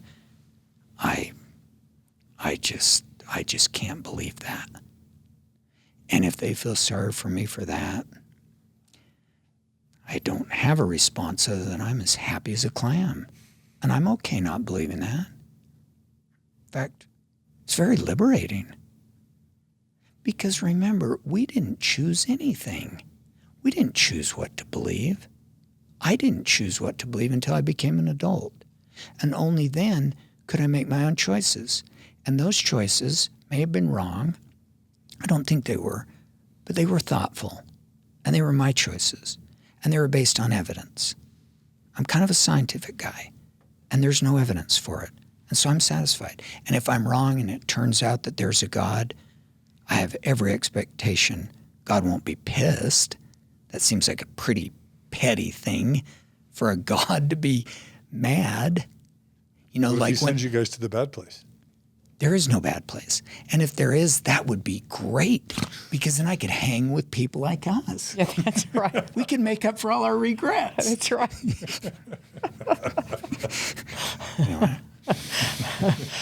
Didn't I start this interview 4 hours ago saying that they were already making me laugh before we even hit record? These are good jokes, Lauren. I agree. All right. Well, what else do you guys want to share that hasn't been shared? Speak now or forever hold your peace. Gosh, it's been a lot of fun. You do a lot of really great things. Thank you so much. I will say, as I've listened to these Mormon podcasts over the last few years, I didn't think I had that much undoing to do. Deprogramming, deprogram. unpacking. But I think I did. I think I did because I did feel so much freer when I left.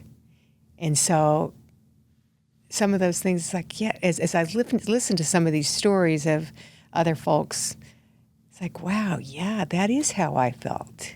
And so it's really helpful. And I hope that that we've been able to say something that will help a few people along the way. Live your truth, be who you are. And if your kids make some mistakes along the way, and if we do, it's okay. Yeah. We're all human. But be true to yourself. I agree. That was well said. That was well said. Yeah. I have nothing to add. I'm sure that your listeners are just bored to tears at this point, so No. we'll shut up. No, I always like to tell those who come on that, there's going to be the cohort that was affected by Brooke and John McClay, or the cohort that was affected by Jeremy Runnels, or the cohort that was affected by Leah and Cody Young, or, Hallie Everts, it's like, or Cara Burrell. Like, there's every single story that ever gets told on Mormon Stories ends up having its sphere of influence that becomes life-changing for the people who experience it in their own time and situation. And so you will be that to tens of thousands of people, if not more. If I could say one thing to them, I would say, please don't be afraid of what's on the other side, because what you're going to find is it's liberating. There's much joy. There's less pain, not more pain. And we know how difficult it is. We've been there, but it's a huge crowd on the other side.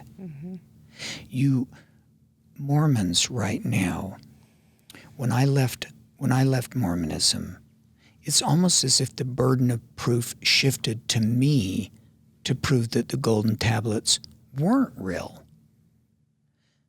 How did that happen? It's like, wait a minute. That is such a preposterous thing. The burden of proof ought to be on you to prove that they are. But when I left, it shifted. And I know that that happens to Mormons. And I know that they may fear that their life will go down the tubes and all, but I am very optimistic. The opposite will happen. Their lives will be happier. They will have less. They'll have better family relationships.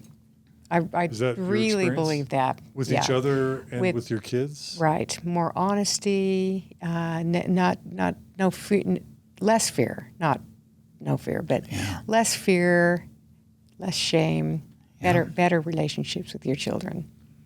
And I think now is the time to leave. And I say that not because I'm trying to recruit people to leave, because I don't really give a shit.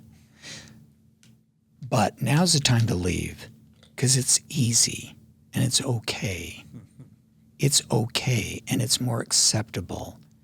It's no longer like it was 40 years ago. It's so much easier. And I don't mean to diminish the difficulty, but it's not that hard. And you would find that on the other side, for every one Mormon, there are millions of people who don't believe in the golden blades. There are millions of people who don't think that baptism for the dead is a sensible policy or that the mummy scrolls thing. I mean, when you get out of our little community, I think you find that, oh, wait a minute. We were the weird ones, right? We're the weird ones. The rest of humanity is not weird. We're joining the vast majority of people. And so I wouldn't be afraid. Easy for me to say because I've been through it, but yeah, that's what I would say to these people. Right on. And this doesn't necessarily need to mean anything, but I've been to your home in St. George, and I don't think you have suffered. I don't think you have failed to prosper in your lives from leaving the church. It's been a good move. We've been lucky. Yeah, we've been lucky. You didn't become homeless, I guess I'm saying. No. Thank goodness. We're good. Well, I won't say that it's easy to leave the church in 2021, but I don't think anyone could argue that with the reality that there's never been an easier or better time to make that transition than in 2021. The community will catch you. We're here for you. What's that? The community will catch you. They will. I don't know. We have Facebook groups. We have so many meetups and Thrive events, and like the time is now. Mm-hmm. Yeah. Question now instead of 30 years. For those who want to leave, and for those who want to stay, we'll make the church healthier for you too. But yeah, as long as people know what they're a part of and are choosing it with full informed consent, thumbs up. Great. Mm-hmm. Thumbs up from John. Yeah. Sure. Thumbs up from Kara. thumbs up from Kara, the Nuance Hoe. Yeah, I knew it. That's my reason for calling That's myself your Nuance brand. Hoe. It's because I don't want to give every Mormon the wrong impression. You know that like I get it. I get. You know, I some people thought need it to said say. the nuance hoe. Is that what it is? Okay. Nuanced hoe? I thought you said how, and I thought, oh shoot, I didn't mean to suggest that you were a nuanced hoe. No, Okay. that's Apparently the intention. you are. Okay. The hoe of nuance. Yes, yes. Okay. Got it. All right. Well, it's been so lovely to get to spend some time with you guys and to see you again. Thanks so much for your hospitality in St. George. That one evening was lovely. Maybe we can do something again. do it We again. are planning a St. George Thrive. Actually, I Right. should say there's Thrive for women. Kara, do you remember? Is it October 2nd? October 2nd is Saturday, all day at the Provo Library. A bunch of women speakers. Myself will be, emceeing it. Natasha Helfer, Dana Bunn, a bunch of really other great speakers all throughout the day. Chelsea Homer.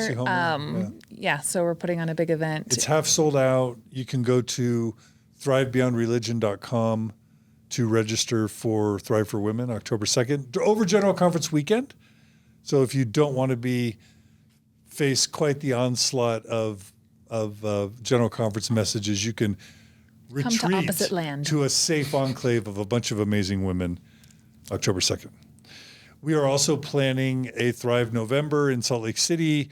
We are negotiating a contract with an amazing special guest speaker, but I'm not going to tell you now who that is because we got to wait till the ink's signed.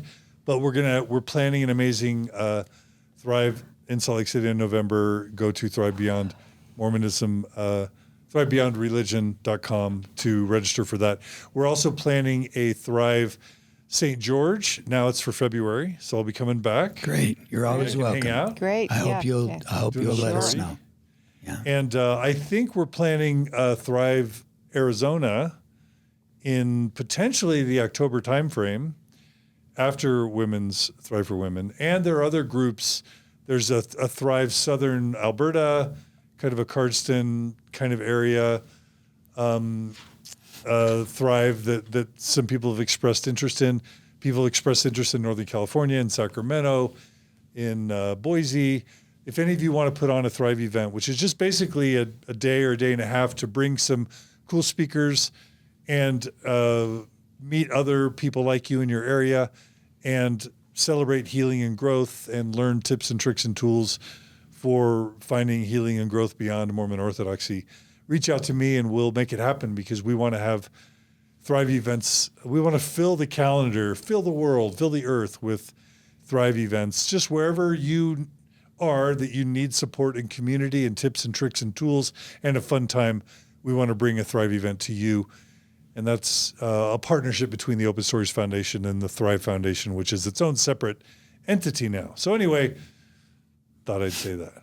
Kara, anything else you want to say before we end? No, great representation of all the cool stuff that we have coming up. I just was wanting to know, because I wanted you to pimp up his memoir. The book? Oh, wait. I wanted to ask, though, Warren, do you have an audio version of the book? Because I think the number one question asked him that, everyone wants to know is your voice recorded in this memour? Because we got to get that to happen. That's all I really wanted to know. I tried to get Matthew McConaughey to do it. No, you have got better. You don't have. Maybe Alan Mount. You can get Alan Mount. Yeah, I love that. But no, it's not on audio recording. You can get Kindle or Well, the book is Mormon Boy, a memoir by Warren Driggs. He also has the books Tortoise in the Road, Old Scratch, and Swimming in Deep Water, a novel of Joseph Smith. And there's another book that won't be discussed right now. Yeah, a project that we're working on that if that project comes to fruition, I hope you'll have me back. Okay. All right. So We'll check out that book. It's available, like you said, through Amazon, Kindle, Amazon, ebook, Barnes, print. wherever. All right. Anything you want to say, Cindy? No, it was a pleasure. Anything you want to pimp? No? It was a pleasure. Just Warren's books are great. Okay. Seriously. I mean, I'm married to him, but his books are, that Mormon Boy is quite entertaining. Great books. So All right. take a peek. Well, you guys, thank you for coming on. You guys are amazing. Thank you. Thank Thanks you. for- It was our pleasure. Thanks for being willing to share your story and give people hope and light that if religion isn't going to work out for them, that there can still be joy and healing and maybe even trading up and kind of an improvement in life. Thanks for being willing to tell that story. Thank you. It gives people hope. Thank you. It was fun. It was a It's pleasure. been great. Yeah. Thank right. you. And listeners, thank you so much for tuning into Mormon Stories Podcast today. We are growing like weeds. We're getting 2,000 new subscribers a month on YouTube. We broke into the top 10 of religious themed podcasts in the United States over the past month. So we were literally in the top 10 with Joel Osteen and Rick Warren. That's how popular Mormon Stories has gotten over the past few months. It goes in and out of the top 25, but we broached top 10. So we're just so thrilled. That has to all be Kara. So Kara, that's all you. No. So thank you, Kara. Stop. No, but thanks to all you who support and donate to the Open Stories Foundation that make this possible. I couldn't do this without your financial support. We couldn't have brought Kara on without your financial support. We also have Gerardo, who does our cinematography and our thumbnails. and consulting. We have Brooklyn Alden that does all our video and audio editing. She's amazing. We have an amazing board of directors, and all of this is possible. This amazing facility, the studio with state-of-the-art, so to speak, lighting and camera and cinematography, it's all because of you. So thanks to those of you who donate and support Mormon Stories and the Open Stories Foundation. And the sad news is we're always losing donors, whether it's people fall on financial hard times, or they lose interest, or they move on, or they want to support other worthy causes, or they just get sick of it all. We're always losing 20 donors a month. And if we don't replace them over time, it means we have to ramp down our services and stop doing what we do. Plus, we've made a financial investment in Brooklyn and Alden, Brooklyn and Gerardo and Kara, and we want to be able to keep them on because TikTok is having an amazing impact. Instagram is starting to have a bigger impact. We want to do Thrive and many other things, but we only can with your support. So if you are one of the, 1 out of 1,000 listeners or viewers actually donate, which means 999 plus per 1,000 don't. If you're one of those that benefits from this programming, that enjoys it regularly, and you're not a subscriber or donor, we would ask you to please just take the step to go to mormonstories.org, find the donate button at the top of the page, click on the button, become a monthly donor. If you can, $10 a month, $100 a month, whatever you can afford, one-time donations, we'll take whatever you can offer. It's tax deductible in the U.S. We're fully transparent in our finances. We have been since day one. And all the money goes towards the program of support to provide this content to you. We've got a great board that monitors our finances. I hired the best nonprofit accountant in the state to oversee what we do. We keep track of every receipt, and we are financially doing our best to take care of your support. So please support us if you don't. Become a donor, and we'll keep providing great content in the weeks, months, and years ahead. There are other ways you can support us, including following us on all the different social media platforms, TikTok, Instagram, YouTube, becoming a subscriber or a follower, liking things, commenting. All of that helps the algorithms. Sharing our content across with family and friends is always appreciated when you're in a position to be able to do that. And giving us your feedback, emailing us, mormonstories@gmail.com. Respectful comments, please, not rude, mean comments, but comments on all the different platforms or email to us. We really appreciate that support. Direct messages, all of that. We read every email or direct message that comes in. We can't respond to all of them. We do our best. And also, if you've got great ideas of interviews that we should do, if you know super cool people that should be interviewed because they'll have a great interest by our listening audience or viewing audience, we want to hear about it. And most importantly, if you want to appear on Mormon Stories podcast, the best way to do it is to create a TikTok account, record a 1 minute or a 3 minute sort of My Mormon Story monologue, and then tag it Mormon Stories Podcast at Mormon Stories Podcast and pound My Mormon Story. And we're going to start perusing that regularly. And we promise within the next month or two, if a worthy candidate arises, we will have you on to Mormon Stories Podcast. So please join TikTok and participate in it if you can, if you're not a conspiracy theorist that the Chinese are out to destroy us all. Like somehow it's okay for the Chinese to use Facebook and Instagram and YouTube, but somehow if we use an app created in China, we're contributing to a new world order. What do you think about that, Kara? Yeah, and even if we are, TikTok is worth it. Although I have to admit, it went down like yesterday or the day before, and I didn't know what to do with myself, just because I was in the middle of recording stuff. Anyway, we've gone on long enough. Love you guys. Thanks for all the support. Thanks for listening. And Kara, you're awesome. Thanks for joining us. Yeah, thanks, John. Thanks, you guys, for having me.